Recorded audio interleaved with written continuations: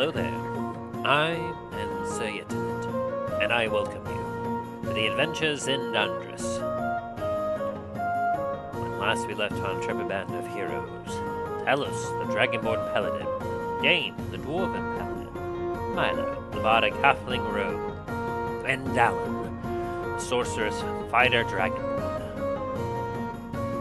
Our band of heroes were defending their home of Starfall Citadel from an undead army led by Dragon.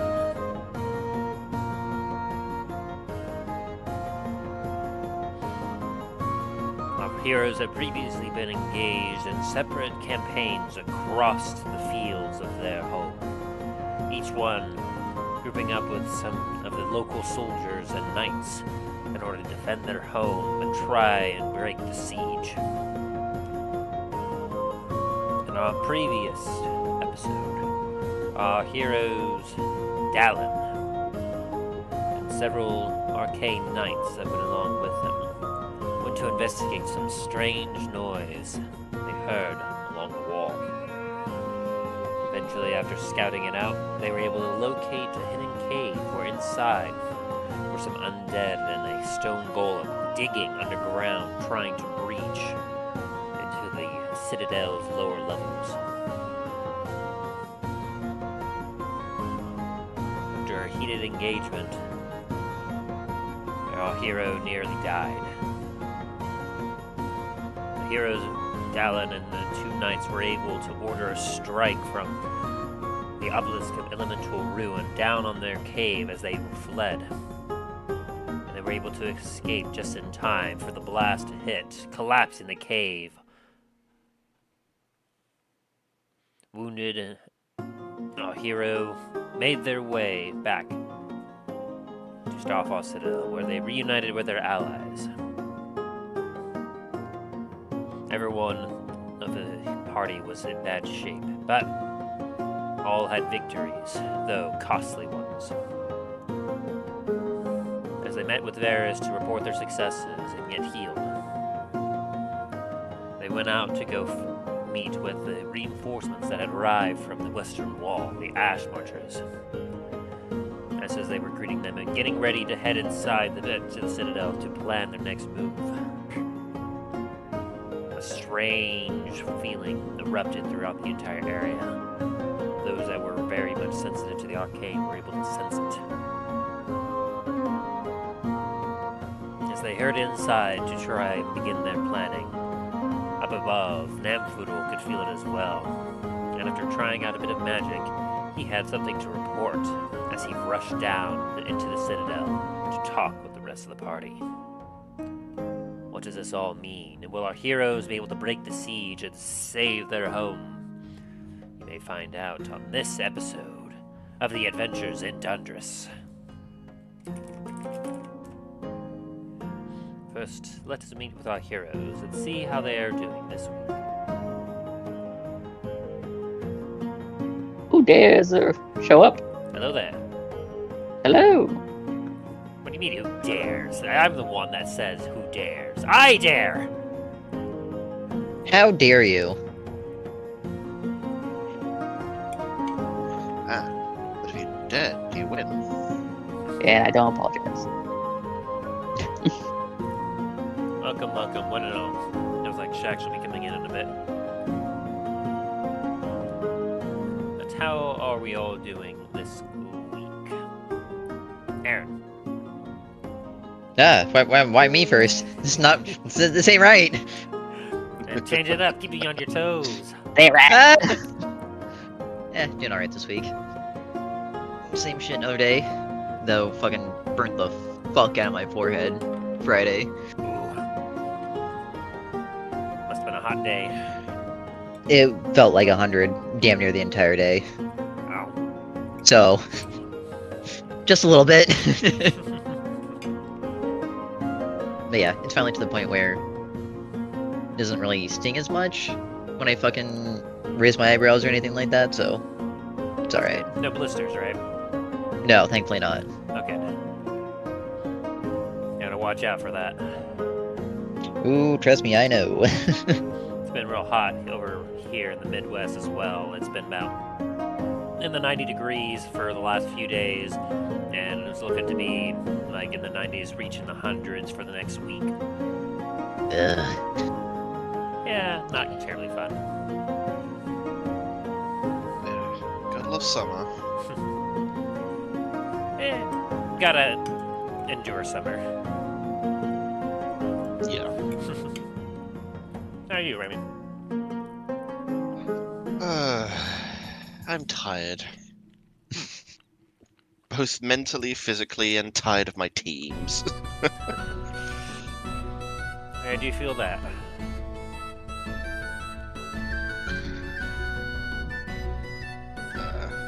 I've given up being the helping hand to my team right now, and I think well, hopefully they'll start to feel it, 'cause I'm normally the one who does everything for that place. I really feel that. So yeah, and my life basically for the past like month. Hopefully things turn around for you soon. You need Yeah, here's a little bit hoping. of rest. And then Shax, how are you doing? It's been a few weeks. Yeah, I'm here. I'm alive. I think. Well, you're speaking, so I would assume yes, unless you've turned on us and become a Death Knight. Undead scum. Yeah. And I'll take that as you're perfectly fine and healthy. Yeah, just been busy. Work's been kicking my butt. Plus having to get working on stuff for my social media stuff now that I kind of have to now. Especially with officially being a part of the creators hub thing for Destiny, so it's like, yeah, now you have to make content.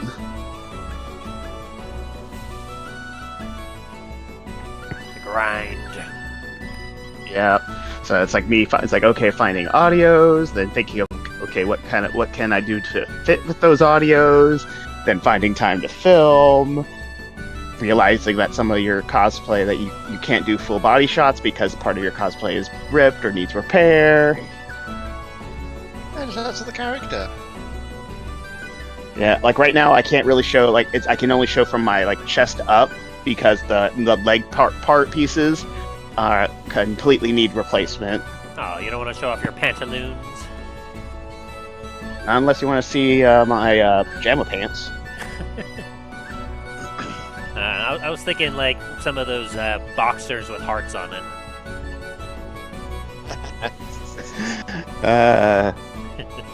Yeah, that and of course planning for like getting things planned out for my trip in November, if we're all still here. Yes, hopefully we'll also be here. Yeah, Hopefully. I'm expiring that quickly. yeah.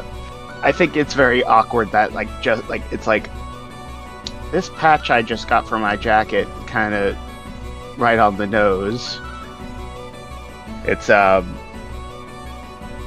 see here where if I can grab it.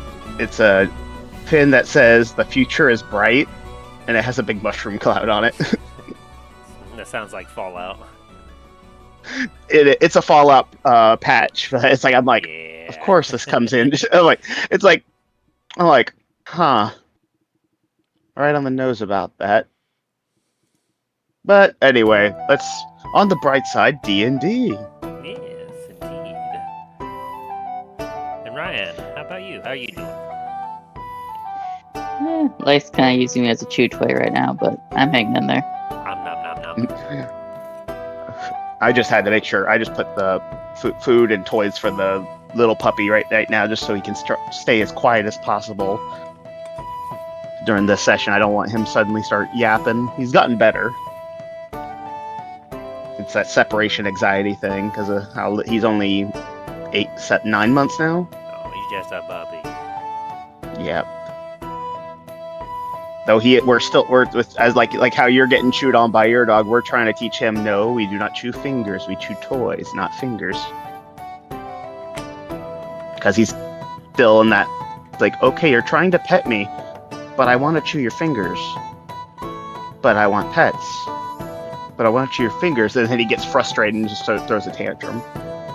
And when I was teaching my dog that, like, basically anytime any tooth came into contact with flesh, I would give like a very high-pitched yelp that would cause her to kind of just jolt and step back a bit, just be like, what the heck?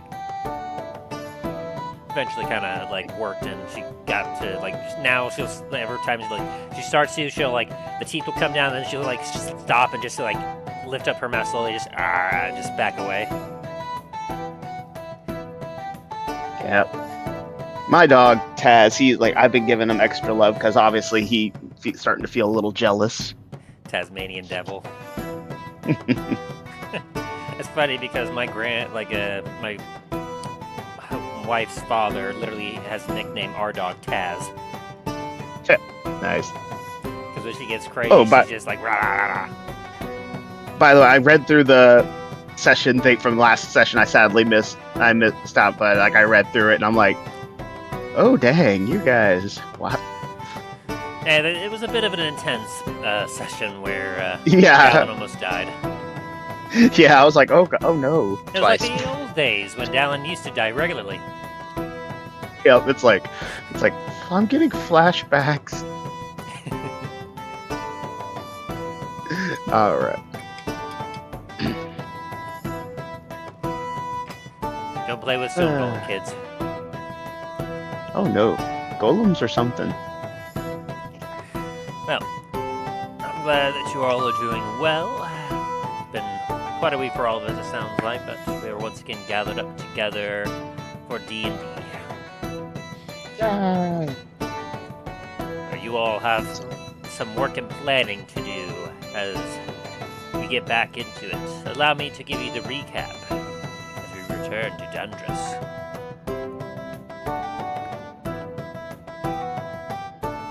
Last time on the adventures in Dundras, our intrepid band of heroes of Comet's company, Talos, the Dragonborn Paladin, Dain, the Dwarven Paladin, Milo, the Bard Halfling Rogue, and Dallen, the Sorceress Dragonborn Fighter.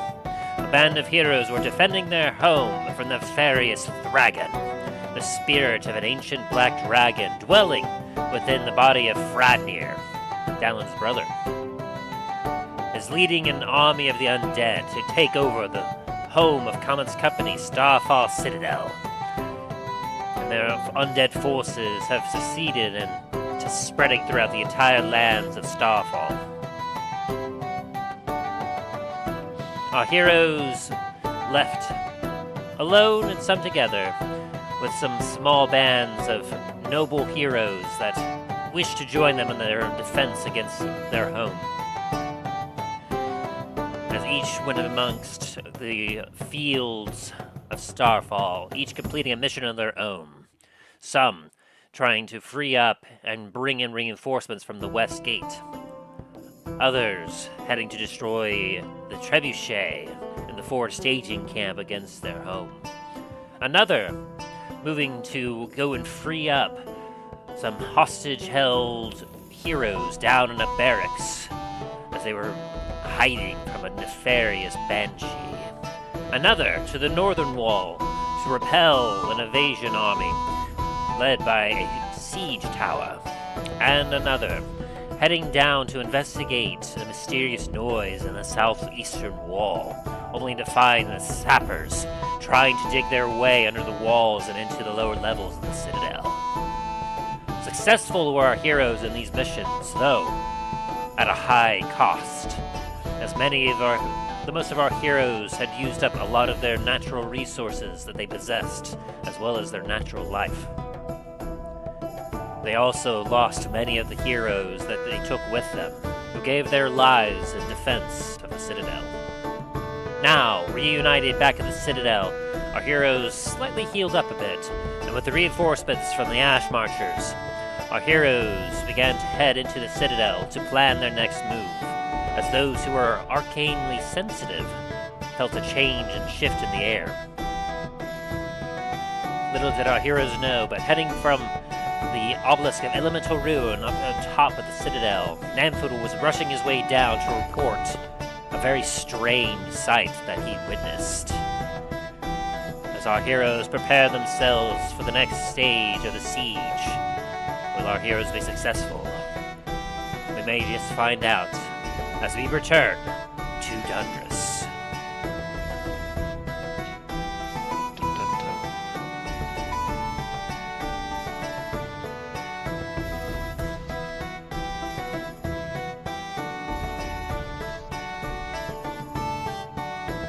So, let me get the ambiance going here. I also need this to switch over because I captured the wrong window. Ah, heck damn it.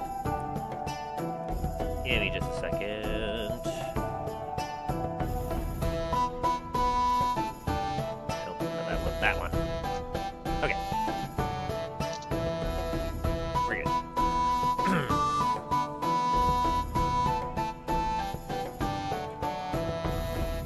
Alright. The four of you, Dallen, Talos, Milo, and Dain, have just met with Varis and the Ash Marchers at the gate of the Citadel proper. You always felt that weird wave of energy. Well, a couple of you did. The rest of you were none the wiser. But there was definitely a strange electricity in the air as you all are making your way into the Citadel.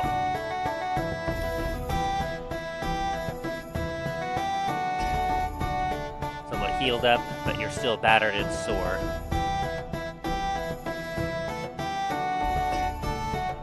You all make your way through the corridors where you hear the kind of silent sobbing of some of your citizens within, like, taking refuge within the Citadel's walls, and a few, like, hurried steps as some of the guards and soldiers are moving their way through the Citadel, trying to reinforce certain areas and keep an eye out for the incoming enemy. Let me get some ambiance here.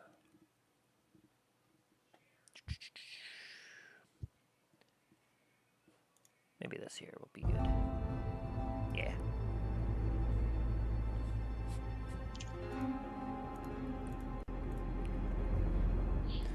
As the four of you, with the men-at-arms and commanders of the Ash Marchers, meeting up in the library at the map, Varis kind of stands up and acknowledges each and every one of you. Let me say it is very good to see all of you here.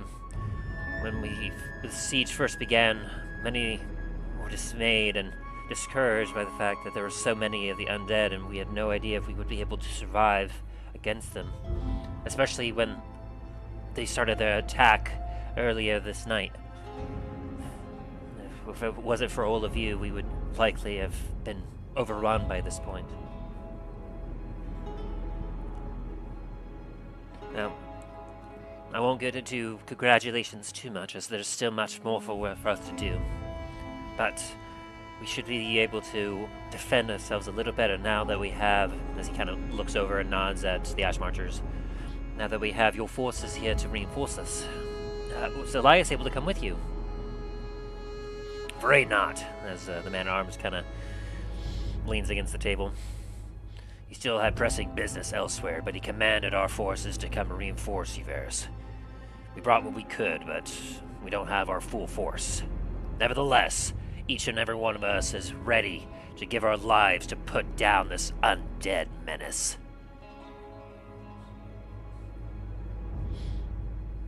Glad to hear that. Well,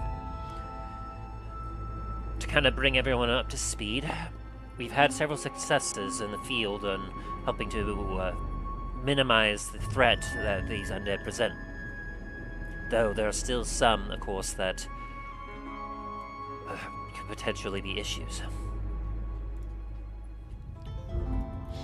So, they had a siege tower that they were trying to come up against us with, but thanks to, of course, Soren's aid, as Varis looks over at you, Soren, and nods, he was able to direct a defensive and destroy the siege tower and the forces there, driving them back.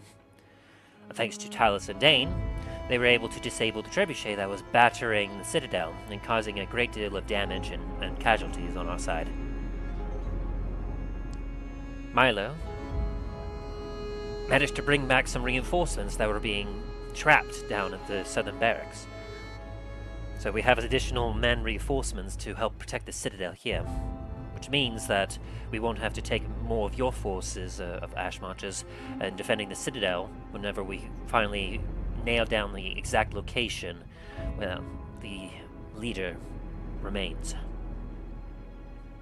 And Dallen, of course, he dealt with some sappers that were attempting to burrow beneath, so to the best of our knowledge, it seems as if we have secured the citadel proper, and with your forces here reinforcing it, it is likely that they will try to do any direct attacks unless they have the full force behind it. Now, we do still have, of course, the large threat that we identified just to the northwest of the citadel. We still don't know what it is, but with the amount of organic matter that was being brought over behind the tree line, we have no doubt that they're probably trying to do something necromantic in nature. Plus, we have, of course, just south of us, the farm where they seem to be potentially trying to permanently damage the land and perhaps starving us out in case for a future invasion, perhaps.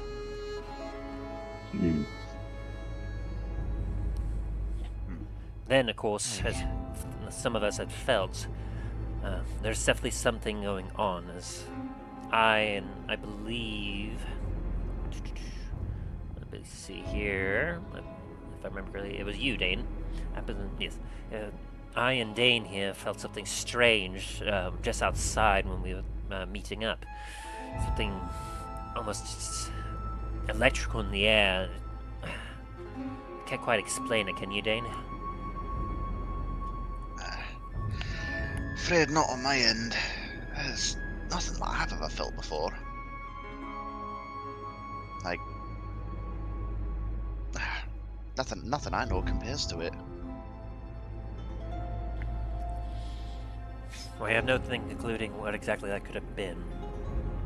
I have no doubt that it's something as a result of our enemy potentially doing something, preparing something, maybe trying to do a ritual, a spell. Until we get further information, it's hard to say, but nevertheless, we can definitely confirm that the dragon, no doubt, knows of our successes and is probably getting frustrated, or perhaps even desperate. There's no telling exactly what he might be doing.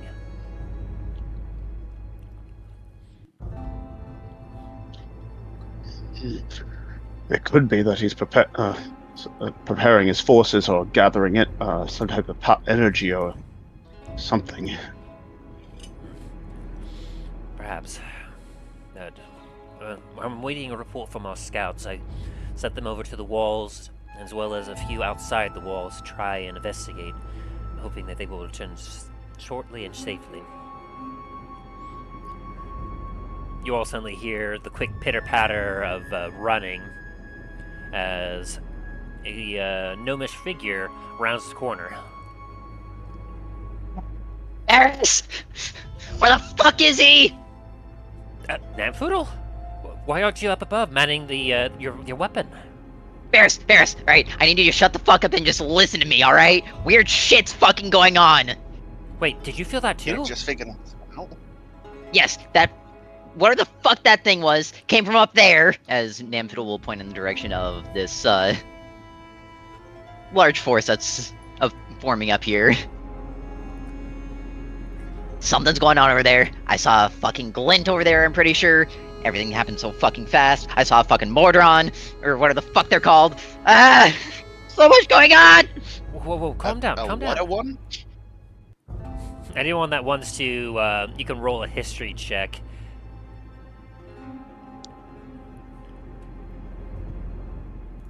When he says Modron. Yeah, I'm gonna roll that because. See, history. Apparently, I know what that is. Wow. Are That you is sure quite about a roll? I don't know. It's a 24. I have 14. It's like, You don't know what that is. yeah, I'm like, As Oh, Namfoodle what? sees that Dane kind of has an idea, he's gonna feel very geniusy for a second. what's a mod? Like, I just slowly raise my hand. What's a Modron? Dane. Oh, Holy wow. shit! Milo too. So 48. So Milo and Dane, like, you have no personal experience with these things. Essentially, you would have heard them pass along as like some legends or tales, like mythical like beings of some kind.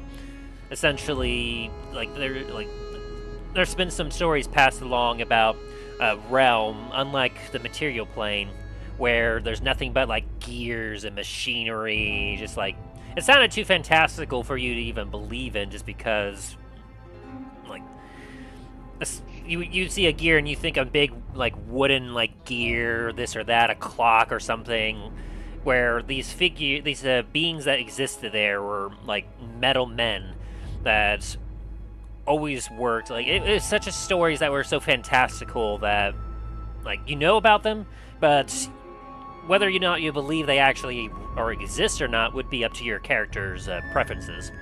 I imagine Dane would probably see, just because he doesn't really believe in gods, he probably would see it more of just like a fairy tale. Yeah. But, and Soren, I would say that you would have heard murmurings about these from like some like fairy tales.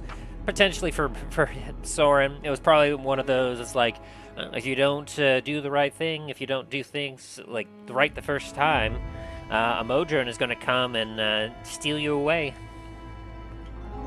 Better make that beer right. Oh, not the beer.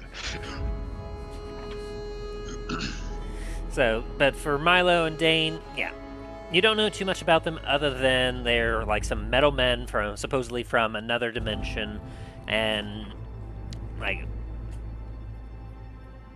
I mean, if you think back on it, you have a few of you met some of the Warforged here and there, but you can't imagine that there'd be anything like Warforged, because according to like the myths and legends, the Modron were far more meticulous and far more absolute with their law and order.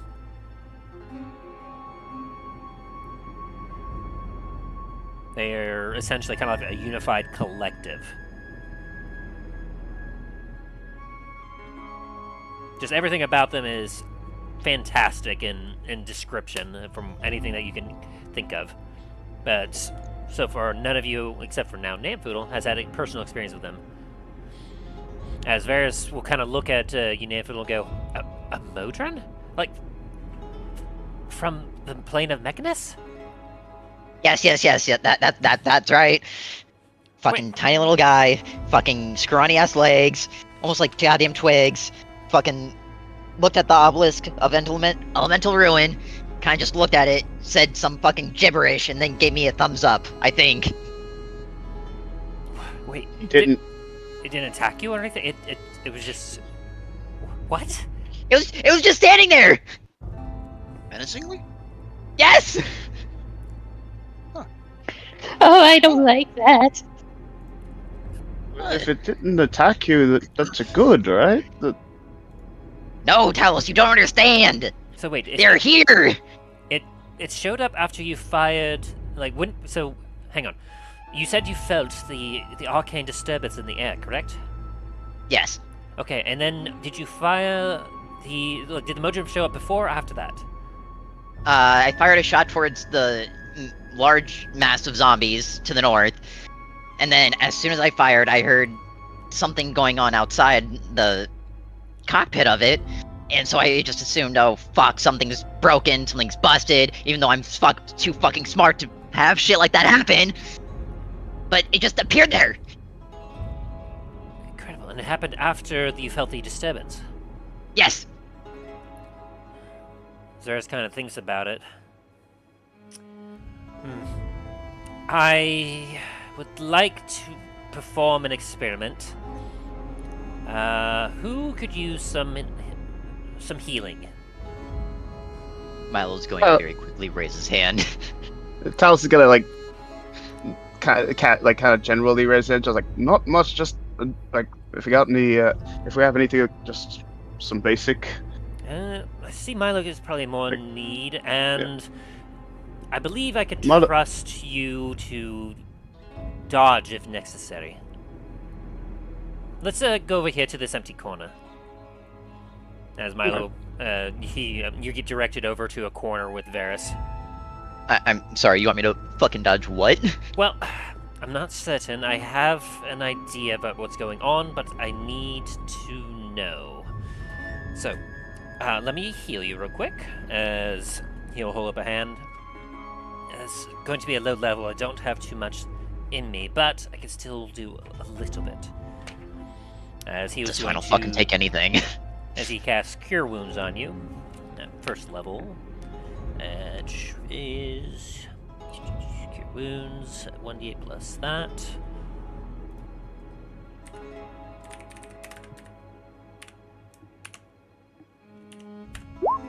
I get you 10 hit points back. Oh dear. Okay, and let's see what that is. Which Hearing someone say "oh dear" never doesn't always me sound good. You know what, before this all happens, Milo's gonna say a prayer to Istis, because he has no idea what the fuck's going on and is slightly worried. Oh, interesting. So, as he casts this and over you, you feel that your wound's mending, but then at the same time, like, you watch as the magic, like, backfires a bit, where the healing hits you, but then suddenly you watch it almost go onto Varis himself, where he glows green for a moment, and he's like, whoa! And he kind of blinks for a second. Varys, you okay? As he gets back 14 hit points. As he watches, he looks at it himself. He didn't really need it, but you see as he looks a little more invigorated. Whoa, that... Looks at his hand, looks at you, looks at him. Well, okay, that's... Thank you, Milo. Fortunately, we that turned out well. What? I just see happened? that, but can you explain what the fuck just happened to me? Yes, as Or he to kind us, I guess? as he waves you back to the table. So, when you said that this thing mysteriously appeared, well, it made me think of another phenomenon that occurs with certain beings of magical blood, sorcerers specifically. A few of them, instead of having a draconic connection, they have a connection with the weave itself. And every once in a while, when they cast their magic or they harness the power from the weave, the magic will surge up unexpectedly and cause a myriad of different effects. Experts have referred to this as the wild magic effect, or wild magic surge. And many different varying reports of what happens whenever one casts magic and a surge like this occurs have been reported, such as beings magically being conjured out of nowhere for no apparent reason, but then disappearing after a short period of time, or someone casting a perfectly good healing spell and spontaneously combusting. Oh, wait, Varys. You're saying that these dipshits out there just made all magic just become wild?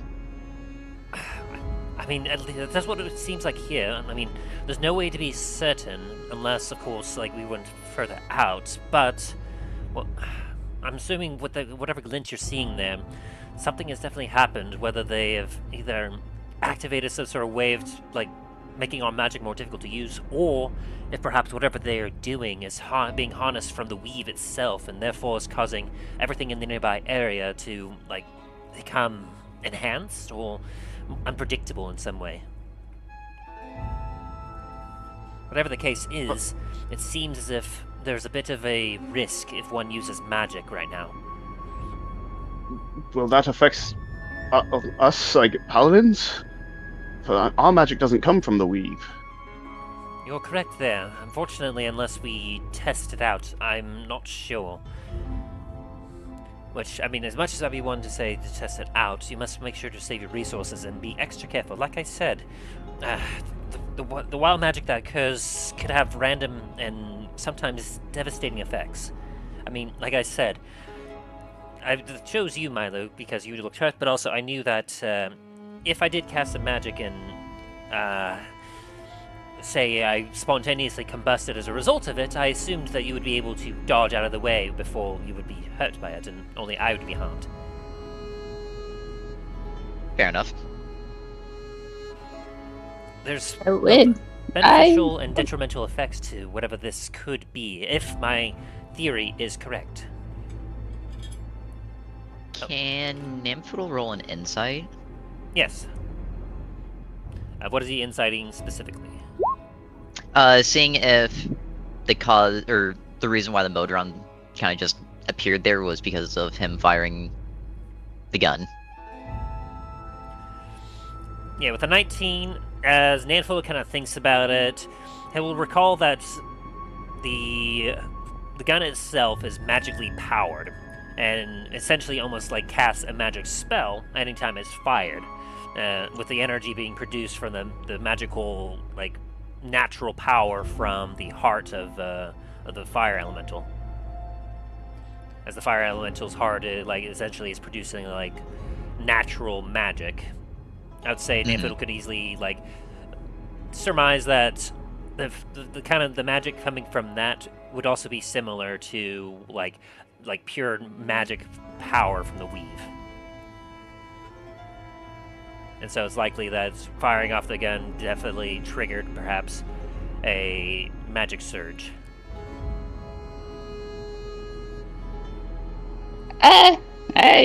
Would we be able to dispel this wild magic?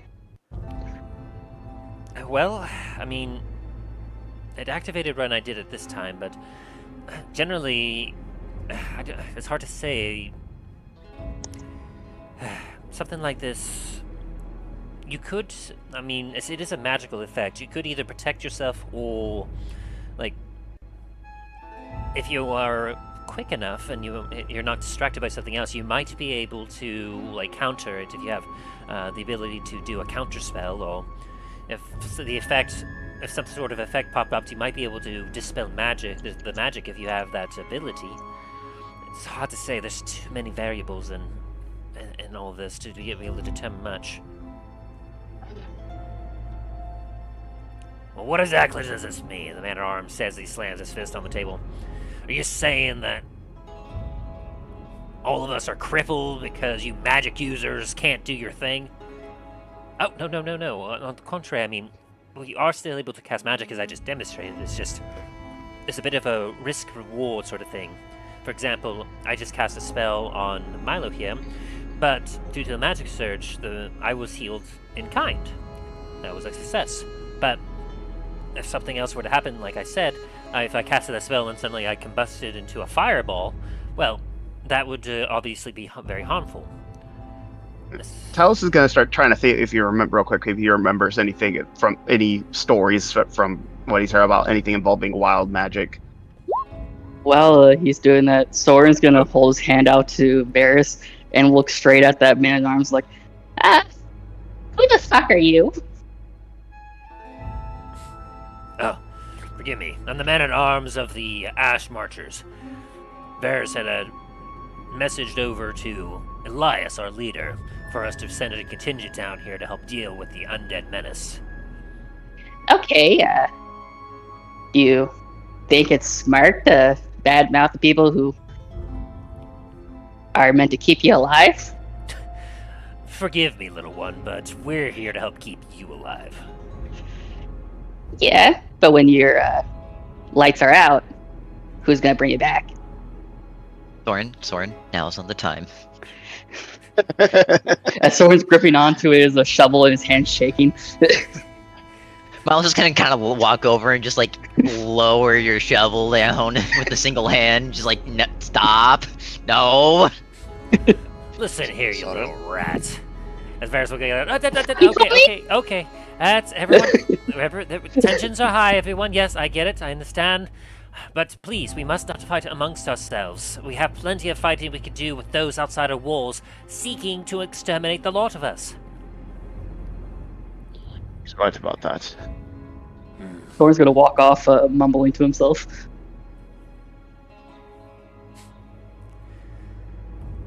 And with that 20 there, Talos, yeah, you've definitely, like, it's with any story. More of like I've heard about it. Yeah, you have never experienced it yourself, but Yeah. there's definitely been tales of people casting magic and having random effects go off when they use too much of it. From what I remember, my father told me about the stories of those people using wild magic. It's very random what can happen.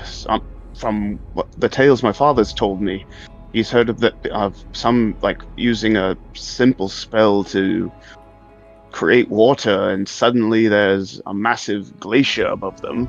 Or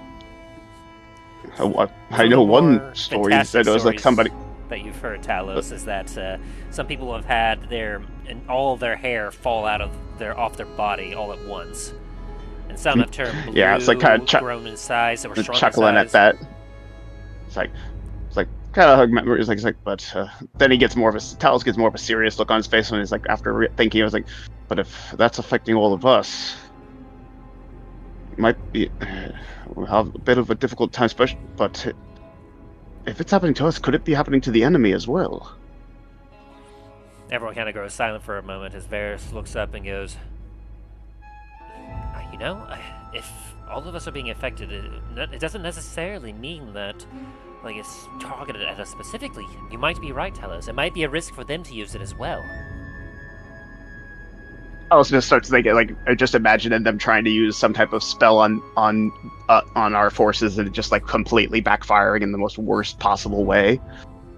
Like, if that's the case, but We would be on such equal terms. That might just give us the chance. If any of our scouts can see any type of panic or confusion from the enemy lines, that might give us a clue if it's affecting them as well. You got a point there, Talos. But the underlying thing amongst all this, this is something we have to deal with. There is definitely a source to this. There's something that is occurring that's causing this wild magic to run rampant. And if what Namfoodle's indicated, you said that they seem to be pulling up their forces to the north there, and you saw some sort of glinting light from there. Yes, that is what I said. I wonder, as Varis will kind of stroke his beard for a moment and think. We definitely need to come up with a plan. It seems that if we are confident that that glow and where the forces are congregating, if that is where Thragon is at, and he's about to strike up from the north, well, there's a chance that we could lead a counteroffensive and charge in directly on them. There's also, of course, the other threats that we talked about. After all,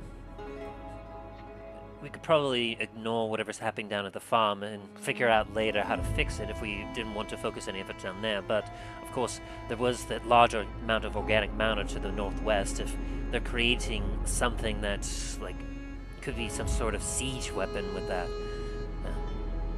A flesh abomination like we saw back at Maldraxxus's camp. Oh, I do recall you recalling in a very gruesome hall that thing. Whatever it was something looked like it was made of body parts and flesh. It was like a visible shiver. There's a chance they might be trying to make one of those there, and if the amount of individuals that are heading that way and the amount of resources, it could be massive. Imagine that if we don't deal with it, like, now, or soon, it's likely we will have to deal with it later, whether here at the Citadel proper, or they might bring it to Thragon and maybe use it as some sort of bodyguard. Hard to say. If we can at least get something, maybe a scout or something to get eyes on it, and we can assess, maybe. And then use, of course, our new toy on it. Hurried steps outside the door. Azura's kind of stops and looks that way. Rounding the corner, you see a couple of individuals in cloaks, dark cloaks, and light armor, kind of gasping for air as they stop. There's reports, sir! Come in. Scouts, what have you to report? Sir, we have news from all around. One of our scouts have reported seeing movement beyond the Citadel's walls to the north. What? Some sort of large force is moving from the north, following the coastline. They seem to be heading right this way. Not only that, as another one speaks up, I saw a force coming from the south. They seem to be following the train tracks. Well, can you identify what they are? Are they reinforcements for us or them? Afraid we can't say, sir. It's too dark to be able to see, but it's definitely several large forces moving in our direction. We can hope that it's allies, but prepare for if it's enemies. By their speed, we expect that they might be here within the next 2 hours. That's not a whole lot of time. If it's enemies, then they would only give us 2 hours to take care of any last minute threats and engage the enemy. If we would have to try to engage the enemy before they arrived, otherwise we'd be completely surrounded and vulnerable. But if it's allies, they'd be coming in just at the nick of time. Damn it all, as Varis will just kind of put his hands on the table. There's too many unknowns. What about any of our scouts that went to investigate the movement just north of us? Still haven't heard from them yet, sir. It's likely that either they got nabbed or perhaps they might be taking their time getting back. It's a little more dangerous than usual. Thank you. Go get yourself some rest and water. We appreciate your information.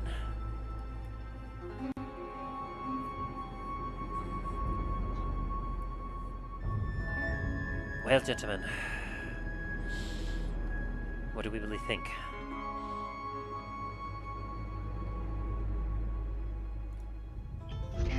I don't know about you guys, but I plan on going over to the salting, the people who are salting the earth. We need our food. Hey, that is important.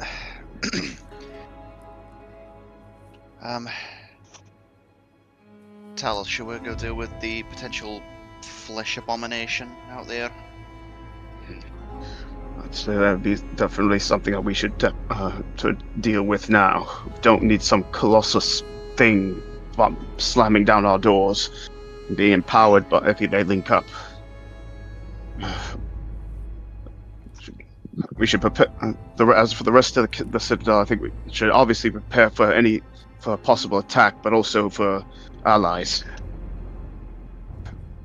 Have that cannon ready to fire at no moment's notice. Tell us with all due respect, that ain't fucking happening. Like Talos kind of stops and then just shakes his head yes, apologies. With the amount of weird magic shit going on right now, I'm not fucking risking damaging fucking hundreds of hours of work on that fucking thing for it to just get poof. True. Hey, I'm agreeing Wow. with Namfoodle on this one. The last thing Wow, we're going to see is a massive fireball on top of the Citadel. Agreed. If anything, we can still prepare our defense, have the defenses here just in case, but while we deal with these, we may be able to, if we can have any free scouts that are available, we can probably check out to see if they can probably locate where this is coming from, but There's only so much we can do. Let's prepare for what we can do.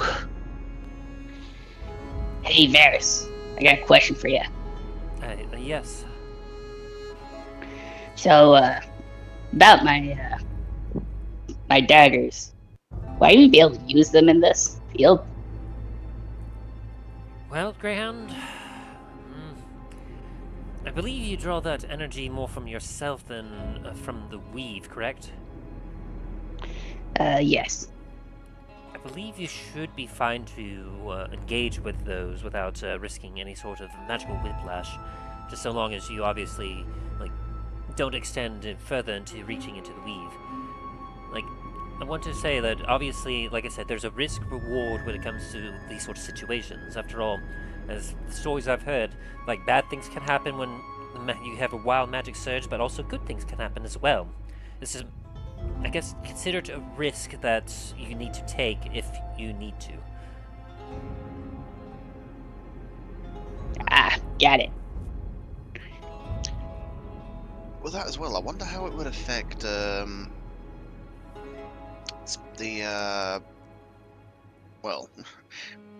bringing about Greyhound's skeletal friends and my ancestors. Skeletal friends, what are you talking about? And I think you mean Soren. Yeah, I know. My apologies. Sorry.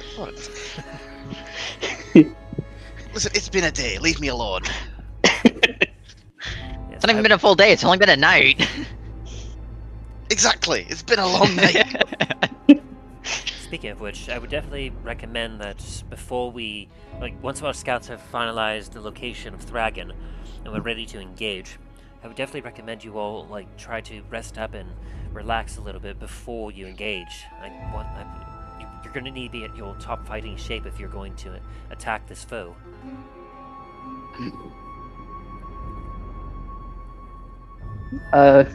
Milo, you're gonna feel a little tug on your clothes.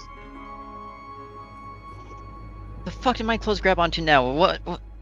Oh, it's you. Hi. I got some things I need to show you if you're not going out to fight people.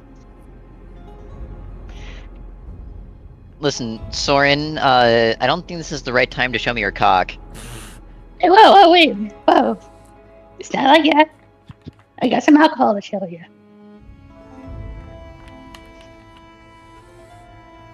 Let's save that for afterwards. But it heals people. Soren, with all due respect, I would rather not be drunk in a fight. I've done that one too many times. My previous life. I don't think you can actually get drunk on this stuff. As he downs one of them. Roll me a Constitution saving throw. Fuck.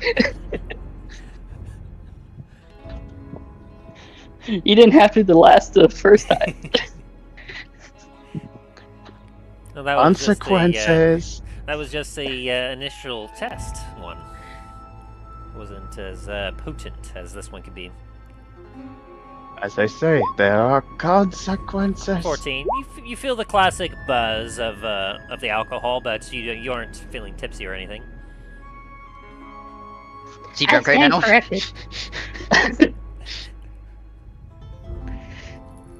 Hey, I don't think I'm drunk.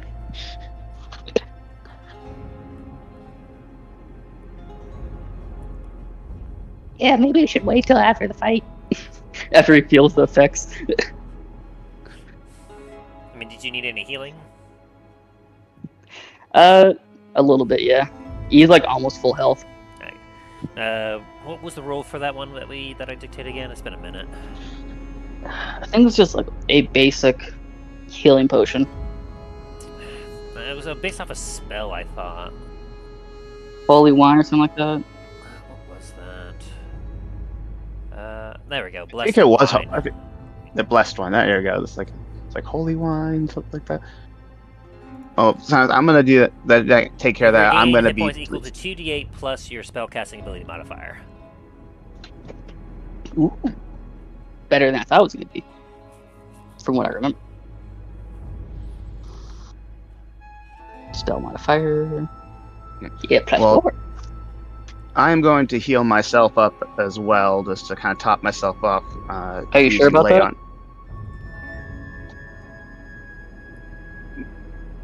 I'm at 124 hit points, so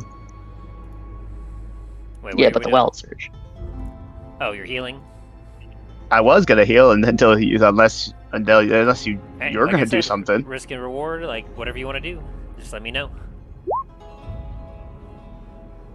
Okay, so you drink your blessed wine, you gain 13 hit points. Noise. Man, a 1 and an 8 on that rolls. Inventory. The duality.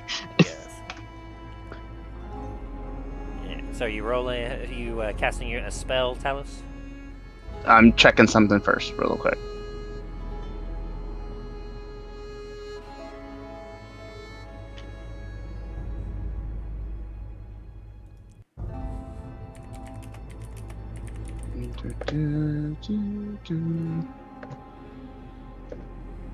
Pack.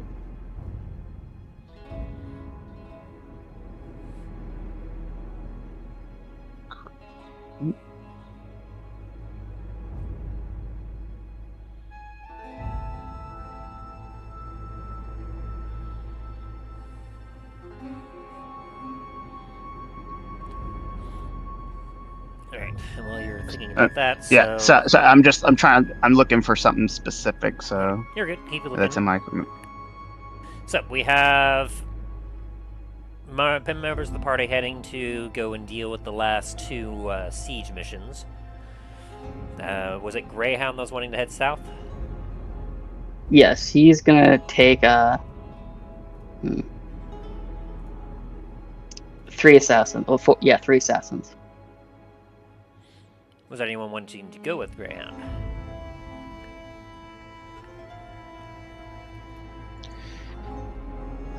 Not on that particular one. Treth will kind of pipe up. Yeah, fine. I can go with him. Then 2 assassins.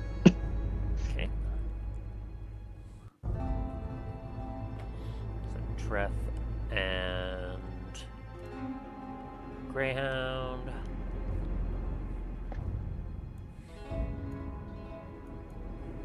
I knew I had it in there. I was like, I have exactly one bottle of regular healing potion left.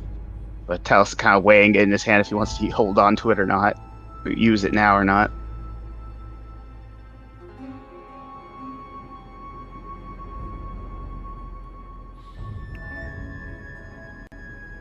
And then Talos, did you want to go, your character to go down with Treth and Greyhound to the farm?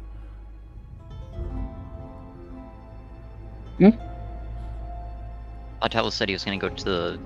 Oh, That abomination thing. gotcha. The flesh, whatever the thing is, of flesh. Alrighty.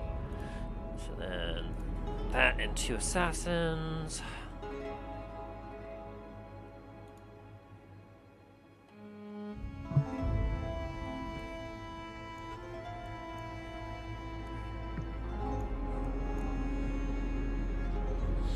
Oh, and before Treth even leaves for this mission, he's just going to go up to a random guard and just take his longsword.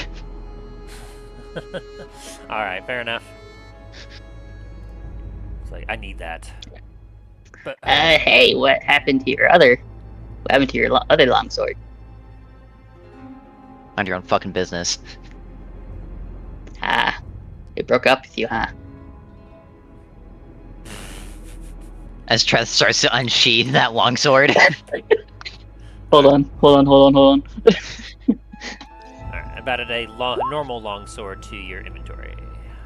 Thank you. Greyhound stealth away from Treth.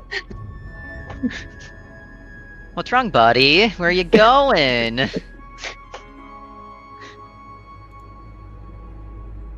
Just make sure you remember that the +3 one is obviously the... Yep. Yeah. Okay. Alright, so that's set there, and then... to... the other mission, we had Talos, Dain. Who else was going to join them against that? Mm, Uh, I guess Soren since he's full health. Soren? Alright.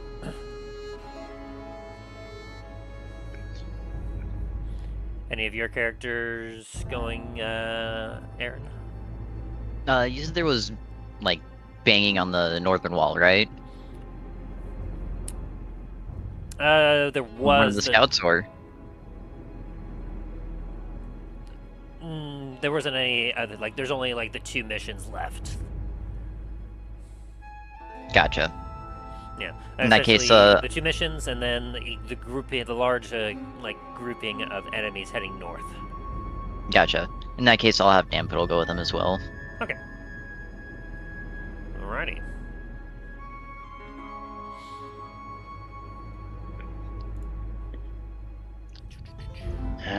It's like Talos definitely wants to try to heal himself using his lay on hands, but at the same time, with what was being said about the wild magic thing, whatever's going with the magic, it's like he's very cautious. So he's like, will this affect? Come on, Talos, you'll be fine.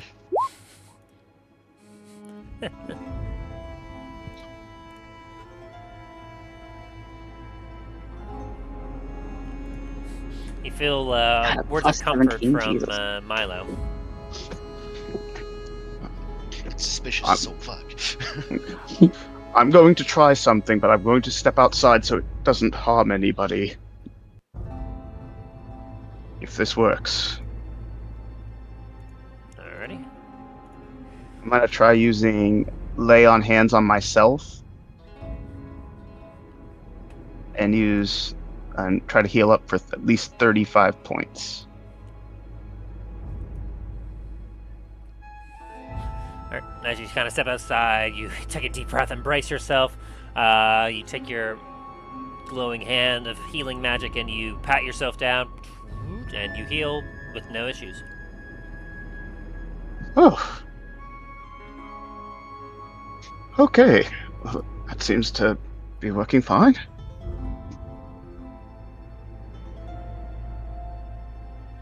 All right. And I go back in. It's like, looks like our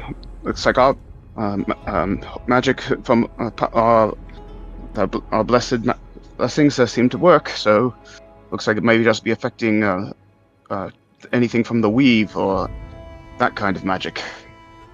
At least that's what I think. He's just going to slowly lower his shield. Good to know it's working.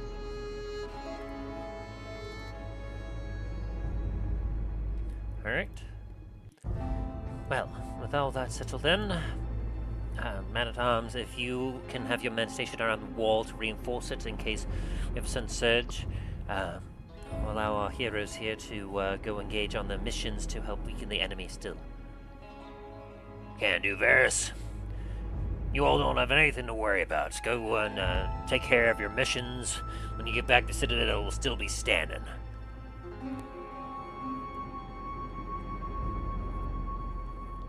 Excellent. As the man-at-arms kind of steps outside and you hear some barking orders like, I want you!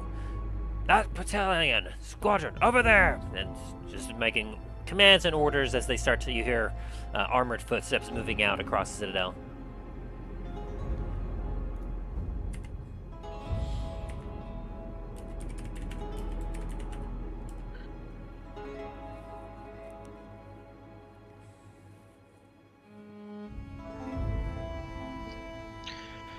Well, I suppose we should start getting ready to head out. Very well. I wish you all luck on your missions. Please be careful and return to us safely. Also, like, does a curt nod and starts heading. Making his way.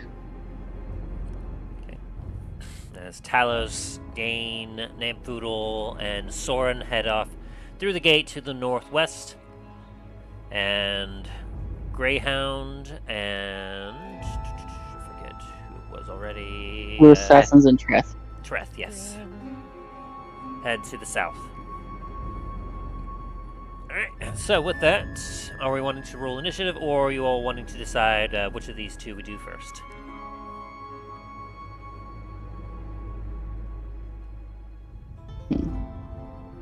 Y'all want to do initiative?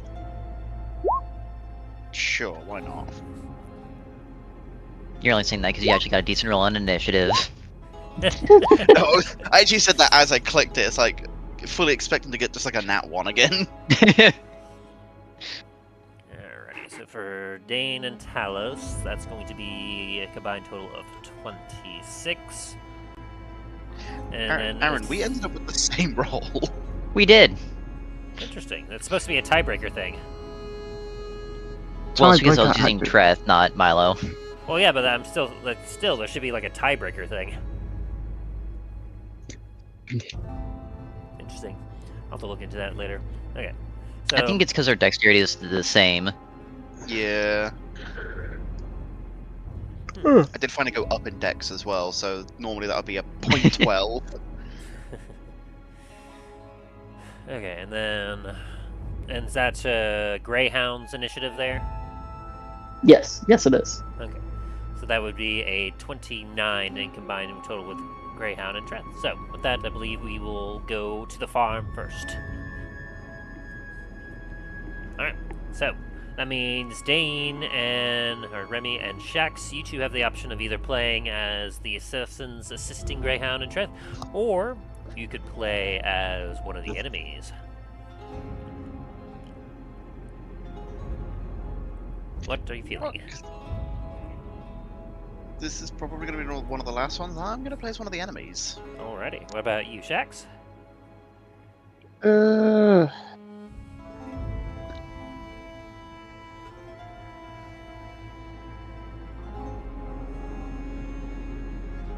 Yeah, probably might as well play as one of the assassins.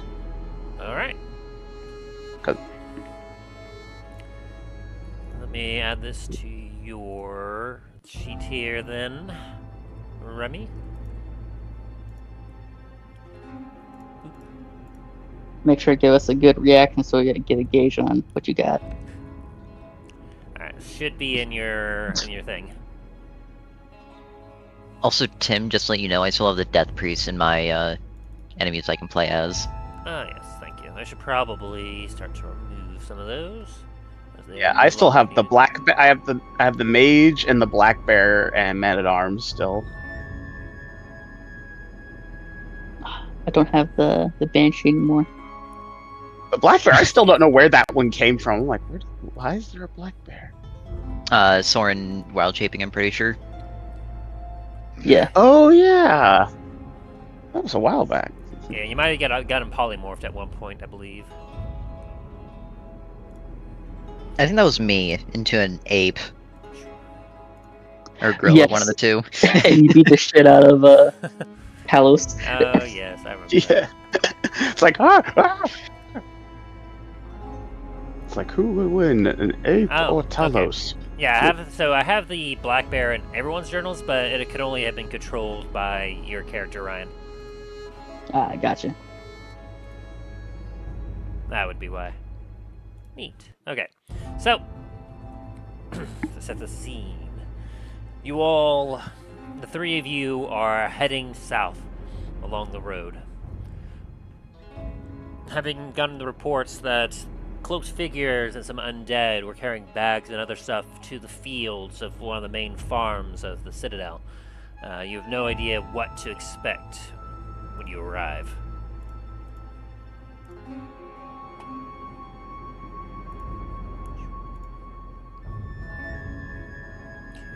Okay, there we go. Alright.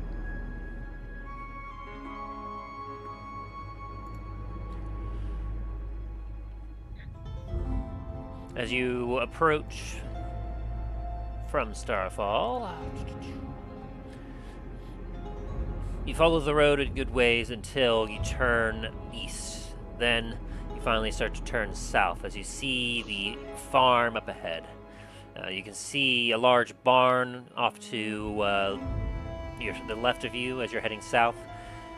but you also see a grouping of some other smaller houses that you assume would be the main caretakers of this particular plot of land, where you can see even from that distance signs of movement in that area. What are you all doing?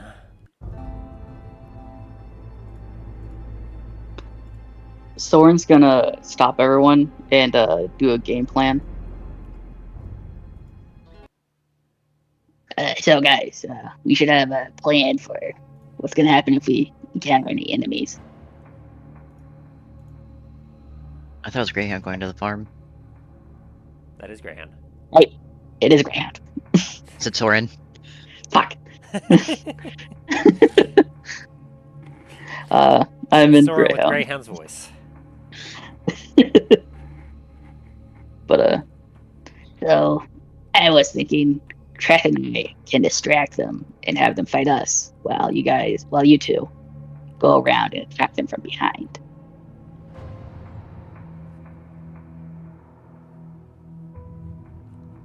Sounds like a decent plan. Go in, get in behind, stabby stab. You sound just like a person that's an assassin. Actually, I still don't have that on my thing here yet. Yes, give me just a second. I'll add that. No worries. Yeah, no worries. What you need to do, though, Shax, is when it comes down to it, you can say, "Oh boy, here I go killing again." It's like, oh boy. It's like time. It's like have a talking dagger that's like, oh yes, it's time to stab.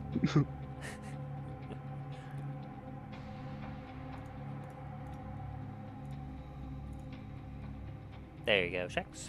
All right.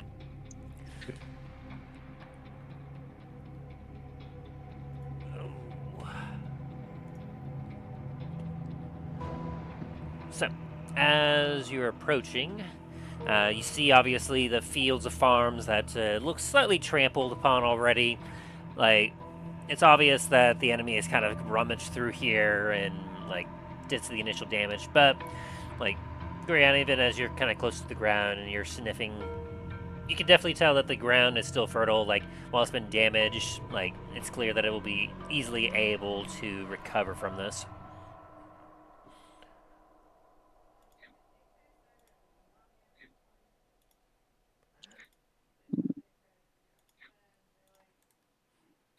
Now, as you kind of get closer and approach, you can see several small buildings up ahead.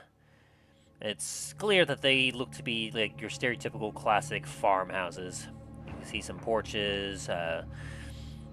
Interestingly enough, you don't really see any doors as you're looking at this. Whether there was doors to begin with or not, it's hard to say, but it's clear that you can definitely see some damage on the outside, though the buildings are still standing.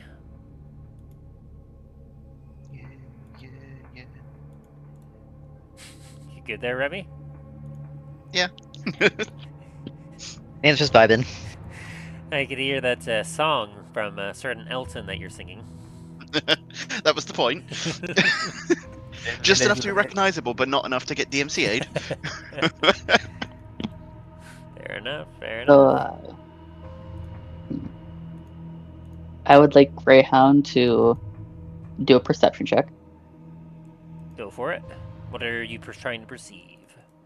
See if there's any enemies around yet. Go for it. And perhaps see what's really going on with the soil.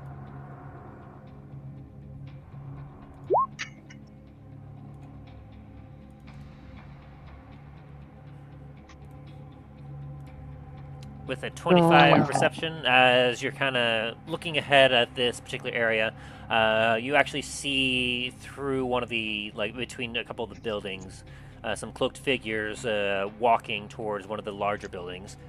You can also see several meandering bodies just kind of going around currently. Greyhound's gonna mumble quietly enough for them not to hear anything, but for whoever's near Greyhound to hear, "Get away from my future pomegranates." as Greyhound's gonna start heading towards that direction. As he says, I see people over there.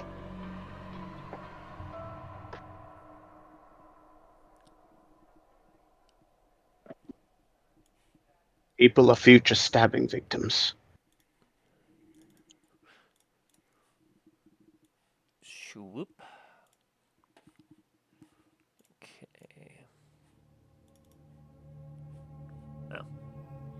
Didn't just the settings quite right. You can see everything. Which, I mean, there's not much to hide, but let me see if I can make it more ambiotic.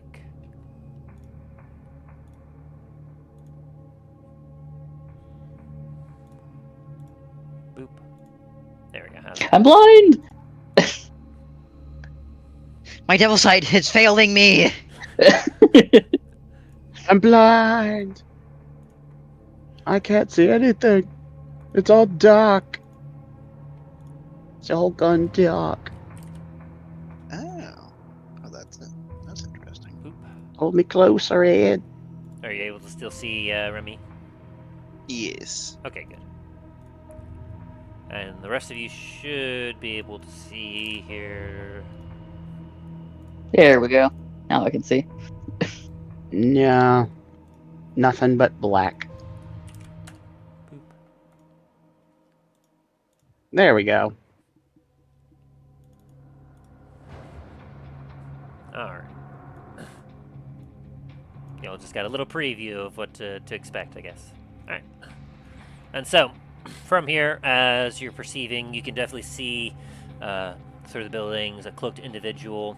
He seems to have a bag in his hand, a very large sack. And you also see what looks to be some sort of undead over in this direction. Though from the distance that you are, you can't quite tell if it's just a zombie or if it's something else. And so with that, let's have everyone roll initiative. God damn it. Oh no.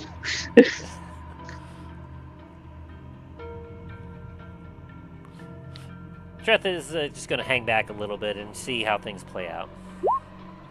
Fair enough. The fuck is that? Don't worry about it. All right, so You don't. let me get some different ambiance going here. I thought I had a nice track for this. I see. It's nothing. Don't worry about it.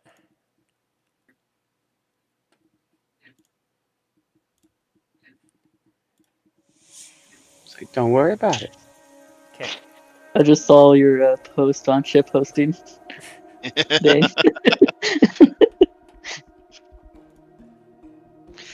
As soon as Tim said there's figures in robes, that's all I could think of.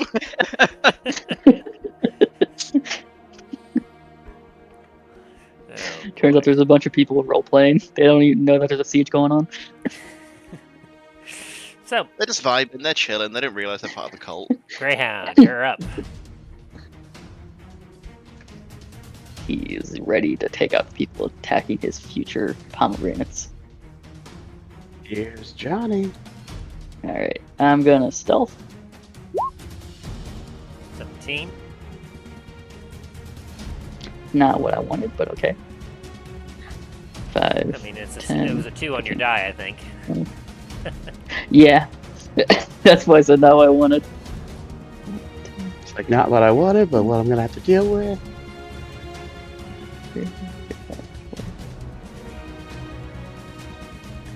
Alright, can I see this guy now? Properly? I don't see you. Yeah, as you take a look, you see what looks to be a zombie of some kind, a humanoid zombie. Although, as you take a look at it, it looks like it's decomposing differently than a normal zombie. It's like hard to say without like a specific check. Okay, It doesn't see you though. nice. Spare zombie. 4 zombies. Oh, you don't see that. You see nothing. You see Now I nothing. have an idea what I'm going to be fighting against, but okay. I'm going to hold the rest of my action. Alrighty. Well, you already used your action to stealth. Well, you used your bonus action, didn't you? Yeah. Okay, so yeah, you're holding your action. Alright. So then, with that... Shax, your characters are up. Alright.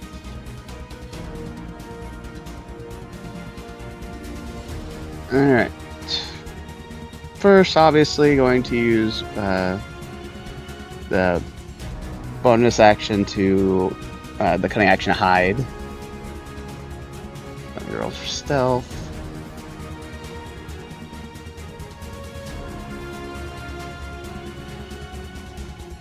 Dang. You Ooh, just shit. disappear. Does this count for both or just one of them? One of them. Okay, one sec.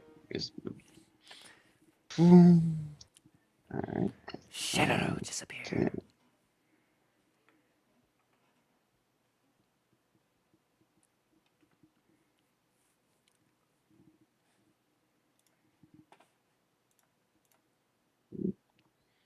That's gonna be him, and he's gonna hold his action. Alrighty. And now I gotta do for the other one. Same thing. He's gonna use his cunning action to stealth.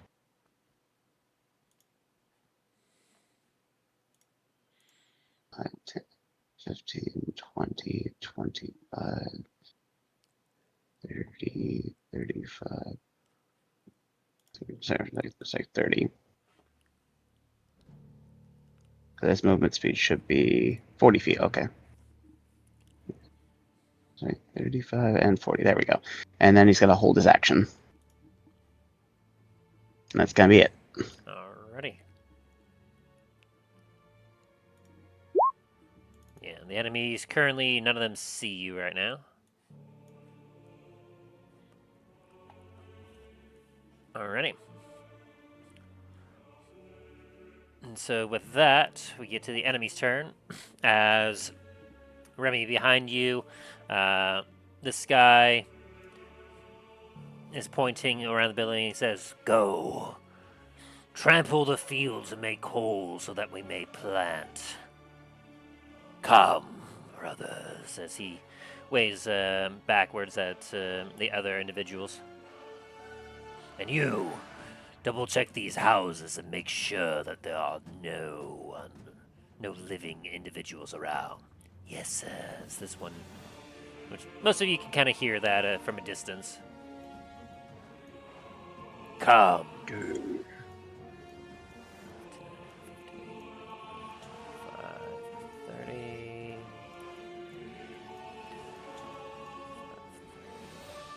10, 15, 20, 30. 10, 15, 20, 25, 30. That's it. You start to hear some crunching and snapping sounds from the fields. As Greyhound, you'll see that this one is kind of going over here and like stomping on the ground.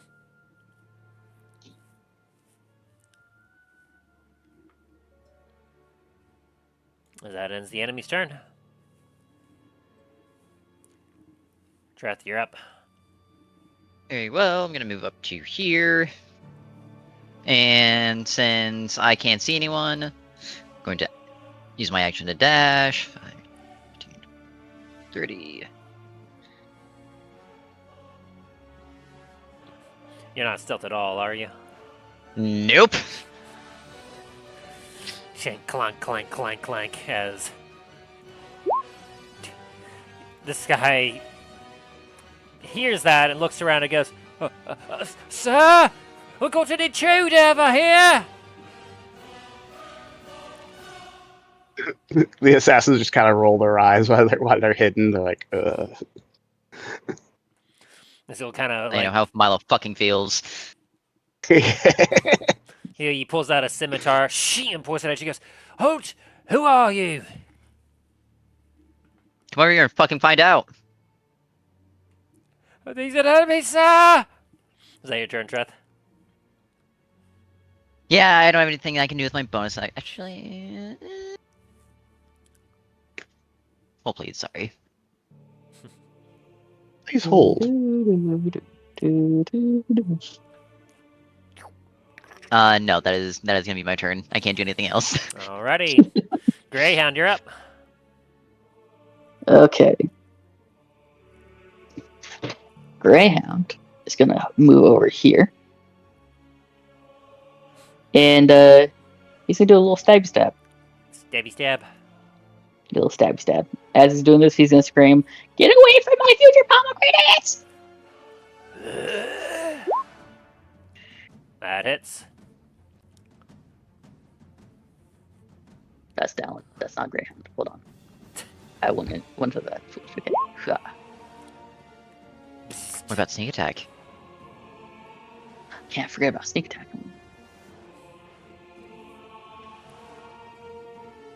How much damage does my sneak attack do?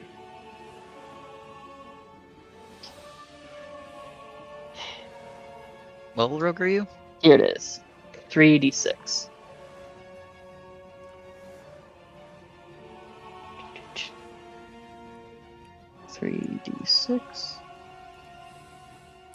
Yeah. Ooh, an additional 7. Yee. Yeah. And then another. And another. As you slash it to him, you watch as some dust poofs off of it. And with 11, you still hit it. Nice. I'm surprised by that. Okay. It's got a low AC. It's a zombie. Oh, shit. Forget about that one.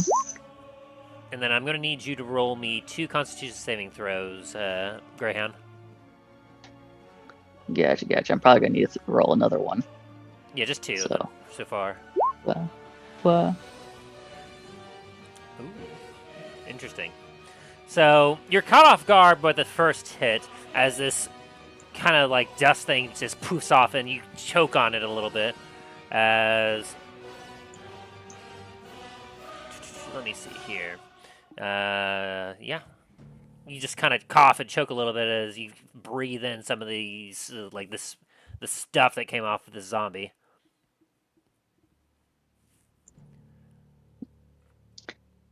So, as a reaction, can I pull my scarf up and make it into a mask? Yes. Okay. That's how you get the 12, and you, the second time, you succeed. Nice. Okay. What happens to me because I failed that first one? Nothing right now. Oh, wonderful. Okay. As the zombie kind of turns and growls at you as it's getting ready to attack. This is a bonus knife. Yes, that will hit. It would kill. I mean, an 11 hit at the 23 will definitely hit. Oh shit! I already have a sneak attack. Why did I look up sneak attack? I already have sneak attack on this. Yeah, that's what I was wondering. 6 psychic damage. It fails. As you slice at it one more time, you manage to cut it down as it hits the ground in a puff of dust. And Greyhound's gonna scream as loud as it can, trying to get as much attention as it can.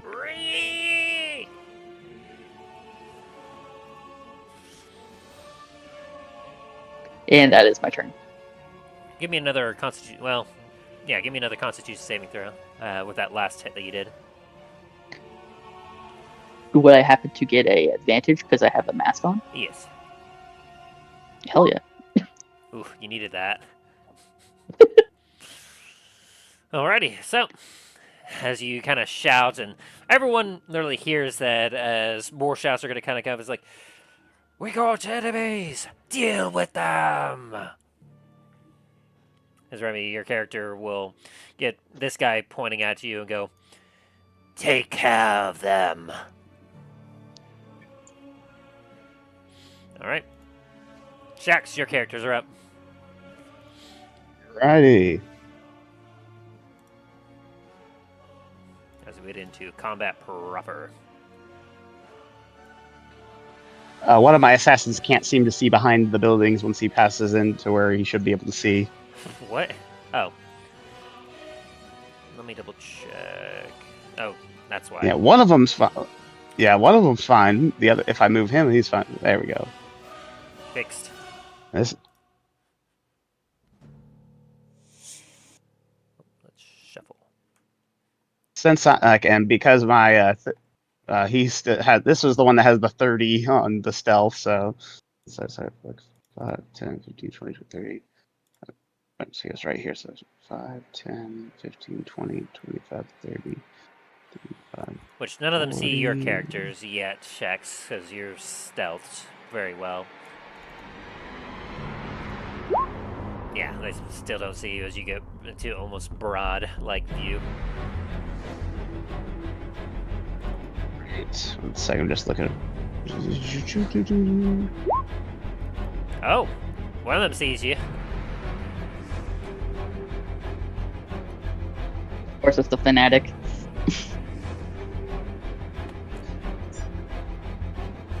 Yeah, How much chat? they're coming out of How the much walls. shadow? They're coming out of the goddamn walls. Sorry, you were saying? Is there enough shadow behind that tree there for me to use shadow step? It's pretty much nighttime outside too. Yes. I was like, so yeah, I'll use shadow step to get behind that, right over here. Whew, and says he got a nat 20. Like he watches as you come over as he pulls out a dagger. Shing!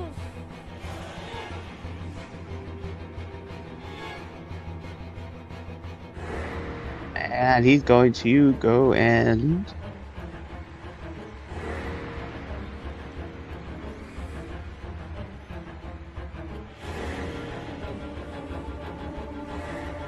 he's going to use the his multi attack. So he's going to be first attack with the short sword. All right. A 10 will miss as he takes his dagger and deflects. Shing! And then he gets 2 more, and he's going to use his dart. Oh, both of those will hit. And the darts have poison. As you miss with your first attack, as it's deflected, as you're recovering, you take out your other hand with your darts and just do 2 stabs real quick. Okay, why won't it let me do the damage? Hit the word attack on the chat. On the chat? Okay, 1 second. Yeah, in the chat thing there. There you go. As you give him 2 devastating stabs.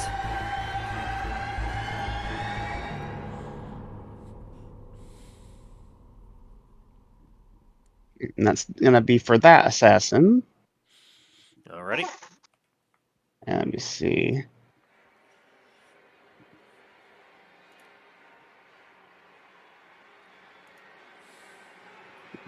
That's right.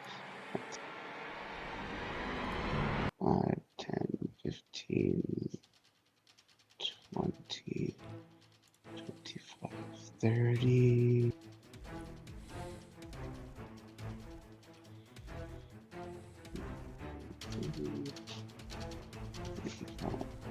$40, and he's still the guy's still stealthy. He had the where is it? 22. Yeah, no one sees you currently. At least him. All right. And he's also going to use his bonus action to shadow step to do. I can't. Can he see around this corner? Where he is, I can't see where the corner, right? Hang on. For this assassin. For this one. This guy. Yeah. I mean, he's able to see like from his position in this direction straight He's too far over. He might Okay, be able to see just the inside of the building. I can see this part of the inside of the building, yeah. Yeah, just barely. Okay.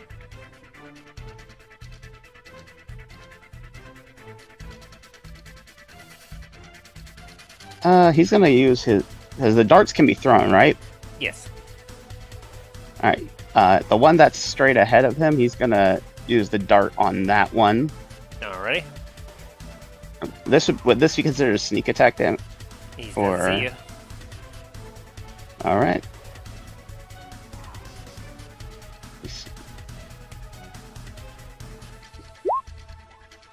Or what? Sorry. Yeah, he does. He definitely will get hit by that. Go ahead and roll damage. Ooh. Yeah, with that, as you throw your dart, it goes right into the head of this guy, and he goes down immediately.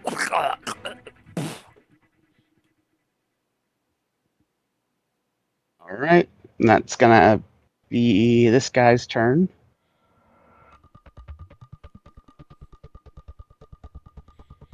Alrighty.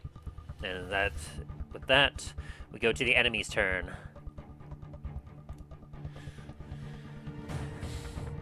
As this guy, let's see,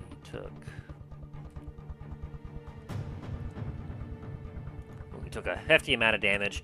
As between the poison that he looks at this guy, stop them!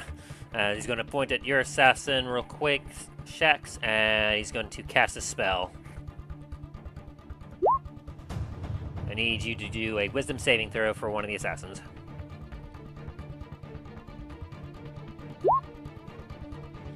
And you fail. Oh, no, you. Oh, what? Okay. Which Yeah, one? that was the first one was a wisdom. Okay. So Yeah, so wisdom save, yeah. wisdom save. 26 on the wisdom. All right, you succeeded in that. Alrighty. As he fizzles, as basically you slap his hand as he's trying to point at you. Say, no! None of that. Just go to sleep. Defeat them! As these two guys are going to rush on up, and these cultists are going to take their scimitars out as they swing at your character for a 15 and a nat 1. None of those hit. Alrighty. And then Let's this see. guy. What happens to that nat? Let's see. What happens to that nat one? It's like, It's just a miss. okay. Alright. This guy.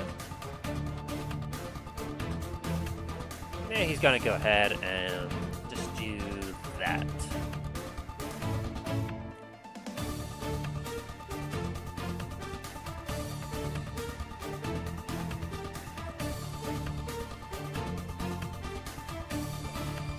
I need your character to do another. What is the save on this? Wisdom saving throw. Ooh, no. Okay. Oh no. So as he misses, he's stuck in a job. He's like, haha, you'll never defeat. You know, suddenly, this character feels a draw as this guy coming out casts Charm Person. Oh gosh. I don't think there's anything I can do to stop that. Nope. It is charmed until the spell ends, or until you or your companions do anything harmful to it. So, or the guy that casts it, or any companions. If you take damage, I believe, let's see.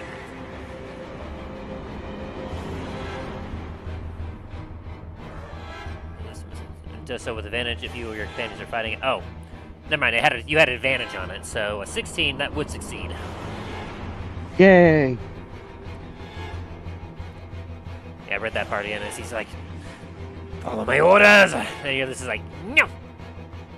It's like I barely listen to my own boss. As their effects are failing, but 5, 10, 15, 25, 30 dash action as that zombie's gonna rush up here. 5, 10, 15, 25, as this zombie is going to come over here, and he's going to bite and claw at this assassin. With, yikes, and that one, and a 14 to hit. Nope. It's like, nope, nope. And for that nat 1, oh dear.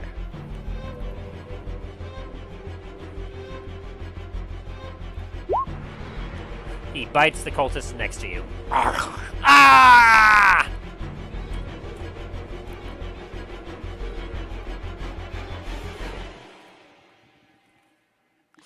And then you see a big lumbering zombie just boom, boom, boom. That looks like it's like that doesn't look fun. You just watch the tree next to you just get like pushed slightly to the right. Oh dear. You're a fat one.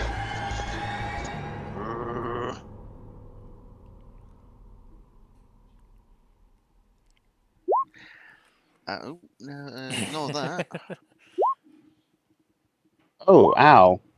Ow.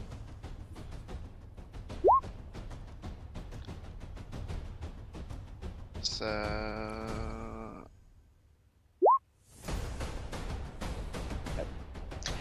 And, he needs to Real make constitute. Constitution saving Yeah. throws. 2 of How them. many? 2?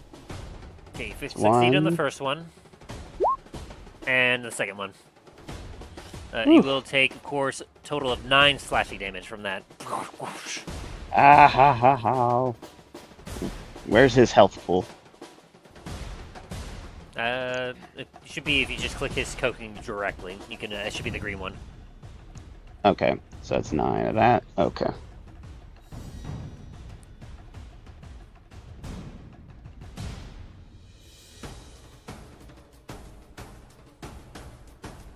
Alright.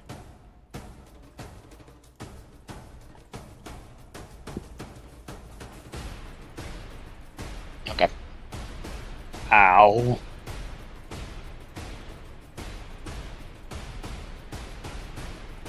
That hurt. Alright. And is that your move, Remy? Yeah. The rest of them have moved. Okay. Treth, you're up. You just Very watched well. as this Is this- dagger flew out and just killed this guy in front of you. Can I see that this guy's a human? He is a human. Oh, wonderful. 5, 10, 15, 20, what the fuck? 25. As Treth will pull out his, original longsword and, cast Booming Blade. Oh, no, wait! Is it on this one round down here? I mean, Treth saw this one first, so he's gonna Okay. attack this one first. Go for it. You watch as he is currently has a like a zombie latched onto his neck. Does a 27 hit? It definitely does. Okay. And then... He dies. Oh, okay. How much, 9. how much do I get? No, okay. He's weak. As you And just then cleave we- him in half, and you hear, yes. Okay. I'm good. I was getting then- so hungry. Ah. That's what it was. Tim, As- you said that and a and- bolt of lightning hit outside my house. Jesus. It's like, no! No, wait. No. Yes, Wait. Remy. I'm coming for you. This is a 30 hit, this one. Oh, very easily. Okay. And also because of I cast Beaming Blade, I'm going to cast it again on this one. As he's currently distracted, he does not see this coming as you cleave him in half, and you get 33 from him, which replaces the 9. Oh. I don't need to roll the Booming Blade damage? He was almost killed by the assassin. Fair enough. How much did you say? 30 something? 33 was his total health. 33. Very well. And that will be Yeah. my turn. The assassin, like, literally with his couple stabs, almost just immediately killed him. Fair enough. As you cleave one, do a spin around this other guy, and then take him down too. Leaving this last, like, guy just looking over you, he's just like, ah! You're next. Ah! Greyhound, you're up. Alright, I'm gonna bonus action disengage. Go over here. It just kind of paws towards you. And instead of using my psychic blade, psychic knife, I'm gonna use an ethereal chain. Ooh. Whoosh, that hits. That's a ranged attack, I'm presuming. Or is it one with reach? It acts like a whip, Like a whip. so I think it's a melee attack. I It's just- believe you're correct. I think it just has extra reach. Kind of like if you were Yeah. using a spear or a pike. Yeah, it says that's reach. Yeah, it's a martial melee weapon. Okay, yep. And, okay, let's see. So 17 hits. Yeah. 6 force damage. Nice. Normally a Constitution saving throw. Fuck, I was hoping that I would be free from that now. It says specifically if it's hit by a melee attack. And since it's technically a melee weapon with reach, it still counts. Gotcha. Because as you pull the whip back to you, Oh, The, damn, nat 20. you pull it with you. So yeah, that you don't feel it because with your mask and everything else, like you're holding your breath against whatever this dust is because it made you cough and feel a little ill before. Okay, in that case, I'm gonna do a ranged attack. Yeah. Is it the same roll? Ugh. Ranged. Yeah, it's the same roll for the ranged attack, so that and then a bonus attack. Both of those hit. Nice. Yeah, and yeah. Additional 13 as you. It's looking very bad, but it's still standing. Fuck, well, that's the end of my turn. Well, actually, wait. Very angry. That's 10, 20, 10, 5, 10, 15, 20, 25, 30, 35, 40.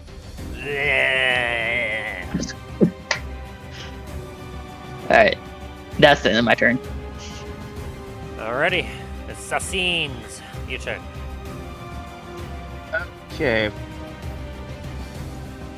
First, gonna do multi-attack on the big boy. That's you, Remy. Ready? Sword. That's a hit. And he's gonna also do using. Also, keep in mind your resistances and other things on your character there, Remy. Ready?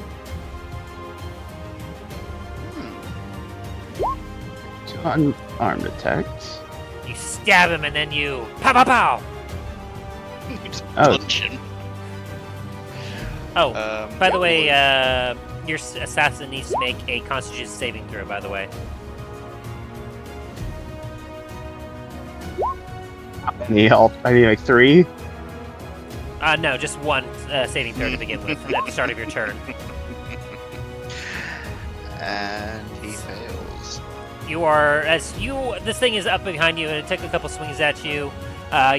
Your assassin suddenly feels the stench coming off this thing and it makes you like physically sick. You are currently poisoned, Oh, great, lovely. which means that all your attacks are made with disadvantage. But I'm pretty sure like a 23, a 20, 23, and a a 21 all 20. hit.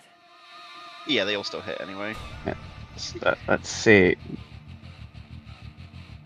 So how much damage altogether? So the poison won't count for any of them, unfortunately. but the sword does that's 9 piercing damage, 10 bludgeoning, and 6 and 9, 28. Right, and as a bonus action, he's going to use Shadow Step to get himself a bit of away from it, like more like over to about here.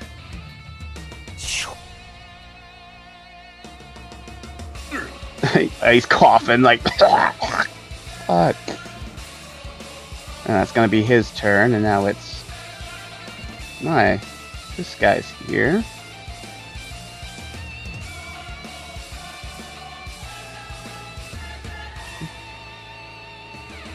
Alright. And shadows. It's 5, 10. Alright, and he's going to shadow step behind this guy. And Stabbity stab. I couldn't use assassinate on this guy, right? Because he's already had his turn. Yes. Damn. But still, he can do multi-attack, so... Well, plus sneak attack, so yay. There's sneak attack. Well, And, well... did you re-stealth? True. Use your bonus action to do the shadow step. Yes, so...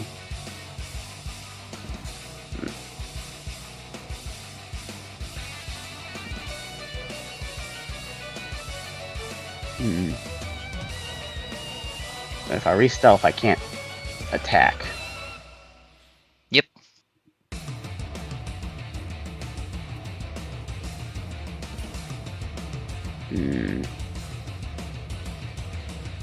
What do you want to do? This guy seems like he might be a problem, so might as well just do multi-attack on him. Alrighty. And... The first attack is an 11. Oh no, that was your con save. So the 13, Yeah, first- the 26, both of those will hit. The nat one obviously will not. Jeez. Oh boy. So with the 20 sneak attack, the 5 piercing, and the 29. Wait, so to remove the sneak attack, doesn't- sorry, like... he doesn't have sneak attack since Oh, he right. doesn't have advantage on the roll. remove that, sorry, remove Okay. that sneak attack, So the sorry. 5 piercing and the 29 poison, plus he has to make a constitution saving throw, of which he failed horribly. That's an extra 23 poison damage. And then you stab him again for an additional 7 plus 11. So that's going to be, let's see, 30, 59, 64, 75. Yeah, he's dead. Like, up here and... It's like stab in the back with the sword, and then twice in the at least miss first one with the dart, but then get the second time in the neck with the dart. As he collapses down. Alright, that's gonna be his turn. Alright. Enemies. We got you, Remy, and we got some zombies. Zombie, that guy. Yeah, this one comes up to you, Treth, and he's going to attempt to bite and claw at you. It's 11 and 15. Nope. Yeah. This one's coming up to you, Greyhound. Swept. Oh, that's a nat 20 on its bite on you. Well, yeah, Like And then latches 20 on hits like a you? freaking bulldog. a 20? Yeah, 20 hits. So as it bites you, it kind of claws at you a little bit. Dang it, what is its claw do more damage to this bite? It's got sharp nails. That- It's like, no, it's not nails, it's bone. Those fingers, the flesh on the fingers is gone, so it's just bone. Alright, give me a... Also, he lost all of his teeth. 12 damage. Give me another con Oh, save God. as this thing bites you. Gotcha. Let me bring down the health first. There we go. Actually, I'm gonna uncanny dodge that. Okay. I think that's 6. Yup.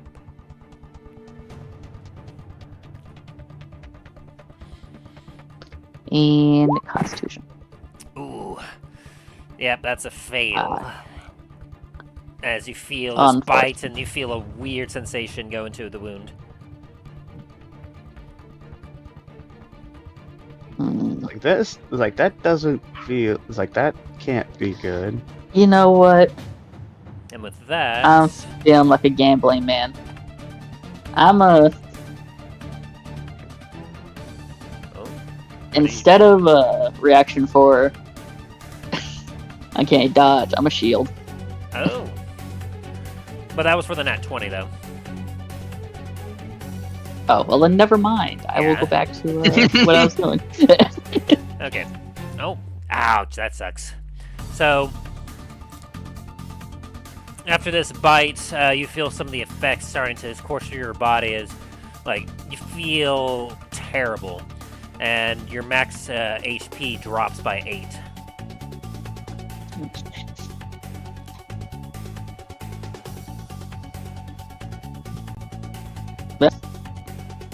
Oh, that's Dallen. That's not. That's not Greyhound. Okay. I was like, that's not. That's more than 8. Okay. Maximum hit points goes down to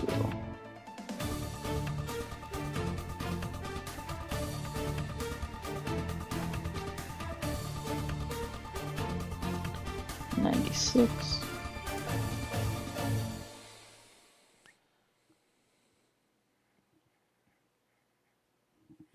Okay. Alrighty. And with that, we have this guy here who's going to swing at you with a scimitar for an 18, Treth. Which I assume is a miss. That's neat and all, but I'm gonna use my reaction to cast shield. Ooh, as he swings down. Ah, you ball. Very nice, very nice. Alright, and then Remy, you're up. Alrighty. Seeing as this assassin just got away from the meal just got away from me. Go back up and do either of those hit? Tell us. One sec. Let's see. Shadow Assassin. The 18 does hit, the 9 does not. Cool. And so I have to do another Constitutions. Yeah. Okay, you succeed. Barely. Alright, so how much damage did I take? I took 6 slashing from that 6. one. 6, okay.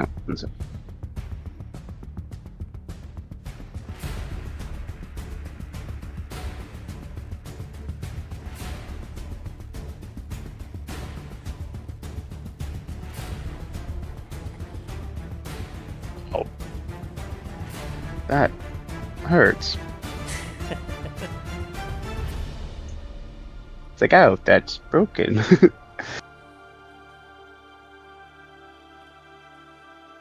And that'll be my turn. Alright. With that, Treth, we're back up to you. Very well. Before I do anything, I'm going to switch longswords, and I'm going to cast, or sorry, not cast, use my ability of Hexblade's Curse on the big boy. Alright. And you want to tell him what that Then- does? Not yet. Does a 23 hit this zombie in front of me? Sorry. Let me back up a little bit. I'm going to cast Booming Blade, and then does that hit? Yes, it does. Okay. 13. Does that kill him outright, or do you need me to roll for Booming Blade? Booming Blade as well. And then also Alright. give me a con saving throw. As you knock off some dust off of him. God damn. Whoa.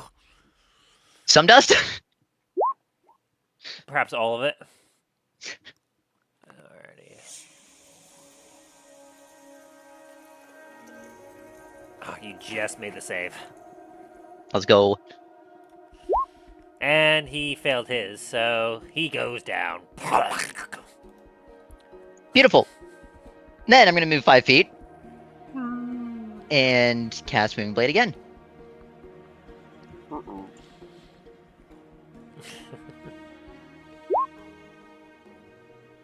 Is a 15 hit. Yeah, that hits. Whew, okay. And now I guess I should tell you what Hexblade Curse does. So, you're cursed for a minute, and I gain the following benefits against you. I gain bonus damage to my roll attack, or gain bonus damage to my rolls against you, or to you, equal to my proficiency bonus. Any attack roll made against you is a critical hit on a 19 or 20, and thanks to one of my invocations, I could teleport up to 30 feet to you. So that's that. Then 8. That, and what is it? And another 6 damage on top of that. Oof. So another 16 damage and then another 6? Yes. Oh. So For a you just total of hear 33. you just hear a very confused, and then explode. No. It's like you just look over and a chunk of flesh has just fallen off of him, and he's just like trying desperately to reattach it.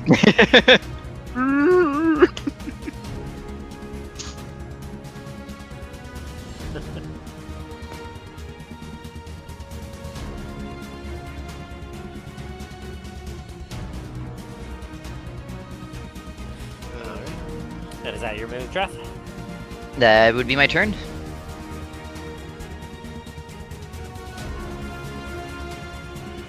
Alrighty.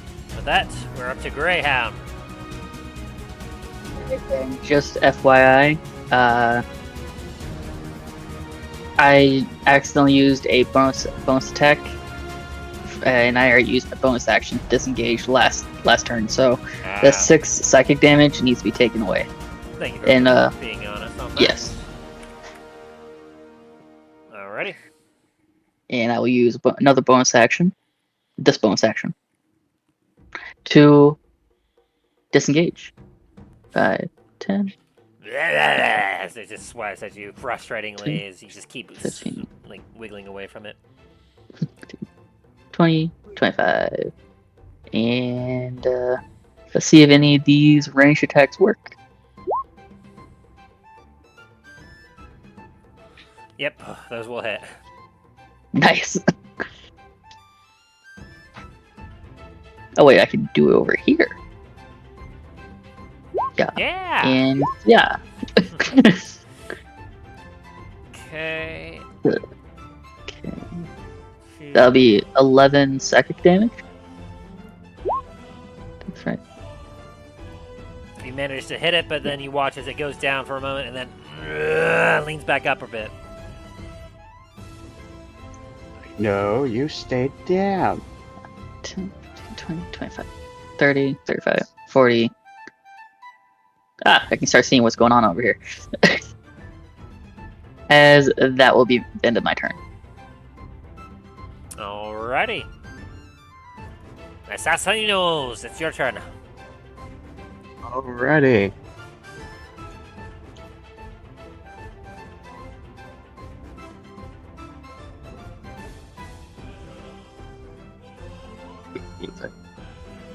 He was the first. This guy was the first one to move. All right. So he's going to.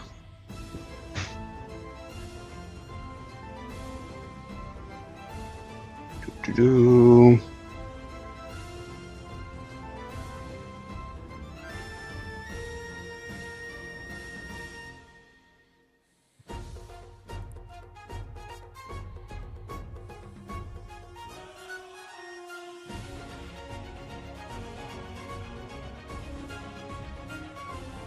Yeah, there's pretty much only one primary threat right now.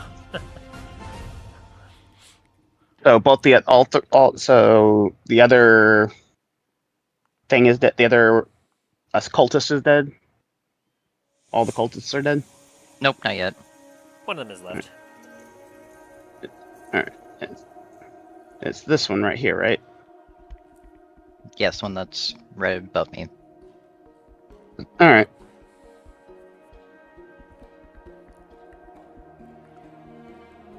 He's gonna do multi attack. He's gonna one hit with the short sword on the big guy, and then he's gonna throw 2 darts at the cultist. So, and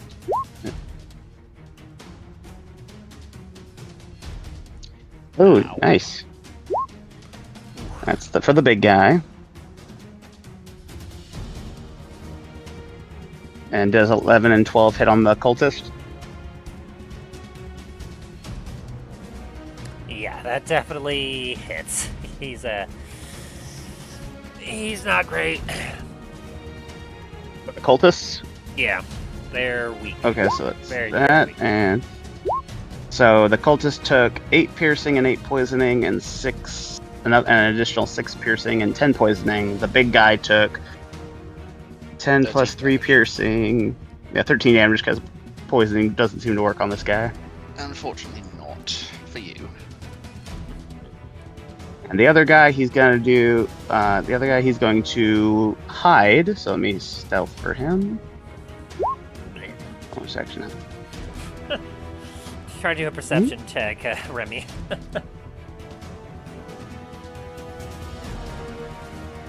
Ready?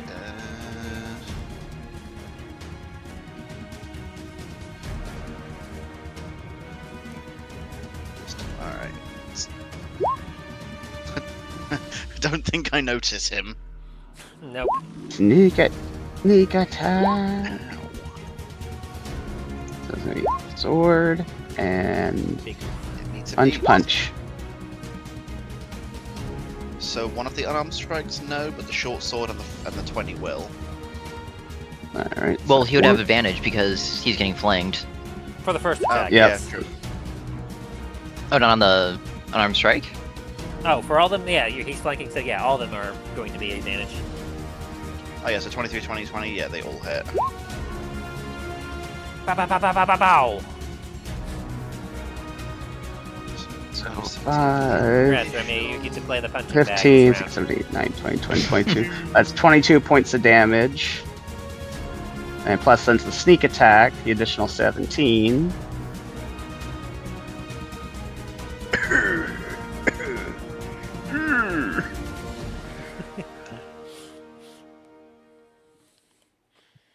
Still in there?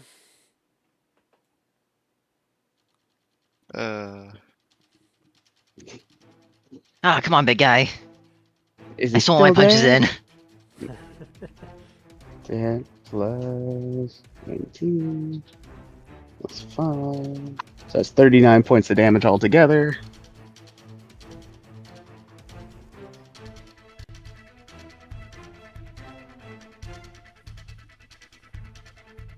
And I think that will be his turn. Because I don't think he. No, yep, that's his turn. For the assassin. Devastating blows. Devastating blows all around. Alrighty. And if that's it, I believe we're back to the enemy. 5, 10, 15, 20, 25, 30. He's gonna dash because he can't actually do anything else. Yes, he's clawing at you, Greyhound. He's wanting to bring you down. Remy, what are you doing? Well, first off, Surrounded the two by all assassins. sides. So first off, Treth and both the assassins need to make DC 14 Constitution saving throws. No, I don't. Well, damn. Oh, they fail. Well, do we have? Yeah, the one fails and the other one also. Yeah, both failed. Yeah. Yeah, both failed. Damn it. They're both poisoned. So So how much damage do we take? Nothing. You just are poisoned, so your attacks will now be at disadvantage. Yeah. As you're just gagging from the smell and everything. Like, oh. Don't think I'll be able to eat for a week. And with that, the bite is going to go towards the first assassin that I've designated as the meal, and 2 claw attacks to the guy behind me as I swing. None of those hit. None of those? Damn. Ooh. Good try, good try. You just see- yeah. And that's my turn.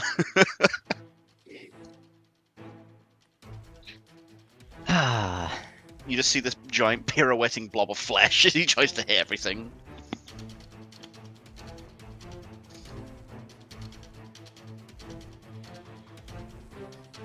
Giant flailing chunks of arms. Oh yeah. Alright, I think that's probably all that you can do on your side. Yeah. Alright, Fortunately, that's my turn. Treth, you're up. Beautiful. No, that was an 18. Damn. All right. So does a 28 and a 21 hit? Yes. 12, 8, then damage for Blooming Blade. Could be.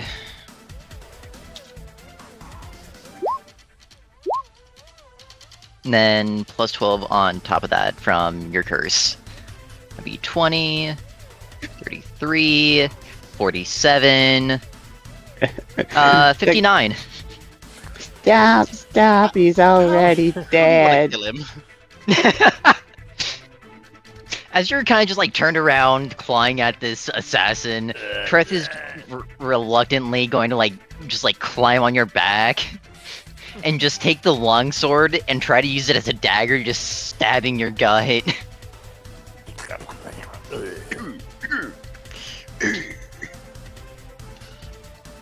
Squish.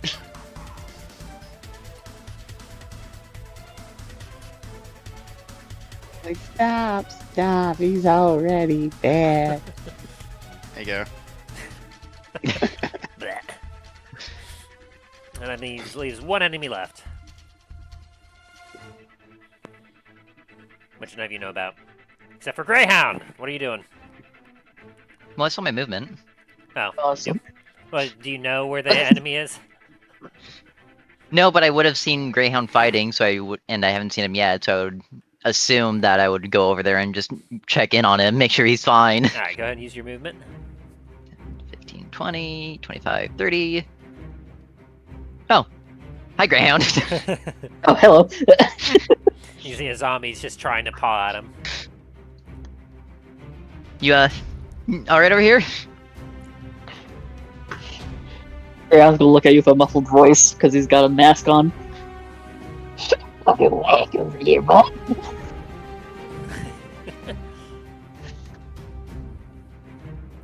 I didn't catch any of that, but I'm gonna let you handle this. As Greyhound, how are you handling this? Disengage. then- As it flails at you.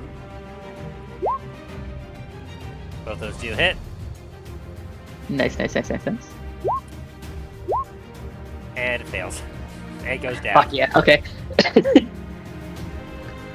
Blech. As combat comes to a close. And Greyhound, Greyhound's you're- gonna caress the soil. It's like, soon, future pomegranates, soon. What the hell are they trying to do here?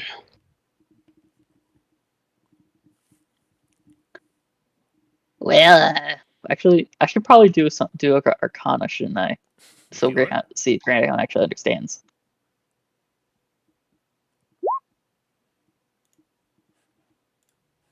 $27. 27. And what specifically are you looking into? What exactly were they trying to do with the soil? I have an idea, but I'm not sure. Greyhound isn't stupid. He's just a bit odd. Well, As you're taking a look, you can see that a lot of the organic matter that's around here has been trampled down. It's all kind of just rotting at this point, just ruined. But the ground itself seems to be fine. But they seem to have been putting dents in the ground and holes with their feet and their claws. It almost even looks like they're trying to do some sort of weird farming in a way. Greyhound's gonna look at the one guy who asked Sensei. I think they're making these things as he grabs one of the zombies' bodies and drags it over to him. All over this zombie's body are mushrooms and spore just coming out of its holes and eyes and mouth. It looks disgusting. Ugh. Ugly little fucker. He's gonna actually go see if he. One of them's gonna go over to the bags that one of the guys was carrying and kind of check that out real quick and see what's in the bags. As you open up the bags, you can see mushrooms. Some sickly, purple and green mushrooms. Thank you. Right on the money on that.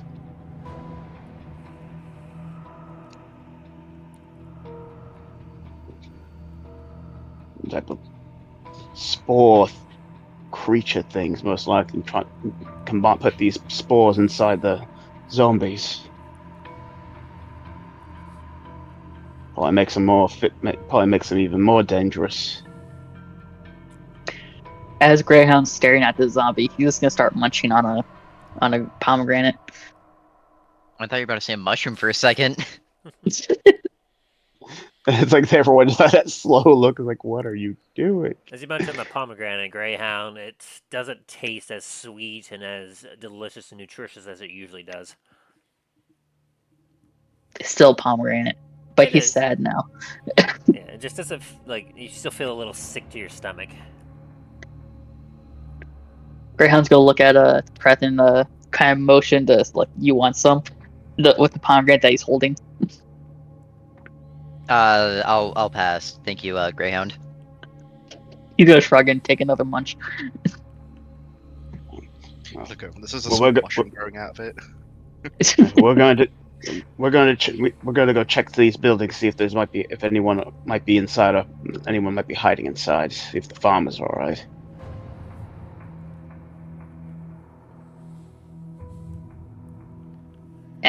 I'll do that too.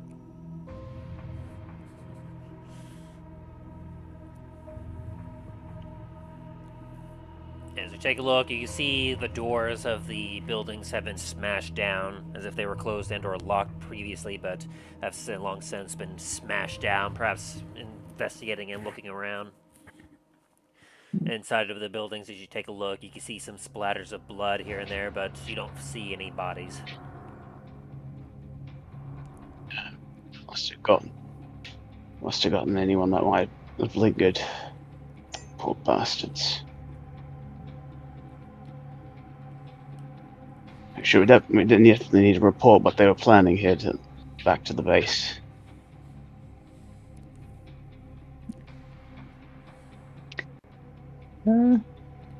Yeah, everyone, let's move out.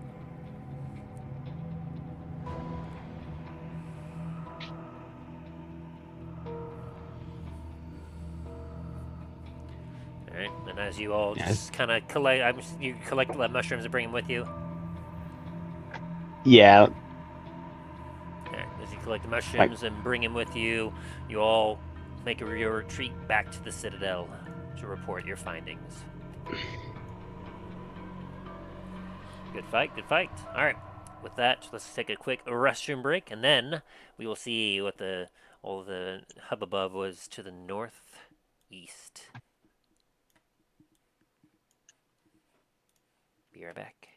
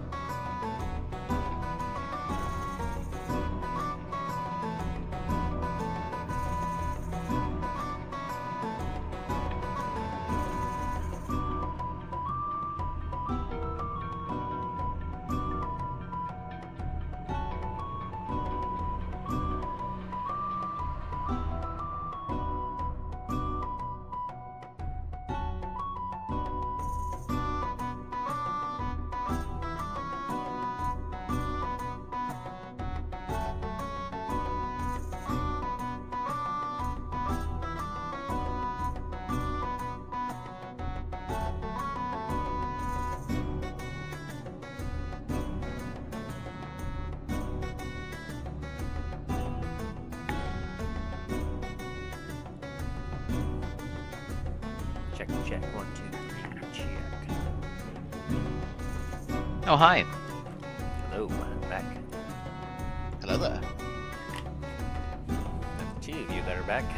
How about Ryan and Shax? I don't know. I think I need to I'm walk back. away for a few more minutes.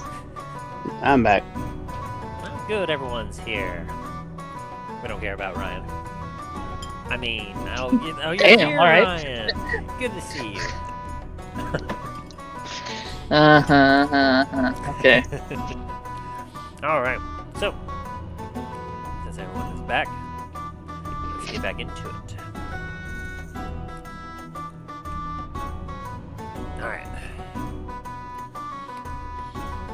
As our heroes from the south returned back to the citadel to report what was happening there.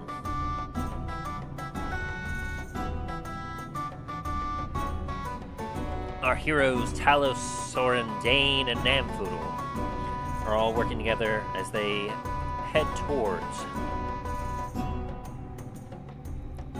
the northwest, where there's a group of trees that are able to kind of cover their passage as they go to investigate what nefarious deeds are going on over there.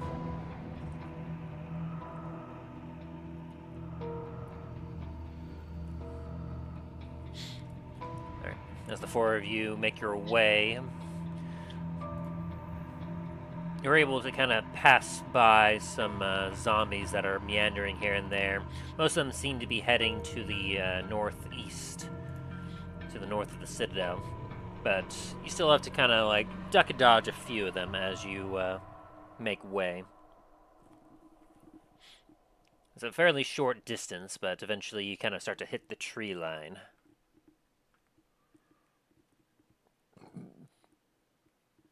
So, with that,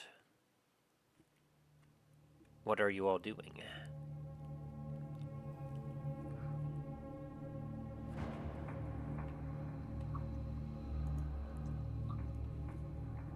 You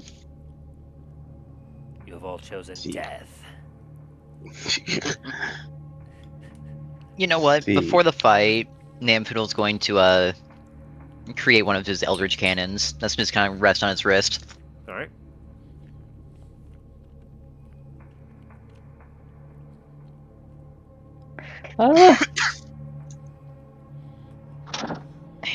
Greyhound, not Greyhound. Soren's gonna take a few steps away from everyone, and he's gonna try and wild shape.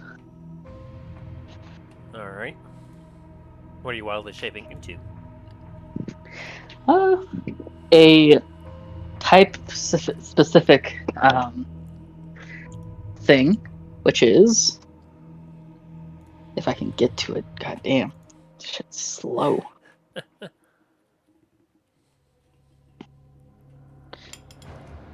It's his archery starry form.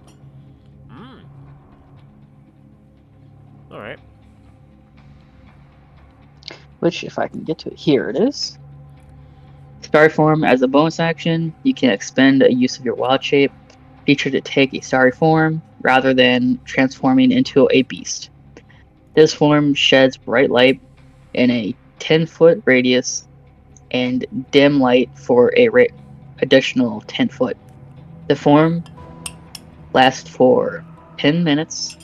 It ends early if you dismiss it. Start from Archer. When you activate this form, and as a bonus action, on a subsequent turns, on your turns, while it lasts, you can make ranged spell attack. Hurling a luminous arrow that targets one creature within 60 feet of you. On a hit, the attack 1d8 plus 4 radiant damage. Very interesting sounding. Alright, so you take on this starry form. Namfoodle has gotten out an arcane cannon. Anything Dain or Talos are doing to prepare for what's coming up? See.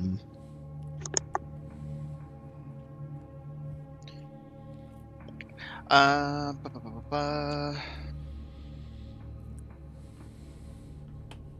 Not really anything on Dane's end.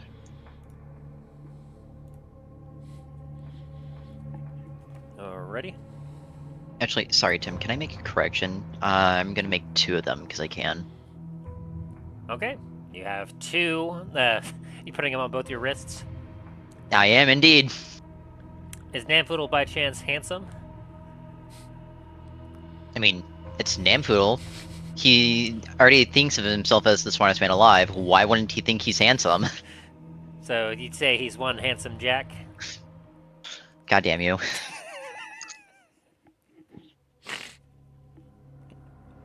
One of Even each playing wrist. Borderlands.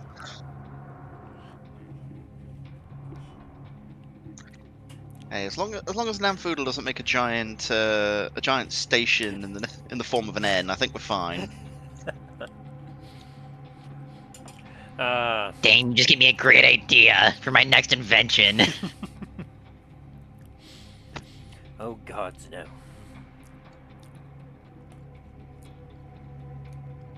Talus is pretty much, he's set and ready. He's pretty much ready to go. Alright.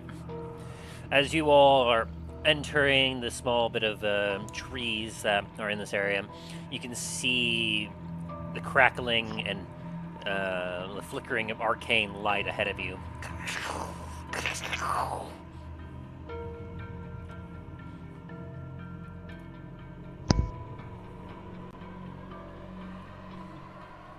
As you tiptoe your way through, are you sneaking, or with the glowing brightness of Soren, are you charging forward?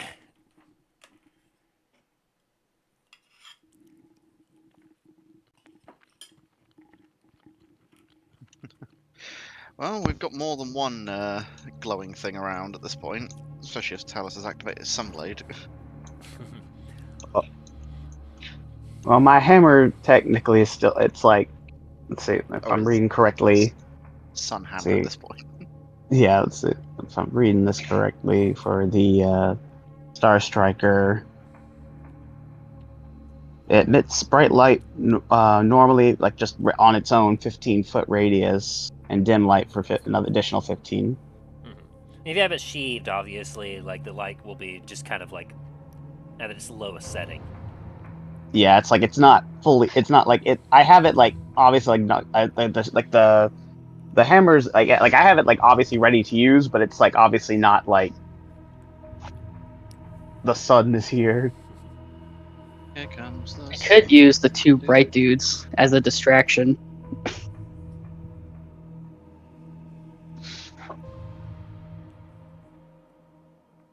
That actually sounds like a good idea.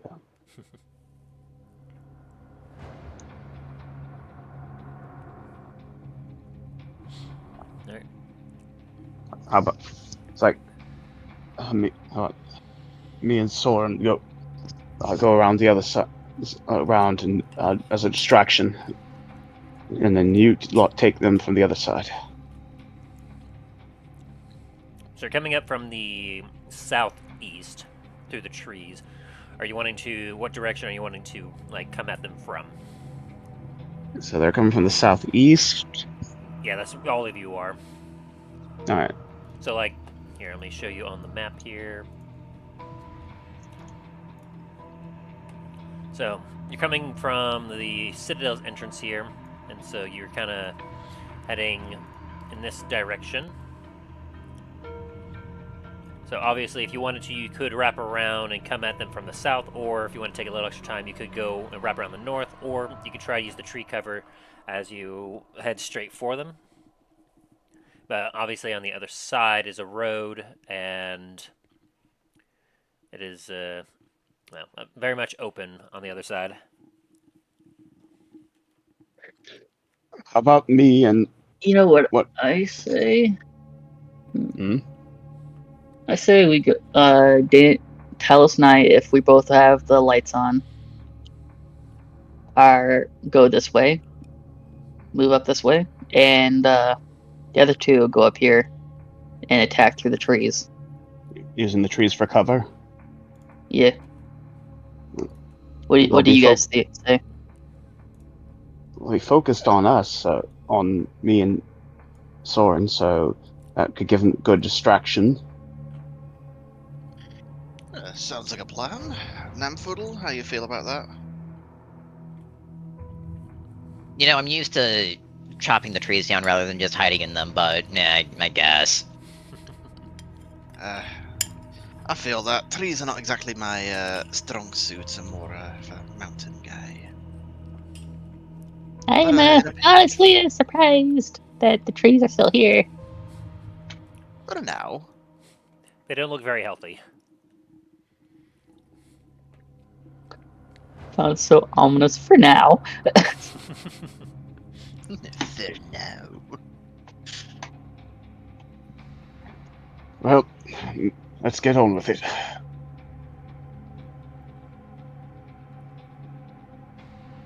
Making my way forward. Alright. So as your two groups split off, Namfoodle and Dain, go ahead and roll me some stealth checks.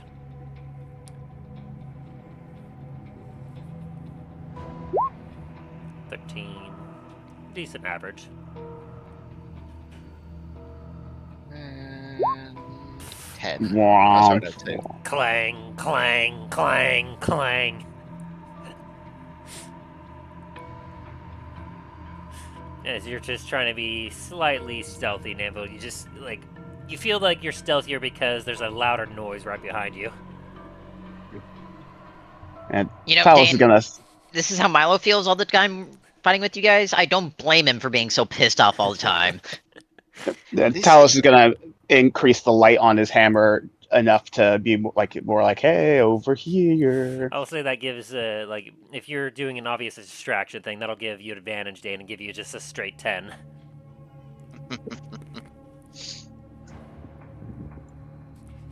Alright, and so as you are curving around the corner of the trees, Talos and Soren, Namfoodle and Dain, you're taking it slower as you're getting ready to flank.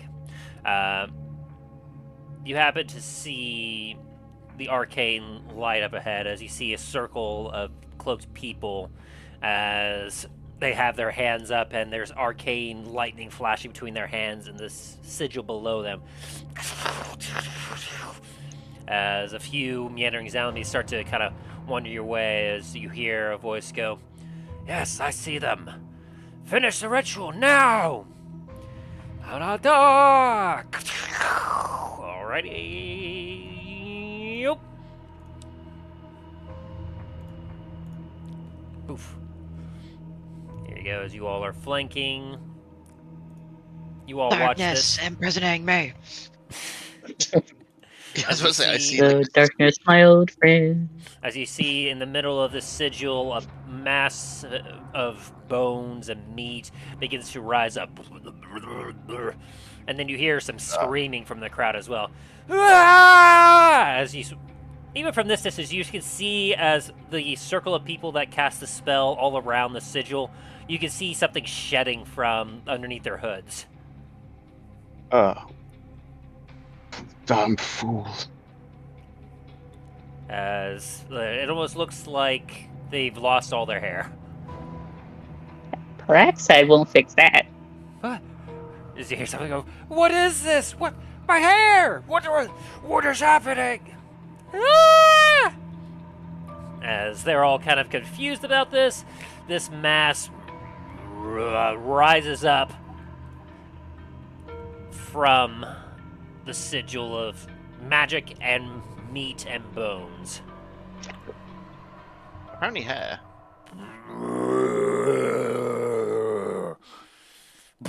As this ginormous thing lifts up, as this cultist guy looks at this thing and goes, "Hear me, creature, obey.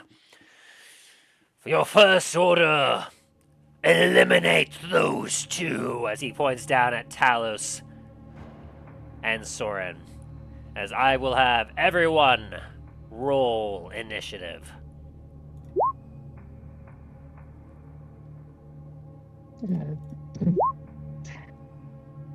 Hey, Tim. Yep. Could you take a look at my screen real quick?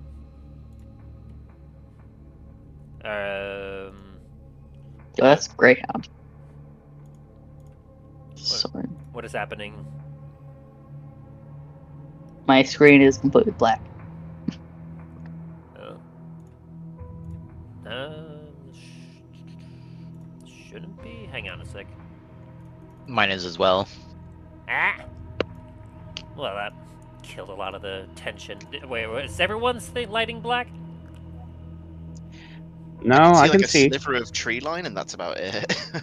I can see everything. What? What is happening? Okay, fine. Here, let me turn that off. Does that fix it? Yes. There we go. Okay. Everyone Also, can see big now. boy in the middle. Oh, geez, that makes the reveal so much less cool. Here, I'll kind of redo it a little bit. So there was this, and then from the mass of meat and bones came this. Oh my god! Oh! Ah! Ah, you know what? Just fine. It's like- fine. It's like just kill it. The enemies go first. As they were clearly expecting you, but they don't see, obviously, those of you that are coming in from the force, so... This cultist guy over here is pointing down, is like, get them! As we have all of these enemies charging towards you two. Rah!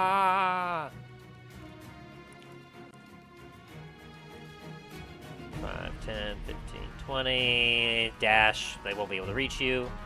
10, 15, 20, 5, 10, 15, 20. Yep. As all these zombies just charge at you. Whoosh. Rest of them. Let's see, what were you? Oh yeah, you're a ghoul. You're in the ghouls. Only difference between them and a zombie is they're slightly faster. 5, 10, 15, 20, 25, 30, 5, 10, 15, 25, 30. As he's charging. So. Oh, sorry. You're still moving? 10. Yes, all the undead charging in first. And then, of course, we have all the others who are going to have a little bit of summoning fatigue as they just summoned and lost all their hair, so everyone in that circle are going to be unable to do anything. Same with the big boy. He's just going to be able to do some slight moving around.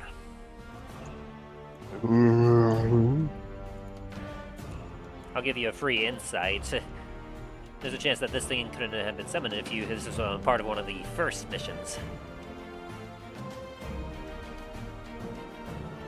Uh-oh. It is what it is. Right, you all chose, and to be honest, if you, the other ones, if you didn't choose them first round, there would have been some other, increases in difficulty as well, so... There would have been consequences to whichever action. Yes. Boom, as you'll just kind of take a step towards you.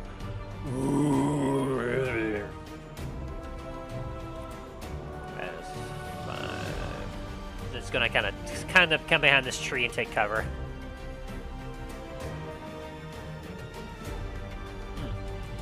What you doing there, Namfoodle? I don't know what you're talking about. Well, it's your turn, so what you doing there? Okay. As all the enemies are focusing elsewhere and charging Talos and Soren, you're just like, alright, let's get this going.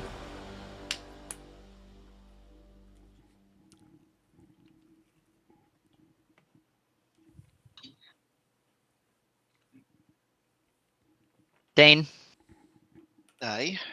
I'm sorry for what might happen, as Namfoodle is going to cast a 5th level fireball right in the center of that glyph.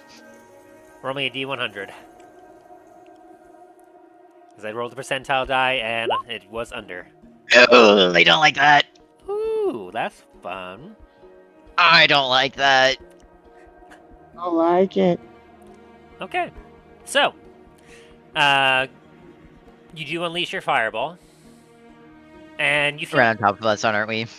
your body feels tingly actually, as you feel like some of the magic that you let off. You feel as if some of it is still swirling around your body, storing energy, and you're not quite sure what's going to happen. But you do get your fireball off. So go ahead and roll for that damage. And where are you unlaunching it at? Right in the center here. Oof. 6, third. So that would Hello? be.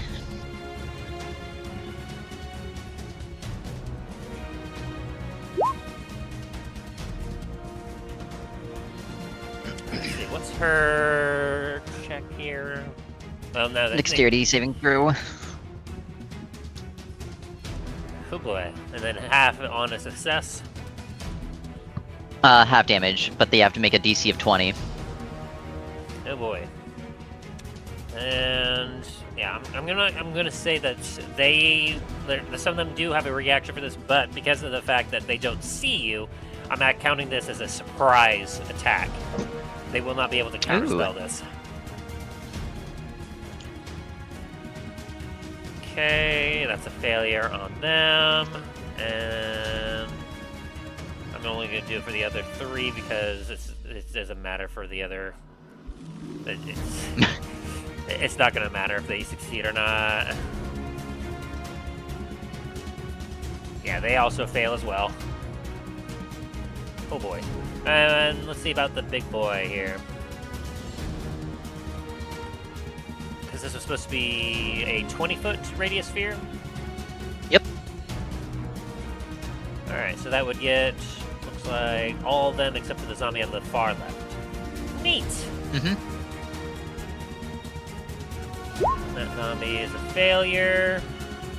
And big boy, he's got terrible dex.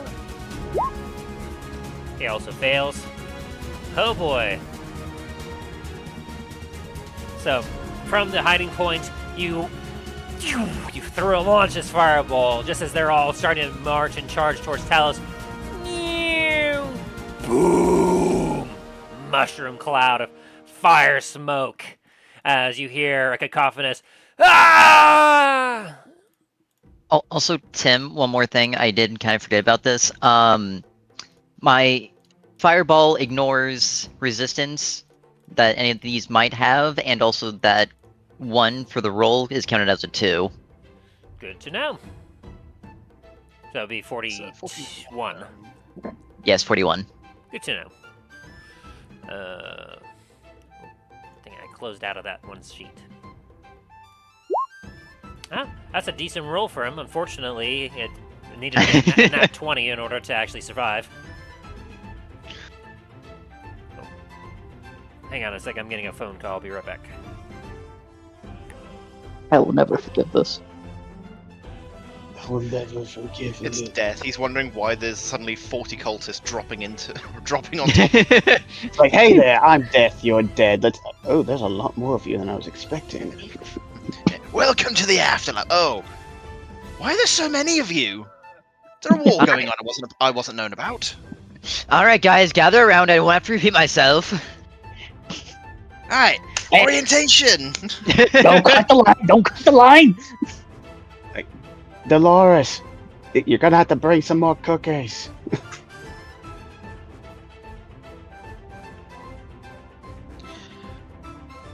Now all I'm thinking about is the Comic-Con Dolores for Yep, the Imperial HR department. yep. Oh god. You've been citated for lying about your accuracy.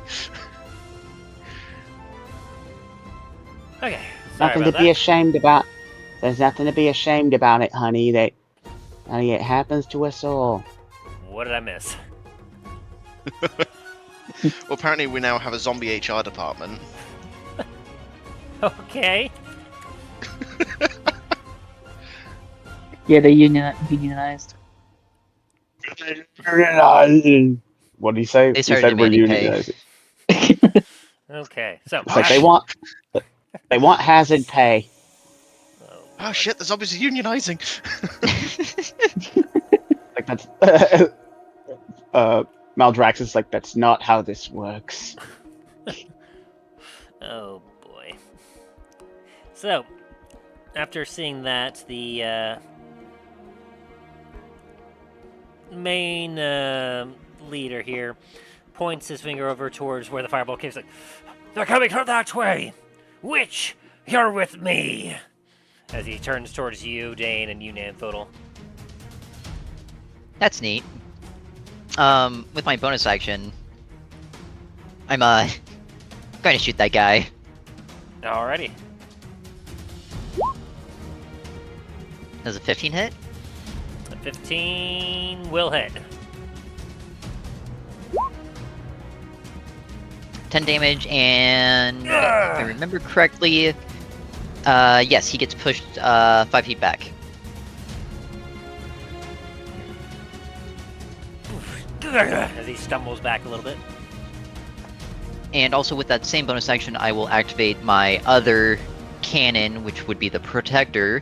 So I get to roll a... And those are just kind of like on your arms, right? Yeah, they're on my wrist. Okay. Kind of think of like a Jango Fett's flamethrower, more or less, if they were flamethrowers.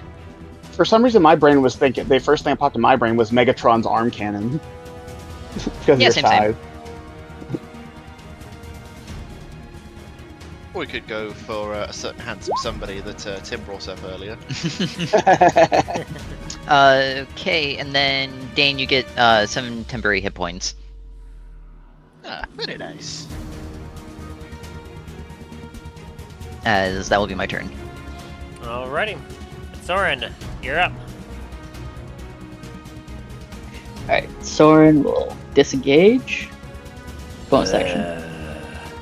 5, 10, 15, 20, 25, 30, 35. Then I'm gonna make an attack on that guy. Alrighty. And it's just a normal ranged Soren attack. just goes. Yes, yes.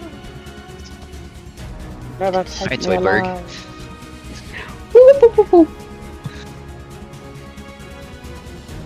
They'll never catch me, crabs.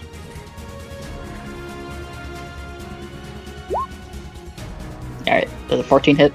14 will hit the zombie. They don't really have any armor No, to them. no, it's nice. Alright, and then this is radiant damage.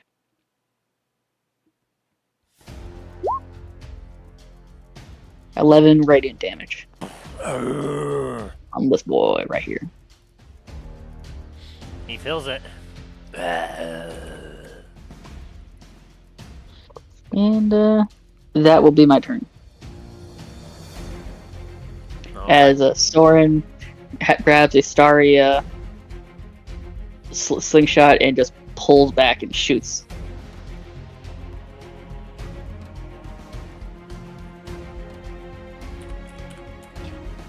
Alrighty. Dain, you're up. Alrighty. I am going to cast my Spirit Guardians at what spell slots do I have left? No, I'm going to cast it at 4th level. Spirit Guardians at 4th. Alrighty. Roll me a D100. Alrighty. 41. Oh no. That's not good. Okay, what so did they do? So your Spirit Guardians at 15, or at 5th level. That's 15 feet At radius. 4th level. Yes, and a 15-foot radius. Yes.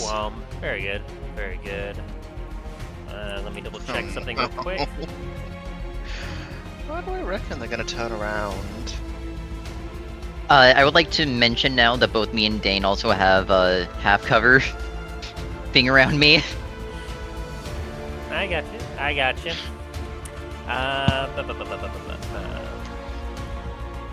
There's angry dwarves, it ain't gonna matter. I'm trying, Dain. All right. Oh, I know. So, this Yeah, is this going to look very odd for Namfoodle. You watch as Dain casts a spell, and you watch as all the dwarves pop up around, and you're like, ah, yeah, Dain's like ancestral dwarves. And as you take a look back at him, Dain is missing. He's just gone. Dain? Wait, what?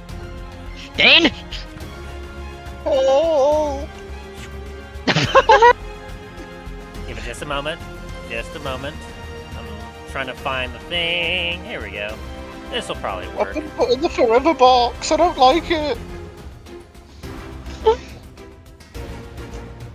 It's dark. I can't tell if this is Dain or just the voices in my head. What is that? It's fine. As you look to see where Dain is, in his spot is a potted plant. Oh no. Oh no. I must photosynthesize. Protect the potted plant at all costs. Yeah. Well, You you're- see like a engraving of Dane's face on it. So, Dain, while you are plant, you are incapacitated and vulnerability to all damage. Oh no, not again. How long does it last? Gotta find out. Forever? All right, Talos, Oh, you're up. gosh. Your dwarves are looking All right. confused at you, by the way, Dain. All right. Am I able to communicate with the dwarves?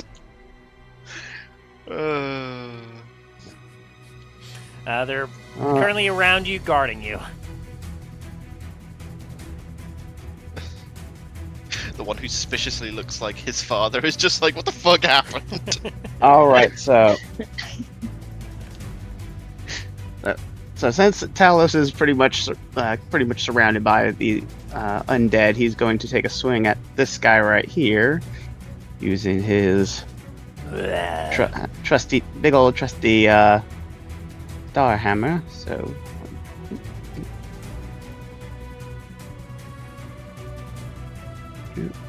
Alright, want that right. 1 sec.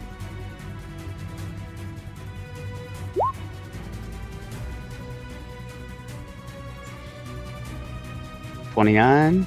That hits. Which one are you going for? This one right here. All right, the one that's already gotten blasted by Soren. Alright, so that's that plus the additional relay. You slam your hammer down on this thing and just crush it into organic mush. I'm gonna now go for the next one over here. It's like whack-a-mole time. 21. That hits. Boom. Oh, jeez. Likewise, you also bring this one down. But boom! It's like bring it up to the other. It's like boom. And let's see. That's bonus.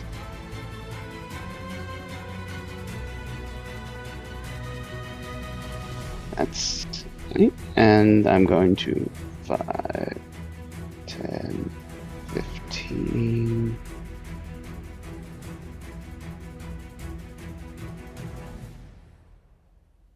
20, 25, 30, and that's gonna be it. Alrighty. As we get to the enemy's turn, this one's going to charge back at you. Whoosh. 10, 15. 5, 10, 15, 20. Dash it. I'm gonna do a reaction, and this does not provoke attack of opportunity. I'm gonna use Skirmisher with half movement. 5, 10, 15. Like it's scary. It's like gotta scatter. Scary. Get away sniff. from me!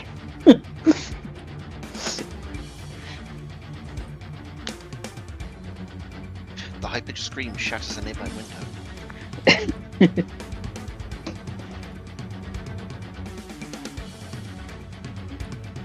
gonna hold up on that. This guy is going to cast Shield of Faith on him, increasing his AC by 2. As this guy here is all like, that hurts. Whoop, dang it. Undo. That's not what I wanted to click. This I wanted to click. And he's gonna be like, go get her, witch! And he's gonna take a few steps back. And she'll say, gladly. As he steps forward, completely bald. Let's see. She's got a lot of things on her. What does she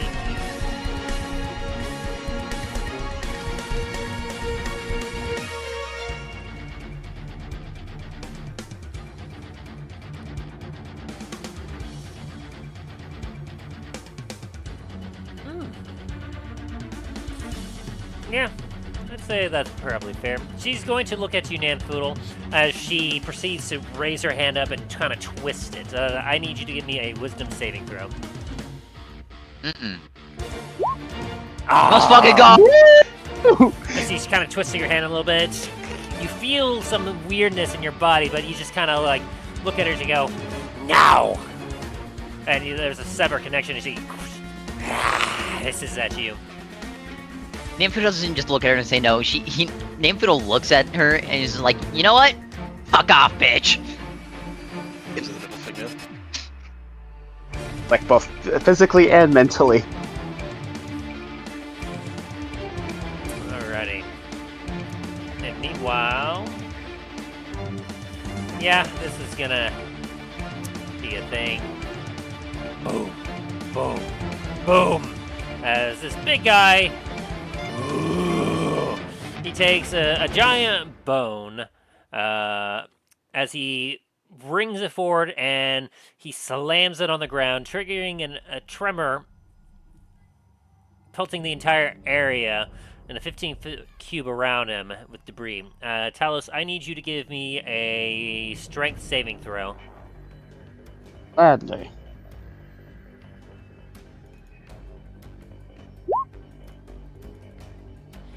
$17. 17, solid. The ghoul obviously didn't succeed. Ah! 17, you just made the save. Yay!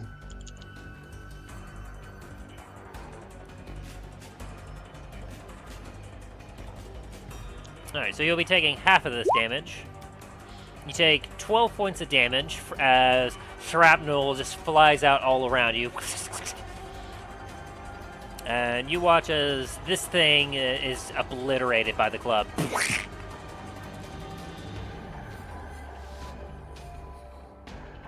Yeah, it's just, that's it, it's just gone. Ugh, disgusting. Alright, Namfoodle, you're up. Very well. Namfoodle's going to look at this witch who just tried to do something to him. He's not entirely sure what exactly, so he's a little concerned. So, does a 24 hit? It will indeed.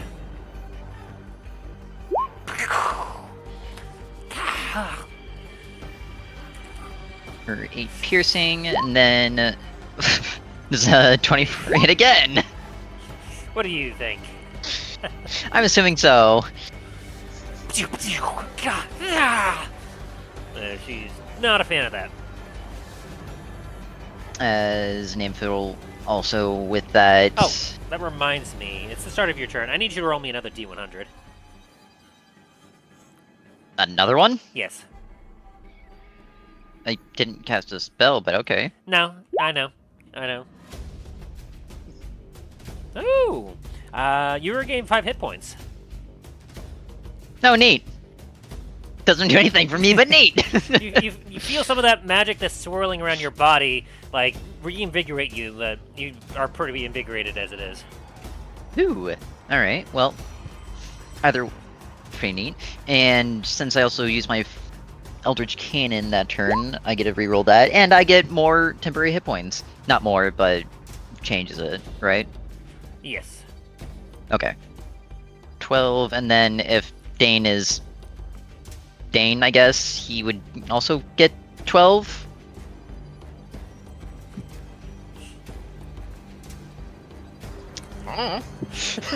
It's like I am a potted plant. The potted plant gets 12 temporary hit points. Hooray! You see Dane's face just smile on the pot. It's like it suddenly changes from like a plain face to like a smiling dwarf face.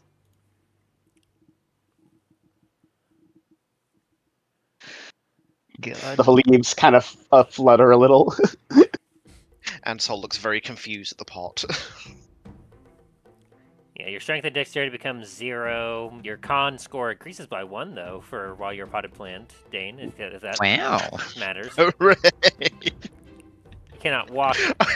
You are literally a plant, so you have proficiency in the nature skill while you're a plant. Your armor class is equal to 4 plus your constitution modifier. It wouldn't do anything to me anyway with this. I just manually changed my con and I'm like, let me see if this would do anything. No.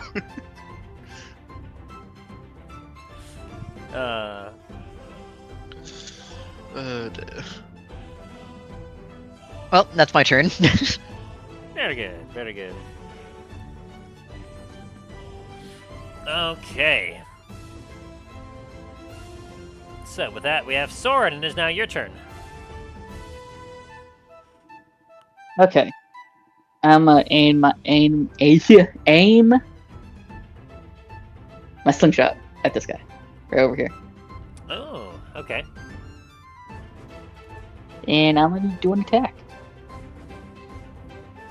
Which that means it's 1d20 plus 4.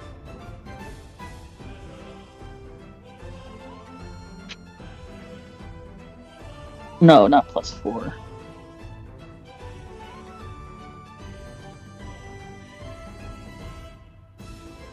Where the fuck is it? Plus 10.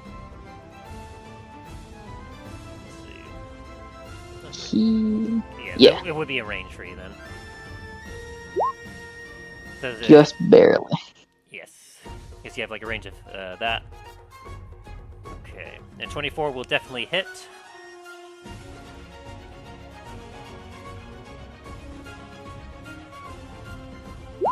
1d4. 7 radiant damage. As you kind of knock her in the back, you watch as she, like, ha! And she looks back at you with fiery eyes as she fires Hellish Rebuke at you. As I need you to give me a dexterity saving throw. Well, this was unexpected. See if I can do anything about this. Consequences. You said Constitution saving throw? Yes. No, dexterity saving throw. Dexterity. Gotcha.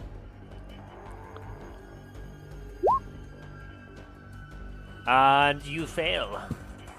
As this fire envelops you from her, as you will take 29 points of fire damage. God damn. Ow. There's a spicy fire damage. Also, I need to do a check. Oh dear. Okay, well, let's see what she gets. What does she win?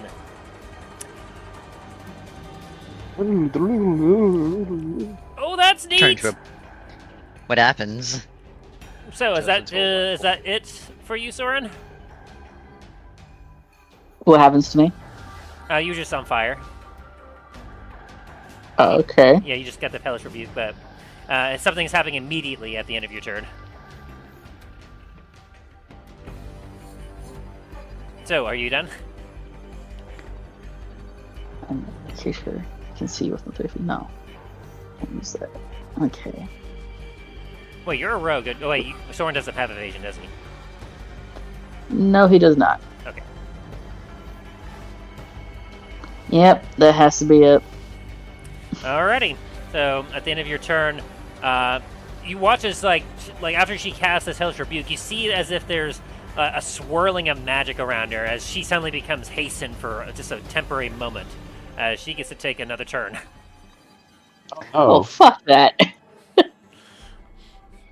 She seems to be just super sped as she is going to fire off a fireball at you, Namfoodle. Neat. So I need you to roll me a dexterity saving throw. Dain, you fail automatically. That's a 9. Ooh. Yeah, you failed too. Yeah. Potted plant explodes. As you both will be taking a total of 34 points of fire damage. Boom! Ow. 34, so that'll be 22. Got it.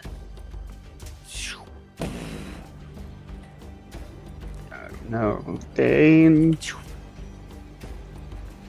As Dain, let's see, we'll minus that by 12. 15, okay.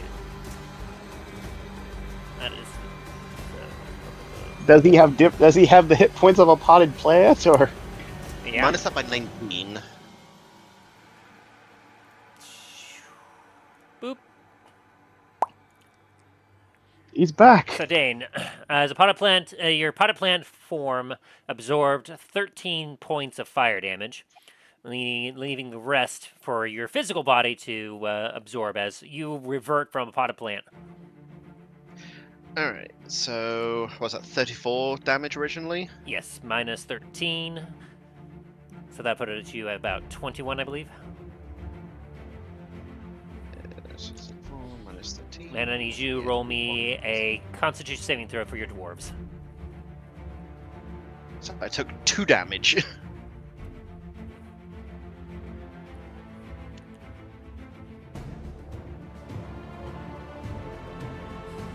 Alrighty, and then a con.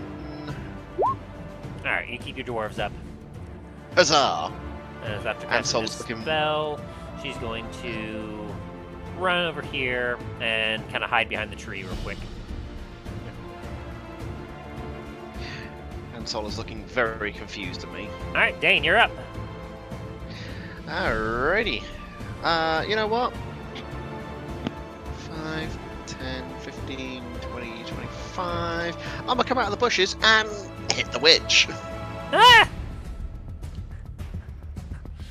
You did not see that Hit the coming. witch. It's a 25 hit. It does indeed.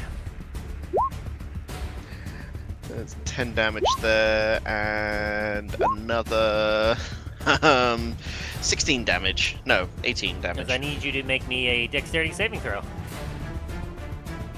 As after you hit her, she casts Hellish Rebuke on you. Oh, No, she doesn't. Ah, damn. jeez. You are like, not this time, witch.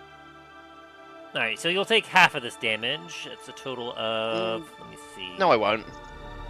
No, you're using your shields? Yeah. Very nice, very nice. So, as you smack her, boom, she's like, ah! She screams as fire comes from her mouth practically, but you just hold up your shield and, like, shove it in her mouth.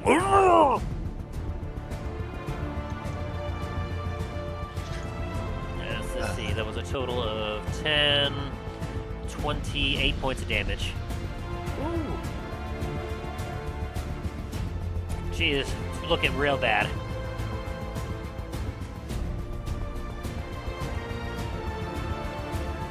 And that'll be my turn. Alright, Talos, you're up. Okay, so I can definitely see that the witch is there. Let's see. Yeah, Dain is currently fighting her.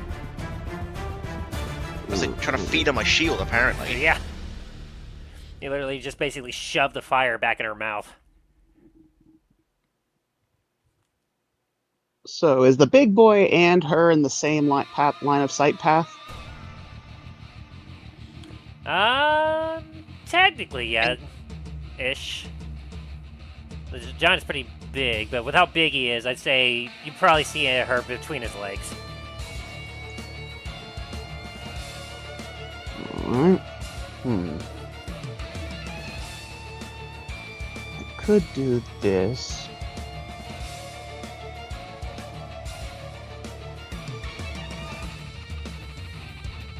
And this is a regular giant, right? Where's the undead? I mean, it's undead, yeah. Okay, it's undead. Okay. But I mean, it's a giant undead. Yeah. Let's see.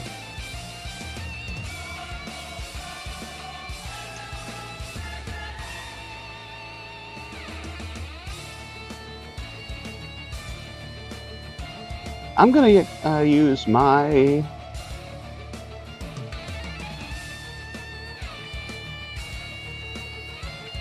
actually. I'm gonna focus. Yeah, I'm gonna have to focus on this guy because I'm like, yeah, he's pretty beefy.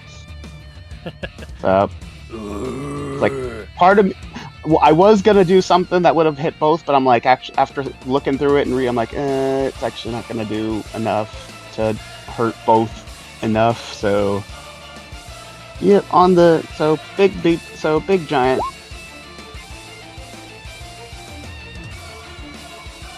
24? 24 will hit. Alright. That plus that.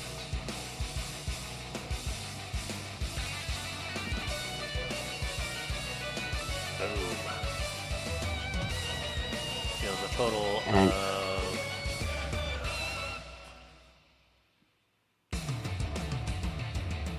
26 points of damage there on that one. And then he's gonna go ahead and do it again. Yeah, that hits. And he's also going to do a level. Let me see how many spell slots I have left first.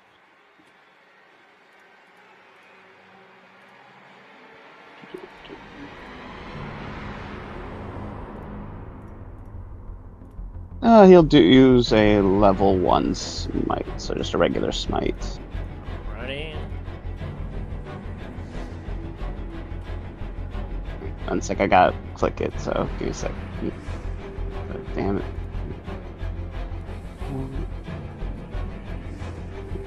Smite.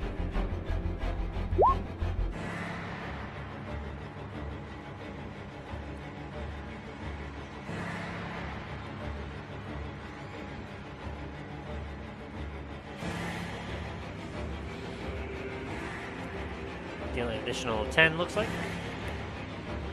Yep. Boom. Nasty.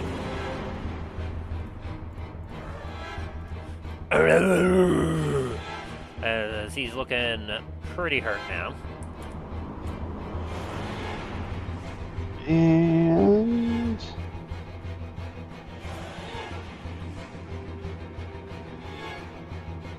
that's gonna be his turn for now. Alright. Get to the enemy's turn. This giant, he's going to look down at you. See if he gets his thing back. He gets it back. Will he want to do it, though? Nah. He's going to swing his great club at you. Oh. So he's going to swing down once at you for a 19 to hit. Nope. He's then going to ground pound with his hammer, so I need you to give me a strength saving throw. As he misses and then slams down. 28. Oh, jeez. So you'll take 8 points of bludgeoning damage as rocks scatter across you.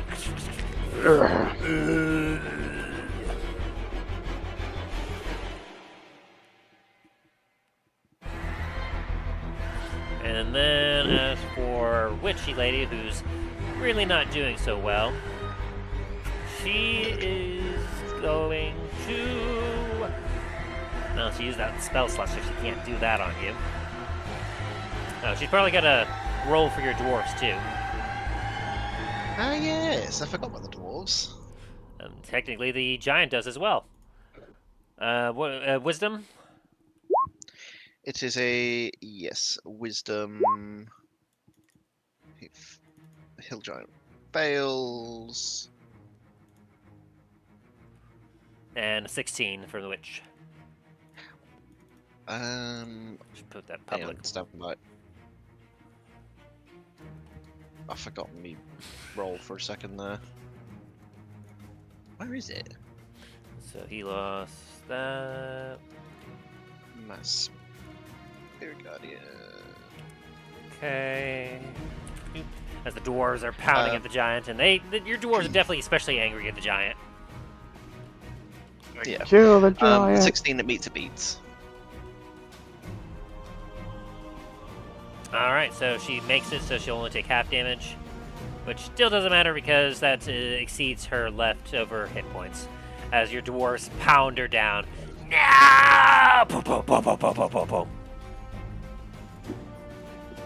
Just beating her with beer mugs and hammers.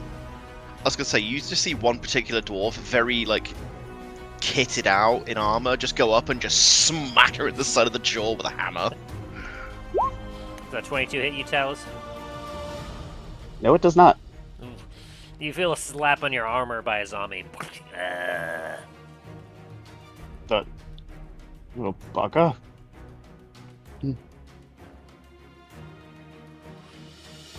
Alright, that's the enemy's turn. Namfoodle, you're up. I need you to roll me a D100. Yep. 79.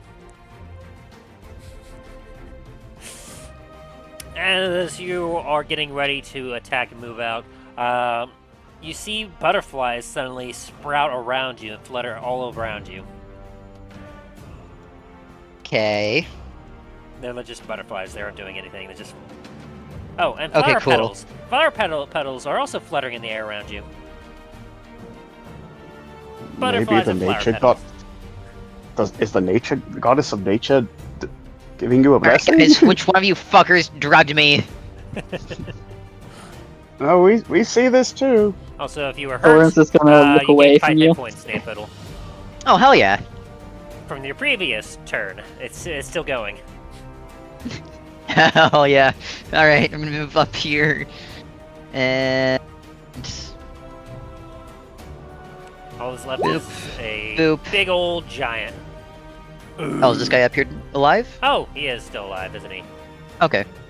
I'm gonna be attacking him then. I thought he died already. Not yet, apparently. Yeah, he's just been monitoring, but yeah, both of those attacks will hit. His increased AC does not save him from your 15. Does that 9 kill him, or is he still alive? He's still alive. Bam! Ugh! Oh, that finishes him off though.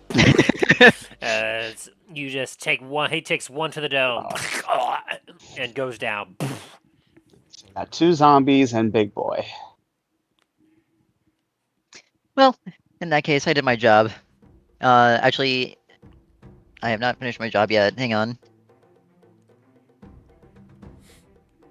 Big Dain, you regain 10 temporary hit points. Yeah. Hooray! Alright, that's my turn.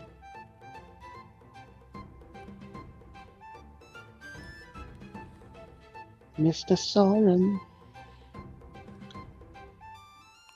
Bring me your bed.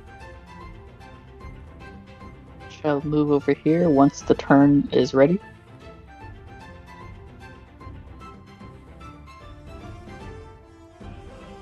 That was right here. No, maybe right here. No. Okay. Alright, is it my turn now? Yes. I see. Okay. 5, 10, 15, 20, 25, 30, 35. Yeah, it was 35 to get over here from where I was originally. And I'm gonna use Channel Divinity Path to the grave. On this big boy right here. Ooh. And pray tell, what does that do? Okay, so you can use Channel Divinity as an action to curse one creature you can see within 30 feet of you until the end of your next turn. The next time you or an ally of yours hits the cursed creature with an attack, the creature has vulnerability to all of that attack's damage, and then the curse ends. Neat. So you basically will have like radiant vulnerability. Good to know. And bonus action, use my star arrow.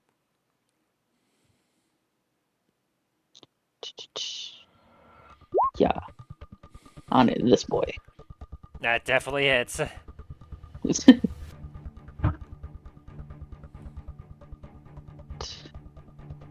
Plus 4. 9 radiant damage on the zombie. Heard him. He's still going.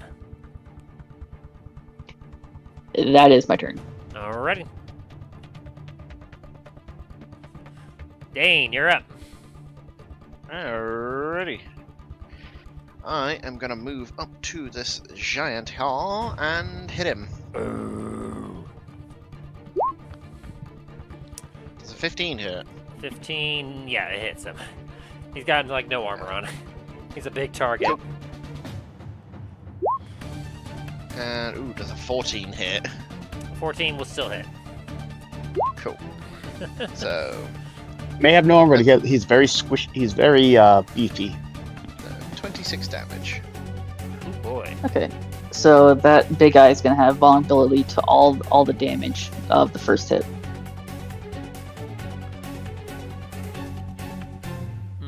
So does he take extra radiant damage then? No, the extra bludgeoning damage or slashing damage from your axe. What would that entail then? He takes double damage for the second blow. So he took 12 and 1 radiant, and then 24 and 1. Damn.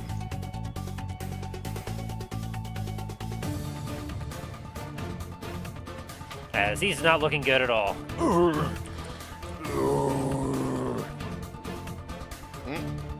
Is that your turn? Yes, my turn. And then the curse ends after that one hit, I believe, right? Yes.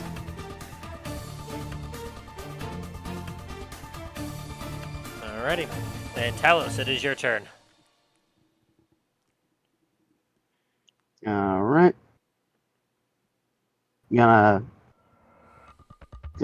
He's gonna just kind of first deal with this zombie. Like, what the? Get away from me! Like a gnat. 34. That hits. Boom. 17. Devastating.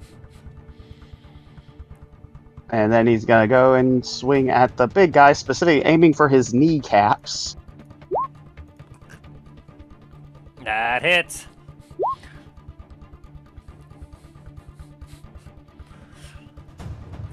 So the way that this looks like is you turn and you bring your hammer down on the first zombie. You then do a flourishing twirl with your hammer as you then bring it up and you take the head of this giant off. As it sprays across the battlefield. Boom! It lands on the ground in a mighty rumble. There should be one more, I believe, left. Unless we killed all the zombies. Oh, yeah. There it is. He doesn't care that everyone else has fallen. He's just like food. And that's gonna be Talos's turn. Alrighty.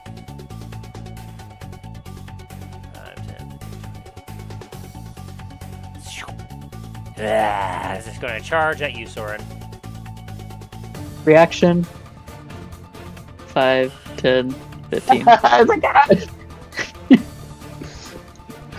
A little like gerbil hop away. Yeah, it's just continuing to chase you. Namfoodle. I need you to roll me another D100. Woohoo! Nice. 69.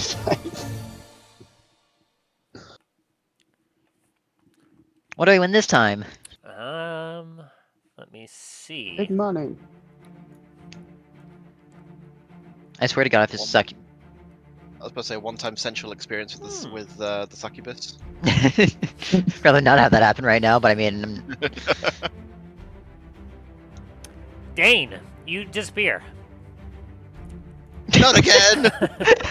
No, not again. You still Turns see into a pot yourself. again. Your dwarves are still around, but no one else can see you. As you kind of look down at your hands, you find that you're invisible. Also, Namfoodle, you heal another 5 hit points. woohoo! Well, this is interesting. And the butterflies and Hey. the flower petals are still around you. Dane, Okay. where did you go? Well, in that case, I'm gonna move there. Pistol shot to the zombie. I'm assuming a 24 hits. Oh, easily.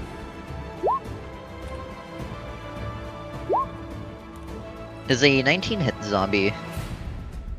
It does indeed. For 21 damage, Jesus Oh, Christ! Lord! Okay, hang on. One's a shoulder hit and the other one's like a full headshot. Okay, let's see. So that was 26. Yeah, it doesn't make it. It's dead. Okay, and because I activated the Eldritch Cannon, everyone within 10 feet of me gets 7 temporary hit points. Ooh, Though lovely. I'm pretty sure for me and Dain doesn't count unless Dain took damage. I mean, the way that temporary hit points works is it basically, if you already have it, whatever temporary hit points you get after that, it will either replace it if it's more than what you have for temporary hit points, or it won't do anything. Mm-hmm. Okay. And so currently there aren't any enemies, but we're still going to be in initiative for the next 6 turns. Jesus Christ, no! So, anything else you're doing, Namfoodle? Give me a second. I was here. Ambrose just gonna start walking away from everyone. Now that's my turn. Is there anything that Soren, Dain, or Talos are wanting to do, or shall I go through everything of Namfoodle real quick? The only thing Talos was gonna do is he was gonna go over to the one that was the body of the guy that was supposed clearly in charge, and kind of he was gonna check him for anything that that might be useful to information. Good to know. Anything for Dain? Dane's just gonna be following Namfoodle, like trying to like flag him down, like, hey, where the fuck are you going? Like, Talos is kind of looking around trying to figure out where Dain went to. Like, he sees the dwarves walking around, but he's like, oh, he has to be here somewhere. Is Dain saying anything, or is he just trying to get my attention without saying anything? Oh, I'm trying to ask, like, Namfoodle, where the fuck are you going? Dain, are you dead? Dead? No, not dead. Why would I be dead? Alright, Namfoodle, you get Well, I don't another- see you, and I fucking hear you. Yeah. Another 100, got it. Another D100, and you gain another 5 hit points. Woohoo! Oh. Good to know, good to know. Are you, grabbing anything or touching anything that, you aren't, you aren't carrying or wearing? After shooting the zombie, I would have holstered my pistol. The cannons on my wrist I'm not actually holding. They have their own legs, and they're just kind of like wrapped around my wrist, so no. Okay, so this one won't take into effect unless you actively do something. like touch something. Gotcha. All right. 5, 10, 15. Just keep making sure I'm going away from everyone, just in case. And Dain, yep, you're still invisible, but your dwarves are around you still. All right, Namfoodle, give me another D100. You gain another 5 hit points.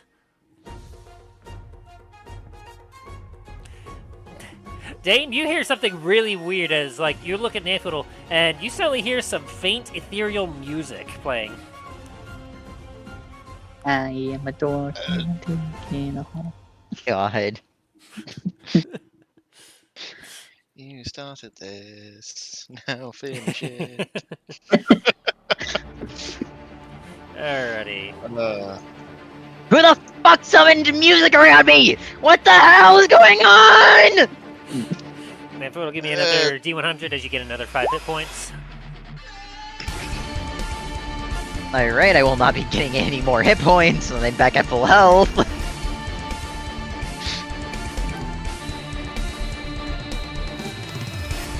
Talos, Yeah. you begin to float in the air as you are suddenly able to fly. Whoa! Whoa! It's like Talos is very like confused. It's like what's You're able to control it, but you're just now flying. what happened? As How Namfoodle, did you I- still have the butterflies, the flower petals, and the music playing around you. God. Like okay. He's like Talos starts to Another like 100? move. Yep. We got a whole minute of this. Woohoo! Oh dear. Oh. Talos is only making sure he's like only like maybe like 5 feet off the ground because he's just like, I have no idea how this started happening. I don't know if it's gonna suddenly stop. Okay, so. Yeah, this music's a little too intense for this. Let me get that down. Do I have something goofy for this? I'm just hearing like.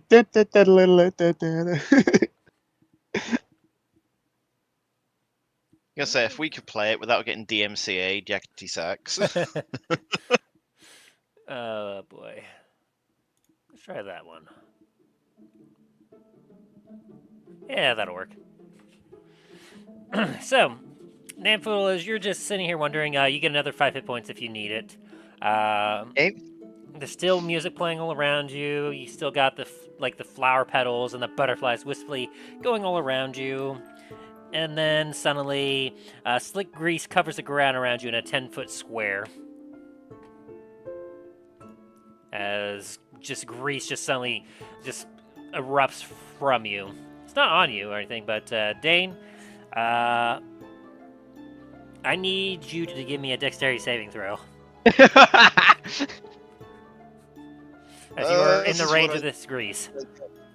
For staying near you. Dain, I don't know where you are, but this is why I told you to stay away. Dain, You hear a clang. you were falling prone.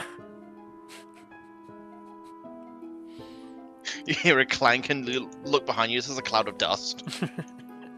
Just in the middle of the dwarves. So because he has fallen into grease, would I see like an outline of his body, Yes. just of him covered in grease? Okay. Yes.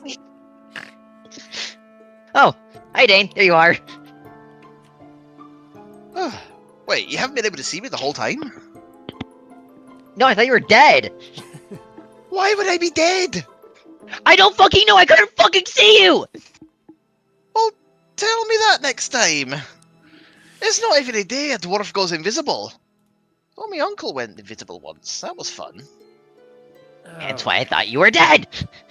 Roll me another D100, Namfoodle. Okay, 40. Also, I'd like to mention that Namfoodle is really fighting the urge to shoot at this grease and light it on fire. You wouldn't need to shoot it. Sneeze on it hard enough, it will set on fire. Just, I would just say don't touch it with your hands, Namfoodle. Oh no. By the way, with that roll, you gain back 8 hit points. All right. Alrighty. Give me another. And another one. Okay, one more after this one. 86. Oh, Mm-hmm. that's fun. So there's still music playing. There's still the butterflies and the flower petals. Christ. Where you gain 5 hit points if, of course, you still need healing. The grease is still on the ground because it's just going to be there. If you want to, you can get up and get away, Dain, if you wish. You know what, Namfoodle? I'm just gonna move this way for a bit. You know what? As Dain starts to move, 3 can I legionary just, like, duplicates of you pop up, Namfoodle. As you have unintentionally activated mirror image. Can Namfoodle point at 2 of the random mirror images and the other 2 point at? Make sure that everyone is just like pointing 2 fingers at each other. Yes.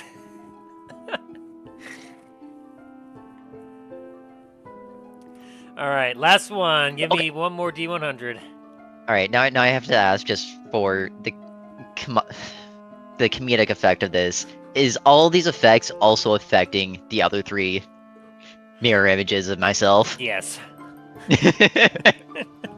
The butterflies and the petals just triple the... The music just gets louder. Roll me a D10. Okay.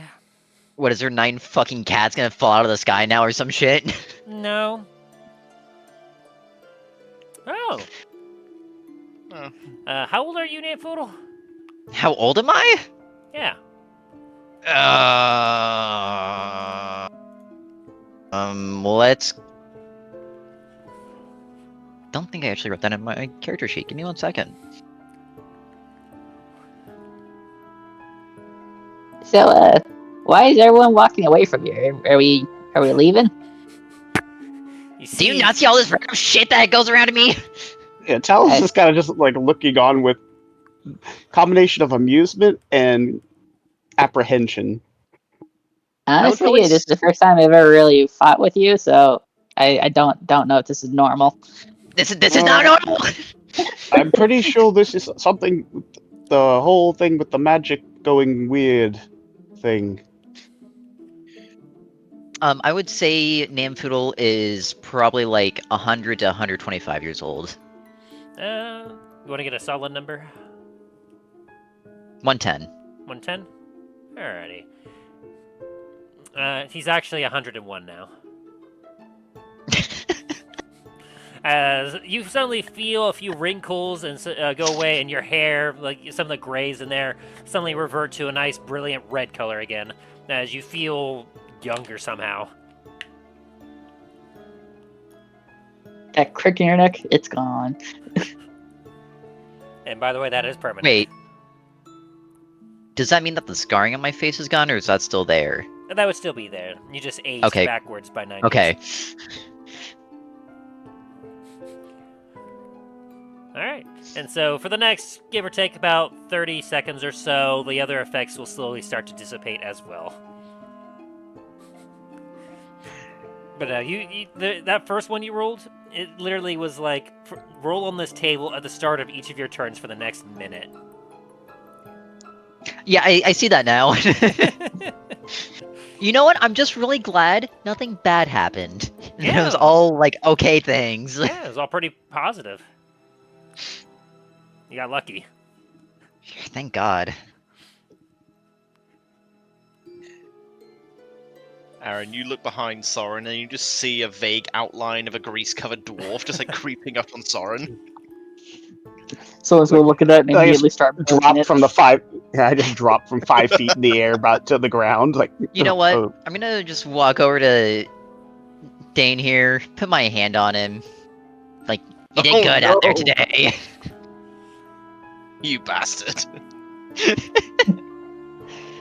He puts his hand specifically on your beard. Yeah. No, I would Doesn't put it on his matter. shoulder. I would put it on his shoulder. I wouldn't be that mean. As you touch the grease, it ignites on fire. Oh shit! Ah! Ah! I now look like Denethor. And then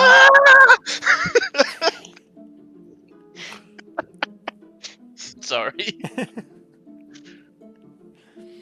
I won't take you. Like, I won't have you take any damage for a bit, just for comedic effect. Like only the grease is burning, you aren't. It's like, this is weird grease. Dain, don't worry, I got a spell that can fix this! No, it's Patting not. me down, spreading the fire and the grease. Hold on. As Soren hears this, he's gonna come over to you, and he's gonna grapple you. He's gonna tackle you. No. Talos is very confused watching all of it. There's concern and confusion all at once. Oh boy. You know what, as Soren here tries to grapple me, Namfoodle will be trying to grab him and get him off. So I'm gonna need you to make a roll and beat a strength saving throw of what's the proficiency? That would be You know what, on second thought, maybe I just use my force ballista on me to get you off. yeah, there would be a 16. You know what, does a 14 hit you instead?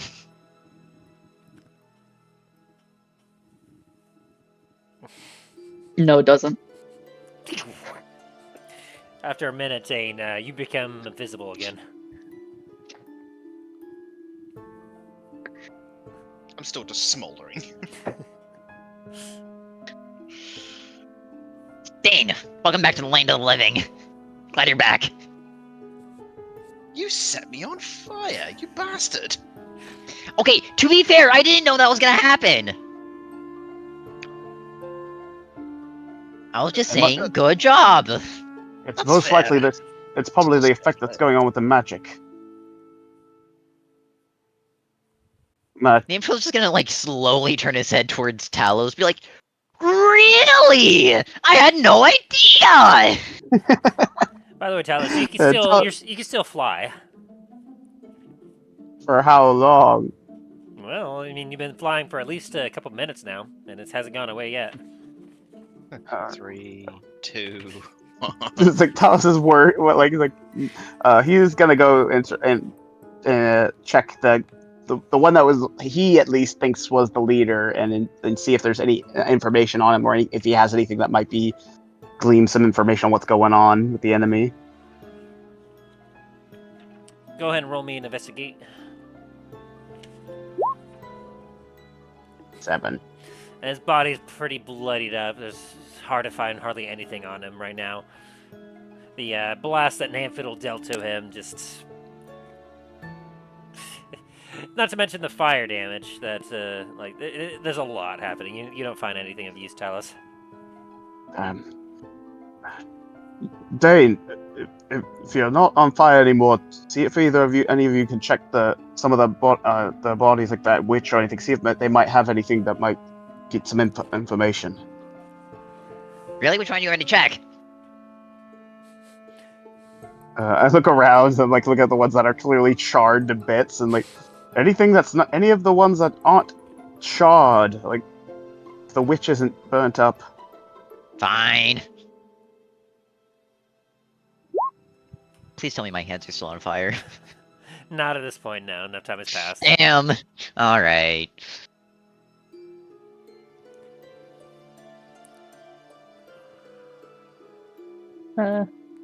Soren's gonna check this hill giant. I don't know, try to get some identification on him. Roll to investigate, I guess? I don't know. You find his wallet. You don't find his wallet, you just find a random person's wallet. Still attached to what's left of the pants. Yeah, Soren, as you look at this, you can see that this thing is an amalgamation of a bunch of different bones and flesh that, it's definitely been bludgeoned to the point that is unrecognizable, but, This likely, like, probably was some kind of giant. You'd have to say that very likely based on some of, like, the anatomy, you could maybe take a guess it could have been a hill giant at one point. But aside from that, Okay. it's unrecognizable. And with a 19 on your investigate there, Milo, let me see here. You're able to find... Oh, Milo's here. Oh, sorry, Namfoodle, sorry. Namfoodle, you're able to find the staff on the witch. Let me see if there's anything else that you find.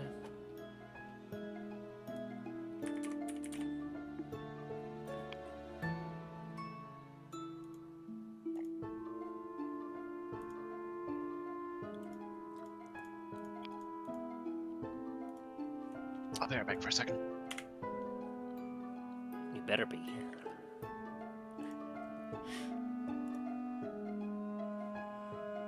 Yeah, aside from just some blood and everything else, she seems to be just bludgeoned.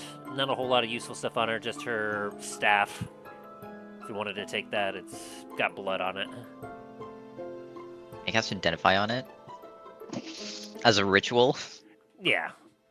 As you do, you can see that it's a magic staff. It's just a magic focus. It doesn't actually have much of anything else going on to it aside from the fact that she uses it to cast her spells. Is the outline of of this circle still there, or is it like kind of like burnt itself away? And it's kind of like burnt into the ground. Especially after the fireball that got launched on top of it. Yeah.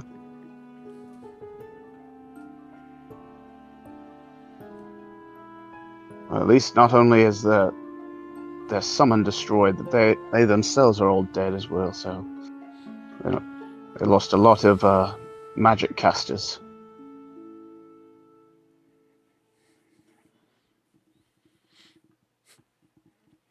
Yeah, just the first attack from Namfoodle literally wiped out like 3/4 of this force. I saw my chance. I took it, alright? Yeah, nothing wrong with that. And you suffered for the next minute because of it. Did I really suffer, though? I suppose that's fair. I mean, you got your health back. So that was pretty Got my useful. health back. Gotta do some shenanigans. It was a great experience overall. Maybe not so much for Dain, but...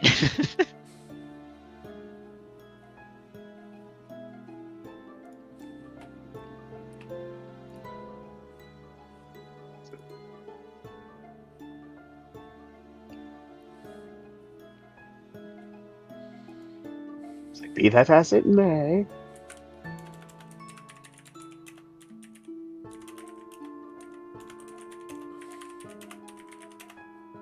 It's like, but did you die? Yes.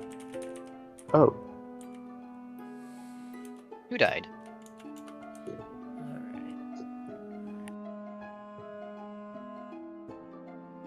Alright, so is there anything more you all are doing in the spot, or are you going to retreat back to the Citadel to regroup and see exactly what all has transpired in the last hour that you all have been out?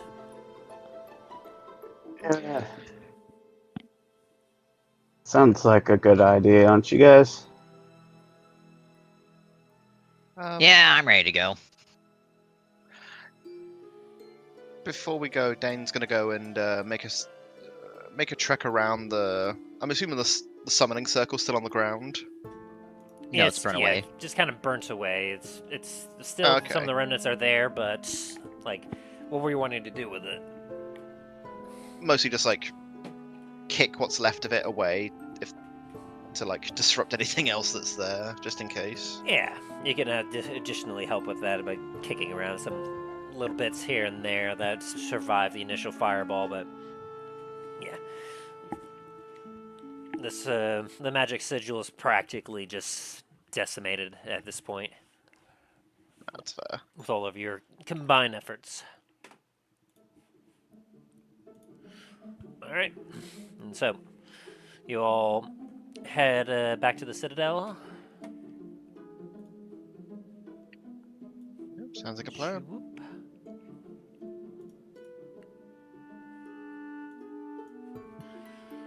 Okay. As you all head on back, Milo, you finish up your short rest nap as you get stirred by one of the guards that goes, Mr. Highhill, your allies are returning.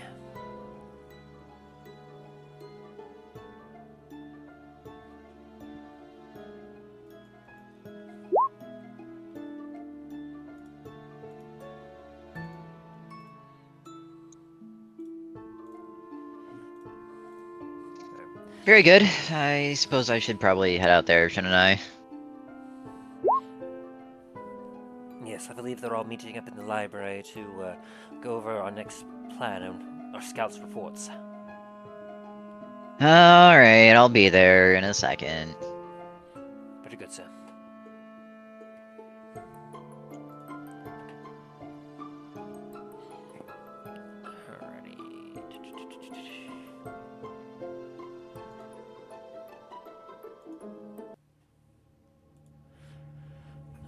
As you all kind of meet up at the library, Varis is kind of going over the board where you see that there are several figurines that have been placed, as well as several other people are like kind of muttering and talking to themselves as you all approach.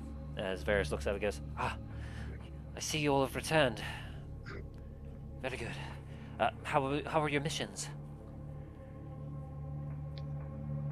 As he looks over to you, Talos and Dain. Well, we found out what they were doing with all that flesh. They created or summoned a type of giant made of flesh. We took care of it though, and Namfoodle took out nearly all with a single blow, nearly all their spellcasters. We killed off all the other enemies there as well. The summoning circle has also been destroyed. Oh, fantastic.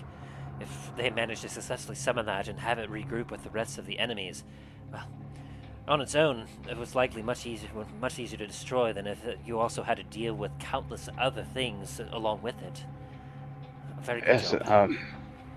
We also had a little magical phenomenons happen suddenly. Yeah, I'll cut the story short. I kind of fucked up, kind of used some magic, and had magical effects happen to me for the next minute, I guess. Talos is actually going to try to see if he could, like, will himself to fly up a few feet, just to see if it's still working on him or not. It is not. Yeah, he's like, little slightly disappointed face, but other than that, he's like, But I see that the must not have been. As Varis kind of look at you, let me do a quick check on him real quick. My eyes I must be tired. I swear, you don't look quite as old as you did earlier, Namfoodle. No, you would be correct. I did age about 9 years back. I mean, you won't know the exact number, but you can estimate. Or, I'm assuming 9 years ago, considering the stiffness in my back. Whoa. That came over there. That is incredible. Wow. He kind of looks at his own hands and then his slightly graying red beard. Perhaps I should start casting some more magic. No, that's... Nah, I wouldn't do that. Don't be like Dain, turning into a lion. Just like, we don't need that right now. Yeah, it's like everyone's like, no. You're right. That would be highly risky and irresponsible of me. In any case, I'm glad that in the end it worked out for you. But were you able to confirm if it was just our forces or if it was affecting everyone in the region? No, it's affecting everyone. As they summoned that undead giant of theirs, all of them lost their hair. Ugh. That was quite funny to watch. Well, I'm glad to see that they may not have been aware of or they are not immune to its effects. So that means that we are on equal ground, though. It does mean that any and all future battles will, well, they'll be maybe a little more chaotic. Yeah. As if it wasn't already chaotic enough as is. According to our scouts' reports, we believe that indeed Thragan is to the north of here.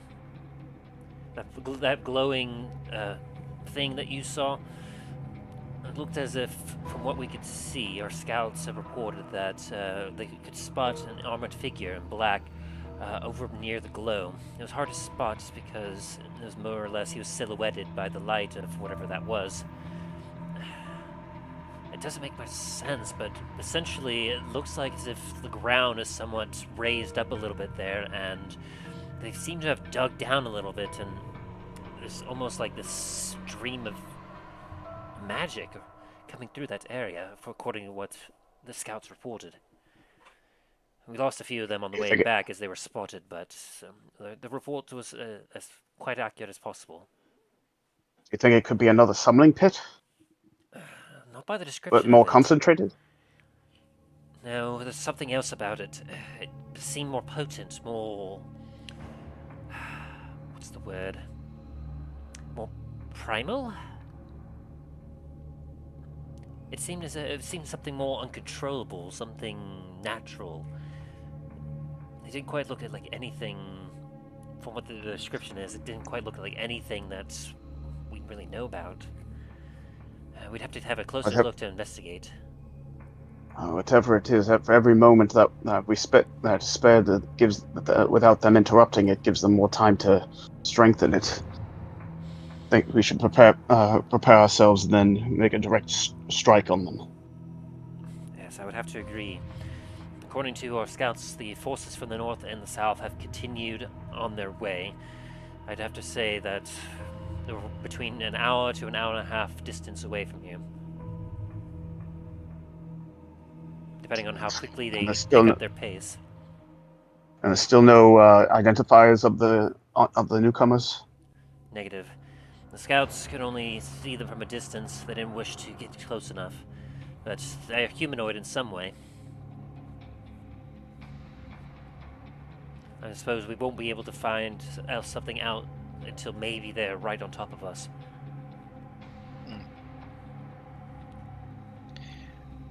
Might be something I might be able to help out with for a second.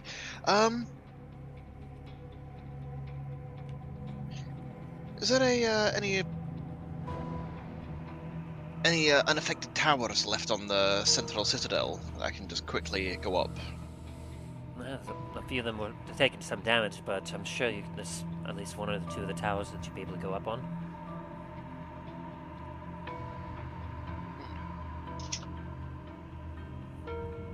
Right. Well, in that case, I'll be back for a minute while you guys figure out a plan for something. I'm gonna go have a look, see if I can see anything out.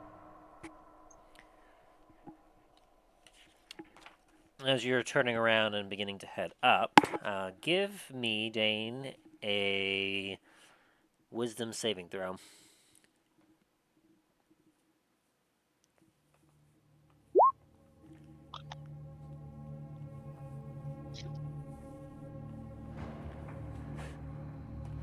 Alrighty, let me just do a check on his side of things.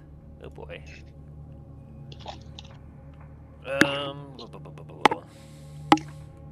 Let's see what happens in regards to that. Sorry, be just a moment. In the distance, we just hear a massive explosion and a scream of rage. So, Dain, as you're turning around to walk away, you suddenly hear, I see you all have gathered together. What the hell are those things? A moment pause. Hello, Dain. It's good to see you again. I see you all are looking worse for wear.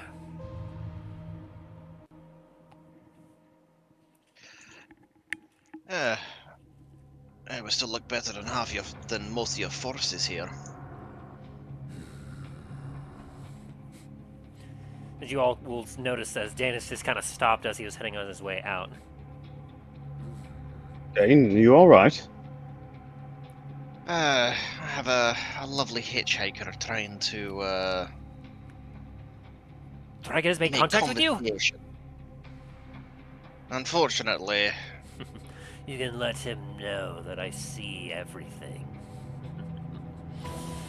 and with that, I'm leaving the room because he can see everything.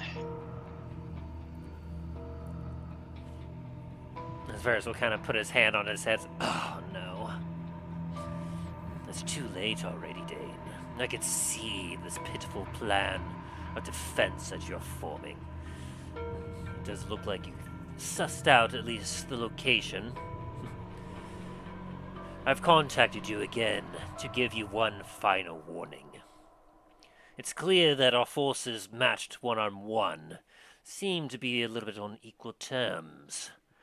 And so, I've enacted a plan to give me the edge again. I'm warning you now. You and the rest of your forces retreat from these lands. Give it over to me willingly, or you will be destroyed. You know, it's a mighty fine offer. Problem is, you've pissed me off at this point.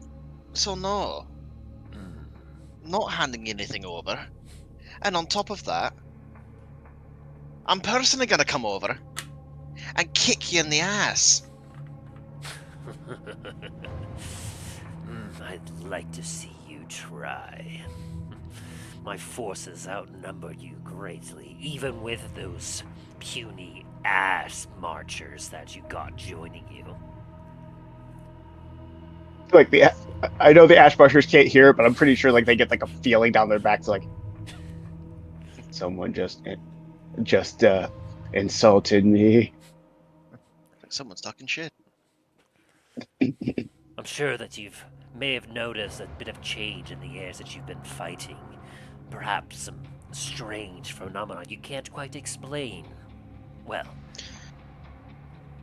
let's just say I may have had a hand in that, and it's only going to get worse. Well, it's gonna get worse, you say. Well, it also means it's probably gonna get worse for you as well, considering that, sounds like something's happening on your end as well. Just some unforeseen side effects to it, but do not be mistaken. What I am harnessing is far older and far more powerful than anything you could possibly comprehend. Well, have you summoned Lord Thanatos over there? Lord who? Oh, yes. That lizard that you all fought back at Enertrikul. I remember now. That takes me back. No. What this is far beyond anything that he could muster up. Let's just say that by using this, I can eliminate in a single stroke all living matter in this area. Competing with Maldraxxus, yeah? I don't think he's gonna find that very flattering. I'll have you know that the agreement he and I have, well, a decent understanding. Care to share with the class? Let's just say that before too long, if you don't serve me, you're going to find that I am far more dangerous than you will ever be able to handle. What, we're gonna strike you down, you're gonna become more powerful than any of us can imagine? Oh no, if you strike me down, well, you will only be striking down my vessel.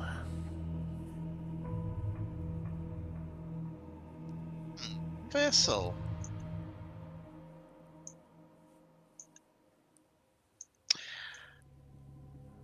Thank you for reminding me of something.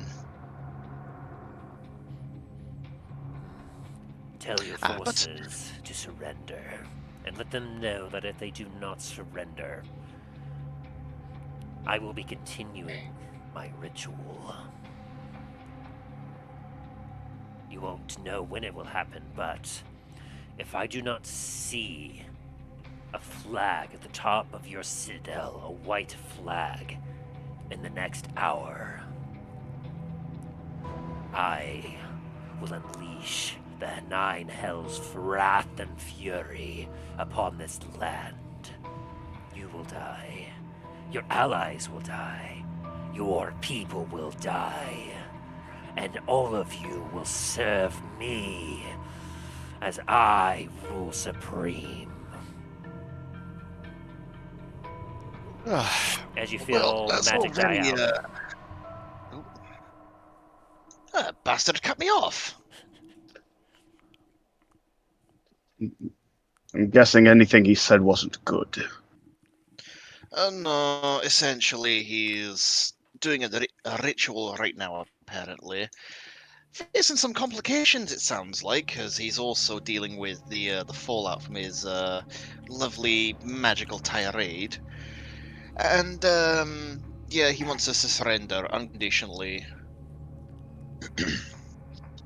We have no choice. Regardless of what those other locations, whatever forces are coming, we have to strike him now.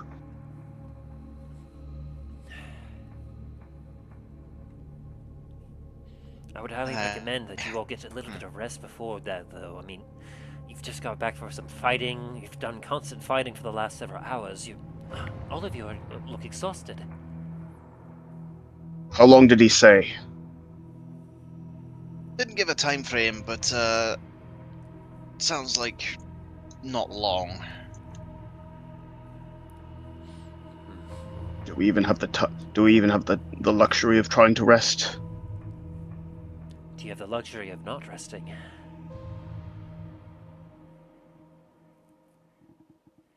I mean, you won't be able to get a full night's rest, certainly, but you've got to at least stop and take a breather before, like, at the very least give our forces the time to organize and get a forward assault going. The man-at-arms of the Ash Marchers was proposing an idea here.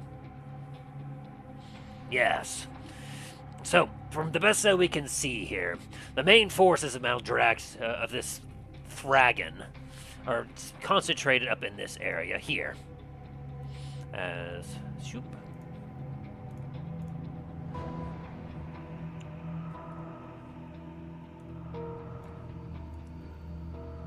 That's where the glowing sphere, beam, or whatever magic doohickey that thing's going on is located at. We can safely assume that if he's doing this ritual, it's likely that he's going to be remaining at that place until the ritual is complete.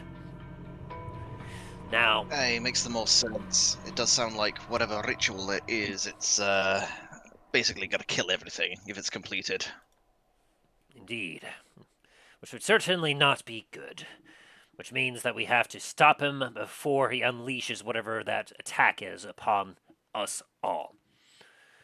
Now, it's going to take my men some time. Something that powerful likely is going to take some time. It could be an hour, it could be 2 hours. Hard to say. But if he's given us a chance to surrender, if I had to wager a guess, he's scared.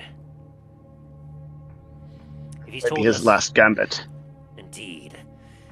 He knows that he can't beat us outright, as his forces are getting weaker. And especially as we have all of Comet's company here, there's no doubt that he cannot foresee a victory while you all remain. Especially as none of you have been eliminated as you've been going around doing these attacks on his forces. They certainly tried, but not making much progress. The way that I see it, if indeed he's asked us to surrender, and he's given us a little time to decide, that means that what he's doing, and he's buying time himself. So what I propose is that while our forces will take the time to get ready, allow you all to get some rest so you can recover your breath or your strength, whatever you need, And then when you're ready, we go upon and drive it right to his forces and drill right to his front door. Bold stroke. As he kind of starts putting down some tokens. From what we can see here, his forces have grouped up in a tight formation around here, using the wall as a natural protection from behind. They got all sorts of forces there, from your basic undead zombies to even more powerful things like ghouls, wights, and other things.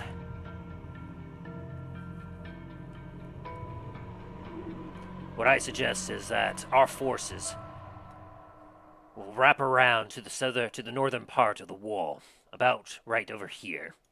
Then our Ash Marchers will drive forward, engaging the enemy and breaking their lines. I don't believe any of our men are going to be capable of handling Thragon himself, so I'm going to leave him to you guys. So long as you think you can handle that.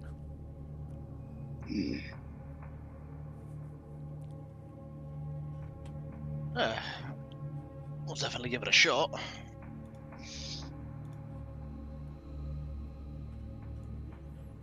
So I'm guessing he'll have men on the outer wall behind him. no doubt. Probably has it reinforced. And depending on these other two forces coming, seems like they may arrive sometime after we begin our attack. So if we strike quickly, we might be able to reach Thragon before he completes his ritual and before his reinforcements arrive. Because once they do arrive, if Thragon is defeated, they won't have any strength or command in order to keep them going. They'll get scattered and our forces will be able to eliminate them quicker. But if Thragon still exists and he's able to knock off that attack, well, you said that it's any sort of living thing that's going to be killed by it. That means that all of his forces likely will remain unhindered by whatever he's doing. Most likely, if it sounds like if he does manage to pull this off, it's basically gonna, for lack of a better term, salt the earth around the citadel and everywhere else around as well. Basically, he'll have an undead fortress. Indeed. And that would spell Being doom so for close. all of Dundras. Especially being so close to the port city.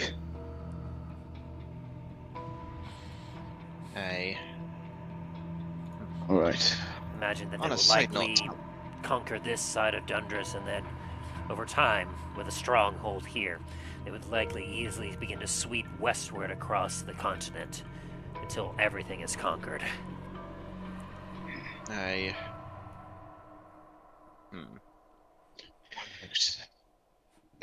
Italos, Hmm? do you still have your spyglass? I take it out and hold it out to him. Mind if I borrow it for a minute? I'm gonna have a look at that force that's coming in. I want to see if they're friend or foe. He just nods and then goes back to looking at the map. Right now, Talos is trying to he's like kind of tracing his finger on different parts, trying to see if there's any way to get the main group anywhere like around behind or like without or through to get directly at him. I'm afraid with the amount of time he's had and the forces that he has with him, Talos, it's going to be impossible to have a direct path through. We're going to have to carve one out. And so, the way I figure, my forces here will start right at the northern wall. We'll then drive a hole straight through their forces. Our men will take the brunt of the attacks while we cover your assault.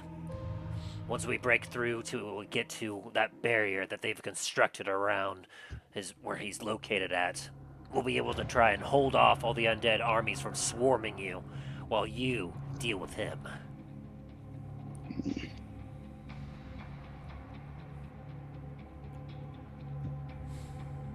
I'd also say if we had any catapults or trebuchets or any ballistas available, that would be very useful against these things.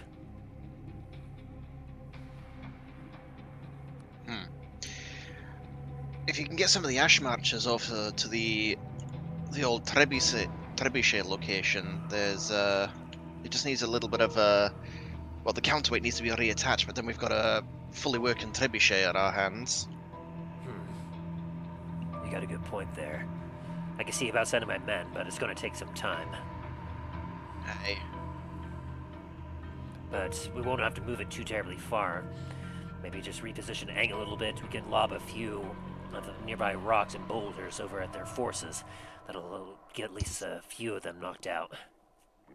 And if we have any barrels of pitch or anything, we can probably lob that as well, if there's any left. We'll have to take a look inside the citadel. We've used a lot of resources in here, but anything we can spare for this, we will do our best. Very well. Let's get moving. Hey, Varis. Yes.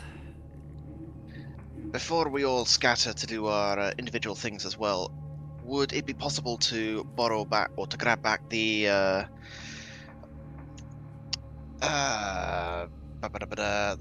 horn as well, or the decanter of endless water? Oh, yes, most certainly. Well, the way I see it, we'll either not need it ever again after tonight, or, well, we'll all be dead, so... As he kind of will go over and he'll go to retrieve it for you. As I imagine, Dain, you're gonna head up and look through your spyglass. Yeah, gonna head up to the whatever's the tallest tower on the citadel here and have a look at the incoming forces from the train stations. Sounds Or good. the railway, anyway. All right, and so at this point, I'm going to presume that you all going to kind of take a short rest, which requires you just kind of resting, but like doing some light activity, if anything. Yeah. Talos is gonna pretty much he's gonna go to the chapel area, and like while he's kind of resting, he's also gonna be praying at the Bahamut's altar. Sounds good.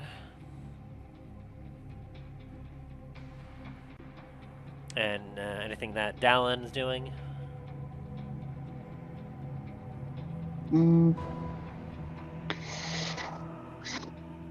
Dallen is he's just gonna relax. He's been through a rough fight.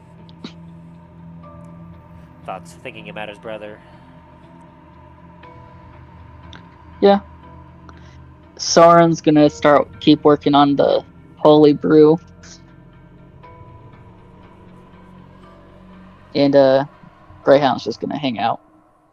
He's barely been touched, so he's there.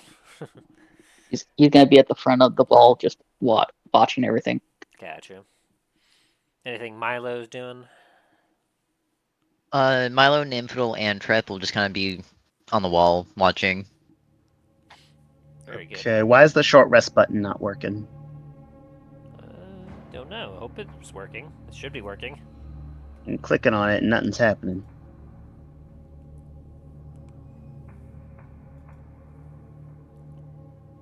Maybe you just don't have a lot of abilities or anything that requires you to, like, that are regained on a short rest. But you should be able to manually roll whatever hit die you wish to regain your hit points, which you all should have a pool of hit dice you can use based off of whatever classes that you have, including, of course, like, if you're multi-classed. And you can either, you can use as many as you want, but know that, like, you won't regain them back until you take a long rest. Okay. And Dain, as you kind of head up to the top of the, like, the tallest part of the citadel is still intact. I presume that you're going to use the spyglass. Yeah. Be a perception check with advantage.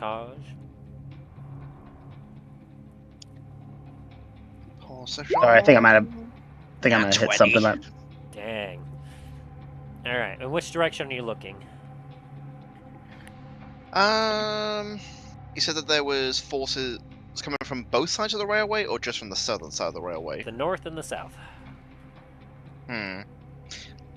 Let's look at the north first, Alright. because they're closest to Dragon. Alright. As you take a look to the north, you can just start to see the outline of some shapes moving, kind of almost in unison. From what you can tell from your position, especially with that nat 20, you're not able to get too much information about them. They look a little bit... It's interesting. You can at least get a count on how many there are there. By your estimate, you can see probably about roughly somewhere between 150 or 200 moving figures within this crowd that's moving. Jeez. They're not in any way moving as if they were an army. They're just kind of like moving as a unit, but like they're not in any formation.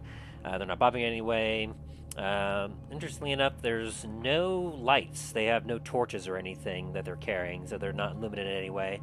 But you're also not able to see any banners or anything else.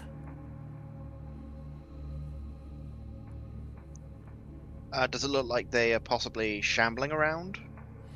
Or are they like walking normally? They seem to be moving normally. Like, it's hard to tell from this distance, but you don't really see much shambling. They're moving at a decent speed, but still slower than most, like, you would think about. You don't really see any horses or anything else, no, like, beasts of burden. And the figures that you do see, they look bulky. Like, they look... Like, I don't know, each individual looks, like, wider than what you would expect them to be. Hmm.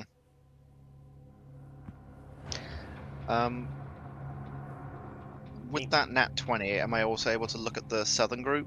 Now, that'll be another roll, as you have to move to that one. I will also say with that nat 20, what I will give you is that as you look at this group that's coming from the north, there's an air of familiarity about them that you can't quite put your finger on. Well, that could either be really good or really bad.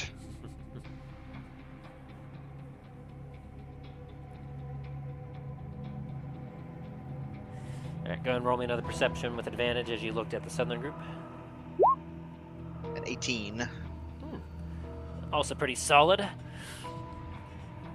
This one here, as you're taking a look, you can see that from the trajectory, it looks as if, unless they swept around from the southern part of La Montagne, the mountain, it almost looks as if they're coming from Port La Montagne itself.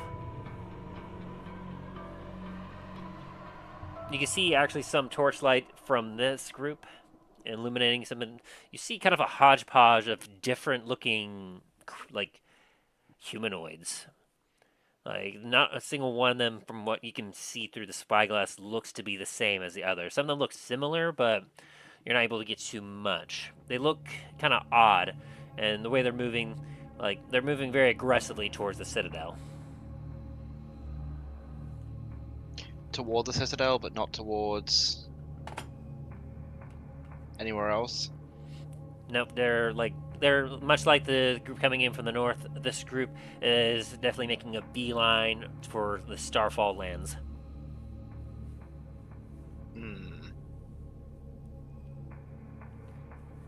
And as for this group with an 18, I would say you'd be able to get an estimate of roughly about 100 to 150. Maybe coming in from that direction. So both groups are roughly about the same size. Give or take, yeah. Or like similar. Yeah. Enough of reinforcements that are fresh from fighting that, like, they will either be a great boon for aid, or they'll bring about ruin.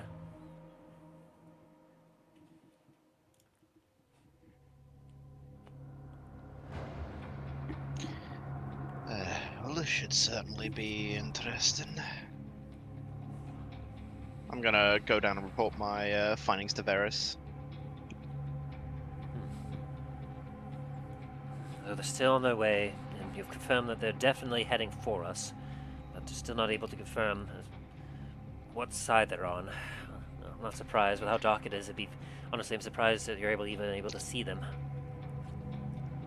Hey, one group to the north definitely had no lights whatsoever, so they're either trying to be very stealthy, or they're don't need light.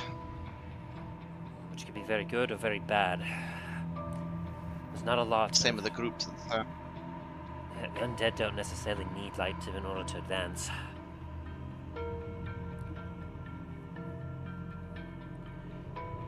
They're both sizable enough. And I didn't request for any other reinforcements, so I can only assume they must be enemies.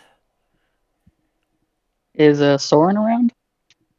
Well, you said he was kind of working on his brew, right? Yeah, but he would also be in the clinic at the very least while he's doing it. Those ears hear all. Give me a perception check, Soren. Okay. See how focused you are. Yeah. Yeah.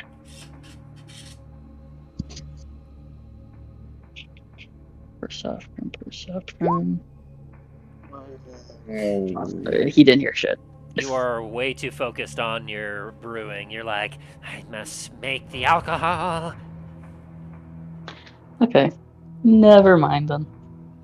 And Talus he's in the chapel right now. He's like currently he's resting, but at the same time he's making his prayers to Bahamut. All right. Or to give each of them every defender of Starfall the courage and strength to strike true.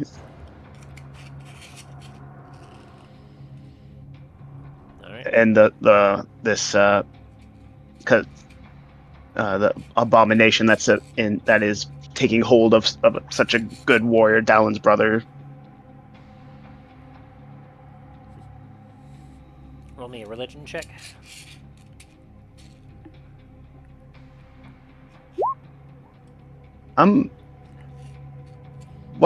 What? That is unfortunate. One sec. I'm checking something. And see how many of these. Now, I know you don't have a lot of luckies left, if any, because you. Yeah, I have exactly one left, and I don't want to use it just in case. Might be smart. Yeah, as you do your praying, and you're appeasing to Bahamut, like, if you feel everything feels clouded, especially with the weird like magic in the air, you feel that it's difficult to like reach the gods right now. Yeah. You feel that even with that be heard, but it's you feel very distracted. Yeah, he's even with everything going on, like with all that, he's still going to continue. He's not just going to stop. He's going to continue, but he's obviously going to be trying to use as little energy as possible to kind of regain his strength. But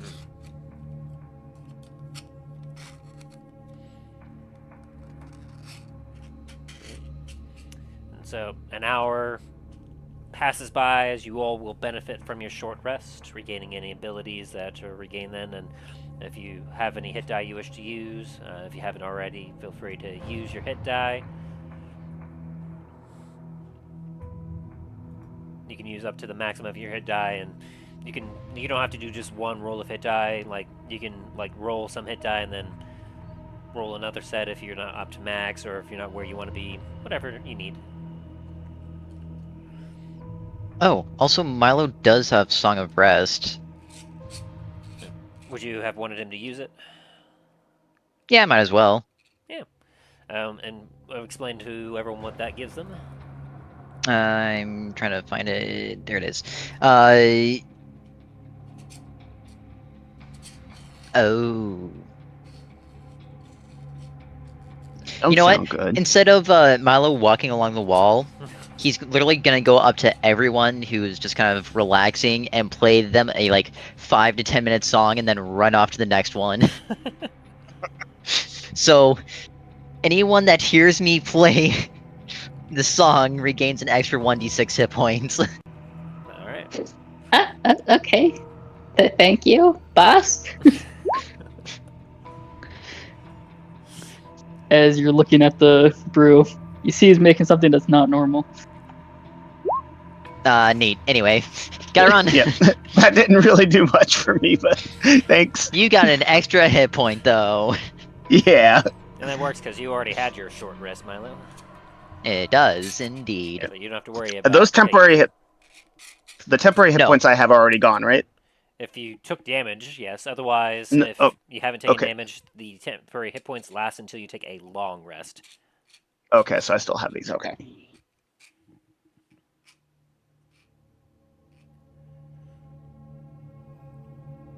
Let's see, who was it again? That was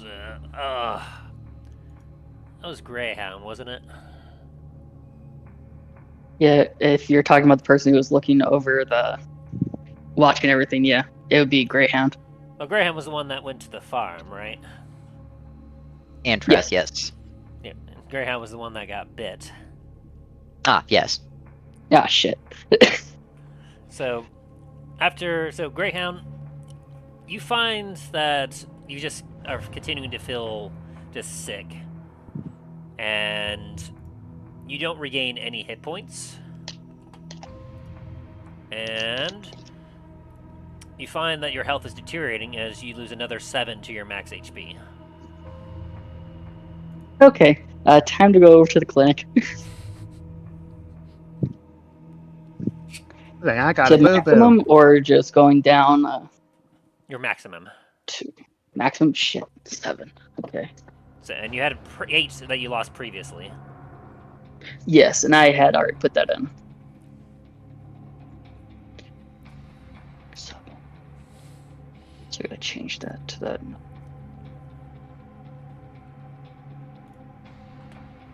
All right. Greyhound's gonna go over to Soren, and Soren's gonna check him out. Do a medicine check. 24. As Sora takes a look at Greyhound, he's going to be a little confused at first because Sora, you're going to see mushrooms coming out of some of the wounds and some of the like the ears of Greyhound. Greyhound's gonna take one of those mushrooms off of him, and he's gonna take a bite out as he's waiting.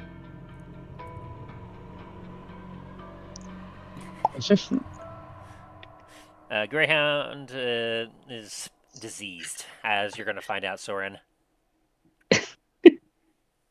And you know that it requires magic in order to restore him.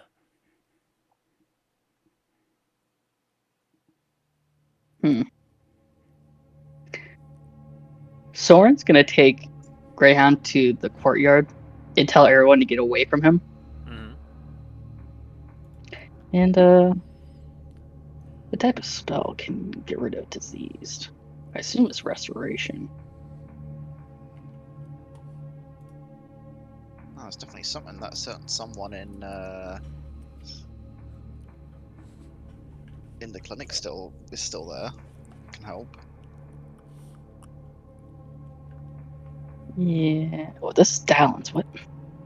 I don't think Dallen will have. Problems having anything. multiple. Problems having multiple characters. Yeah, you do have a lot of characters.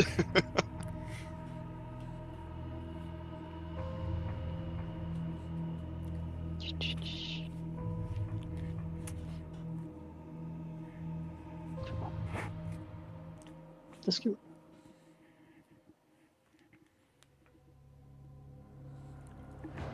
Yes, I can. Okay. I'm casting Lesser Restoration on him. There you go. Normally a D100.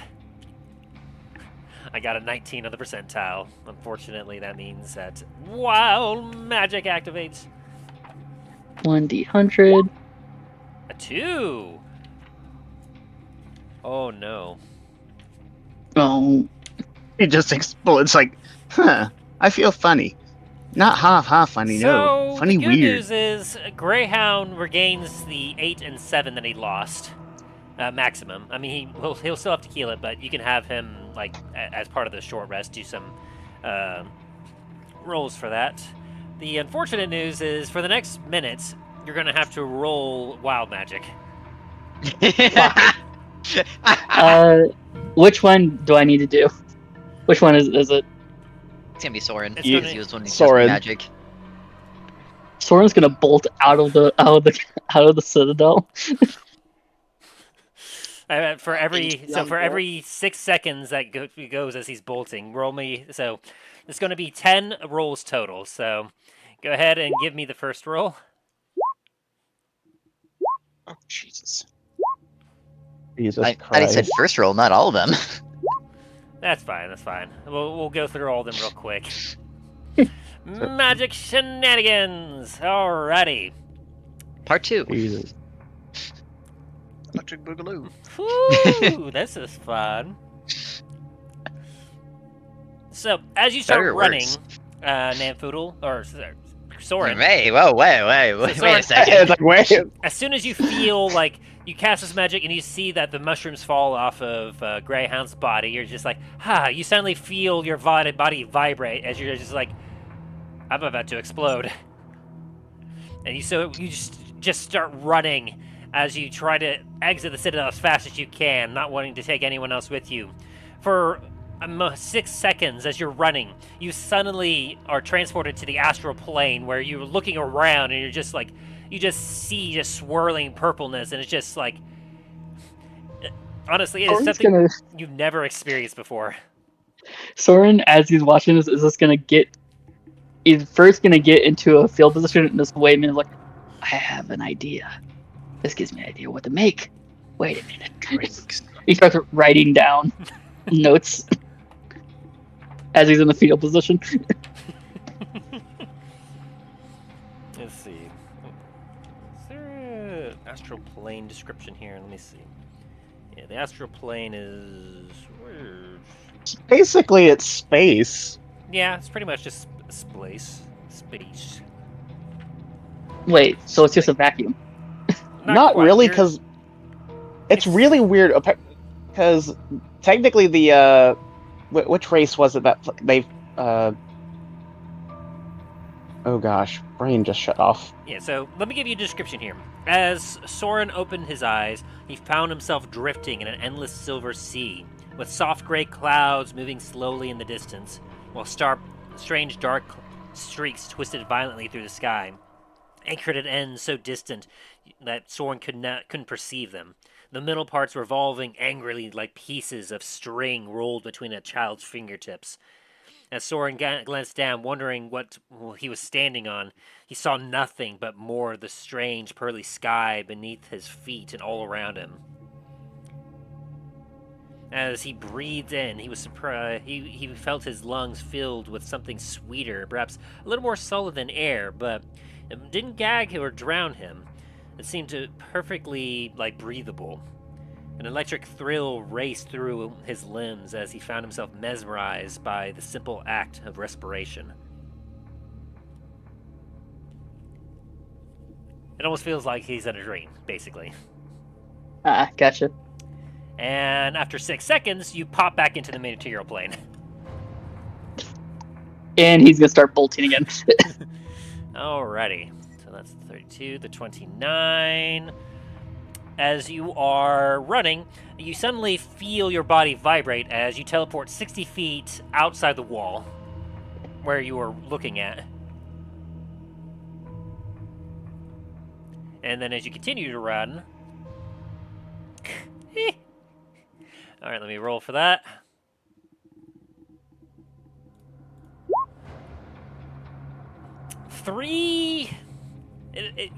As you're running, you suddenly see a poof of smoke around you as 3 jellyfish-like things pop up around you. This is Soren, not Greyhound, right? Hand run around. Yeah, this is Soren. Neat. Give me a history Not gonna check. say hi. Just gonna run. Yeah, Give me a history check for him.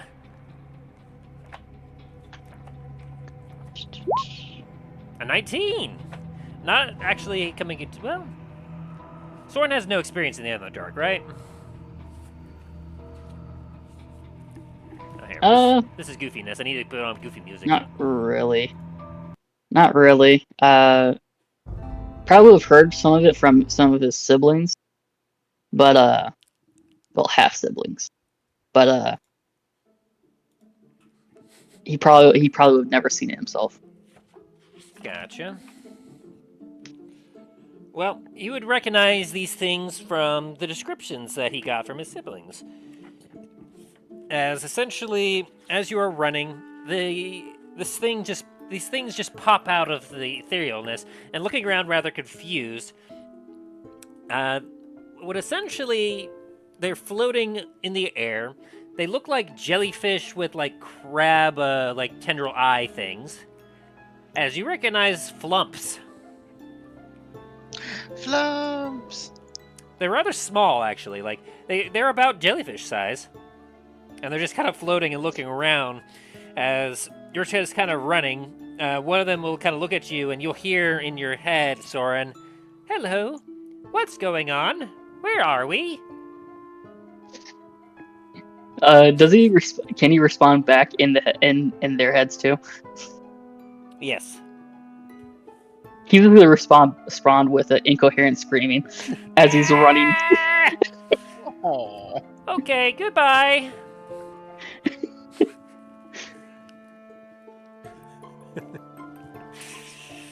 As the three flumps will just kind of float around just outside the citadel walls, just kind of just like wonder of what's happening around them. Greyhound would like to take them as pets. Of course he would. They disappear after a minute.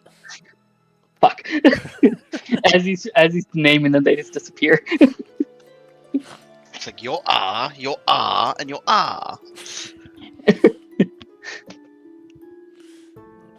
97. As you were running, you were suddenly surrounded by the Benny Hill music. He's just gonna be screaming the whole entire time he's running. Like, what the fuck is happening? And for the next minute, if there are any individual creatures around you, you can see them. Do I see any creatures? Give me a perception check. All right. the flumps have come back. You didn't answer our question, so now we're gonna fuck you up. I was really hoping that was a nat 20. That way Soren just sees all the dead people that he's murdered just floating around him. You don't see anything invisible around you. Nice. That's good to know. The flumps have become grumps. But I will say, as you're running, you run right smack into 3 zombies that are just kind of meandering. And as you see them and you scream, lightning falls from the sky. And they take 30 points of lightning damage as they turn to ash. Right.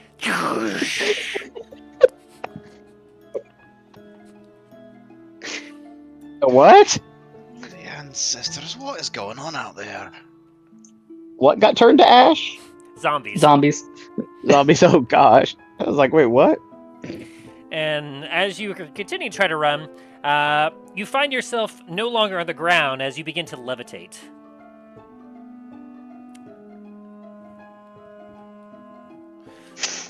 Even louder screams.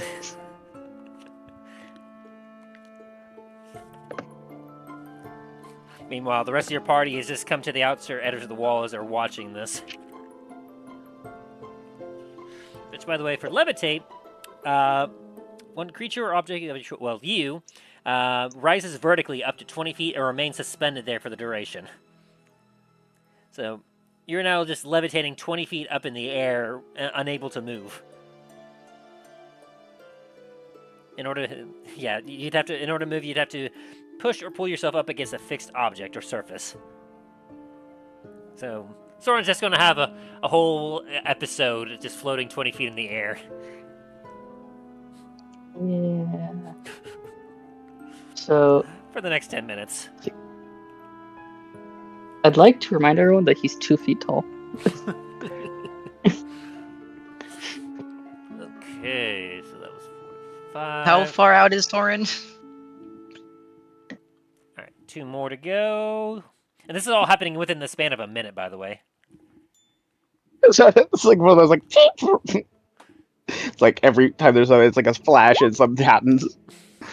Suddenly, as you're floating up in the air, Soren, 5 more flumps appear around you. Hello. Hello! Oh, you're back! Hey, your guys are back. You guys wouldn't be able to help me get down, would you? Why, certainly! As they all will kind of grab you with their little tendrils and float you back down to the ground. Thank you. Don't know how I feel about being grabbed by tendrils, but okay.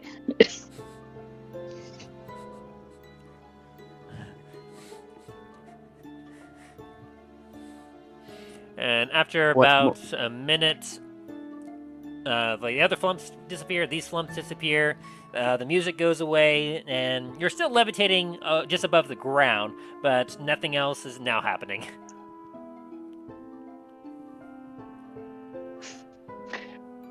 Soren is just in a fetal position, hyperventilating. How far out is Soren? I will say also for like the last minute that you're just from what the activating, you feel like you're a balloon and you feel like you are vulnerable to piercing damage. So how far is Soren? Let's see. With like he has the ability, like he has rogue bonus action dash, right? Yes.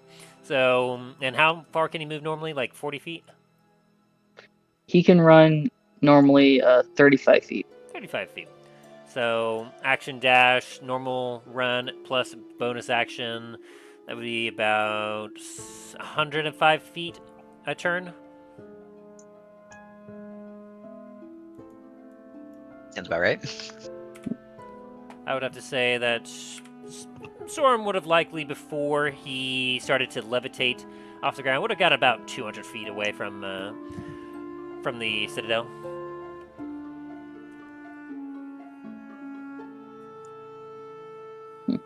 Okay. And so what were you trying to do, Aaron? Nothing, you're too far out. Okay, got it. And so nothing more happens. You're alone, just kind of floating above the ground, unable to push off against anything, just kind of just stuck levitating there for 8 minutes until finally you feel yourself touch the ground. He's gonna scurry back to the wall, start hammering his hand on the gate.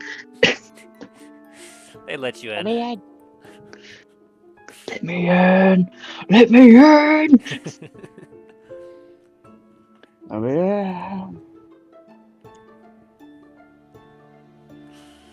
So, Soren just kind of breathes a sigh of relief in the safety of the citadel. He kind of takes in like the experience that the last 10 minutes has been. Well, technically, for the 8 minutes he was levitating, he had like all that time to like reflect on like that minute of hectic craziness that occurred. He's got herbs in his medicine supplies, right? Probably, yeah. What type of roll would I need to do to make certain products? Let me double check what that is. Let's see. I believe that's a specific tool thing.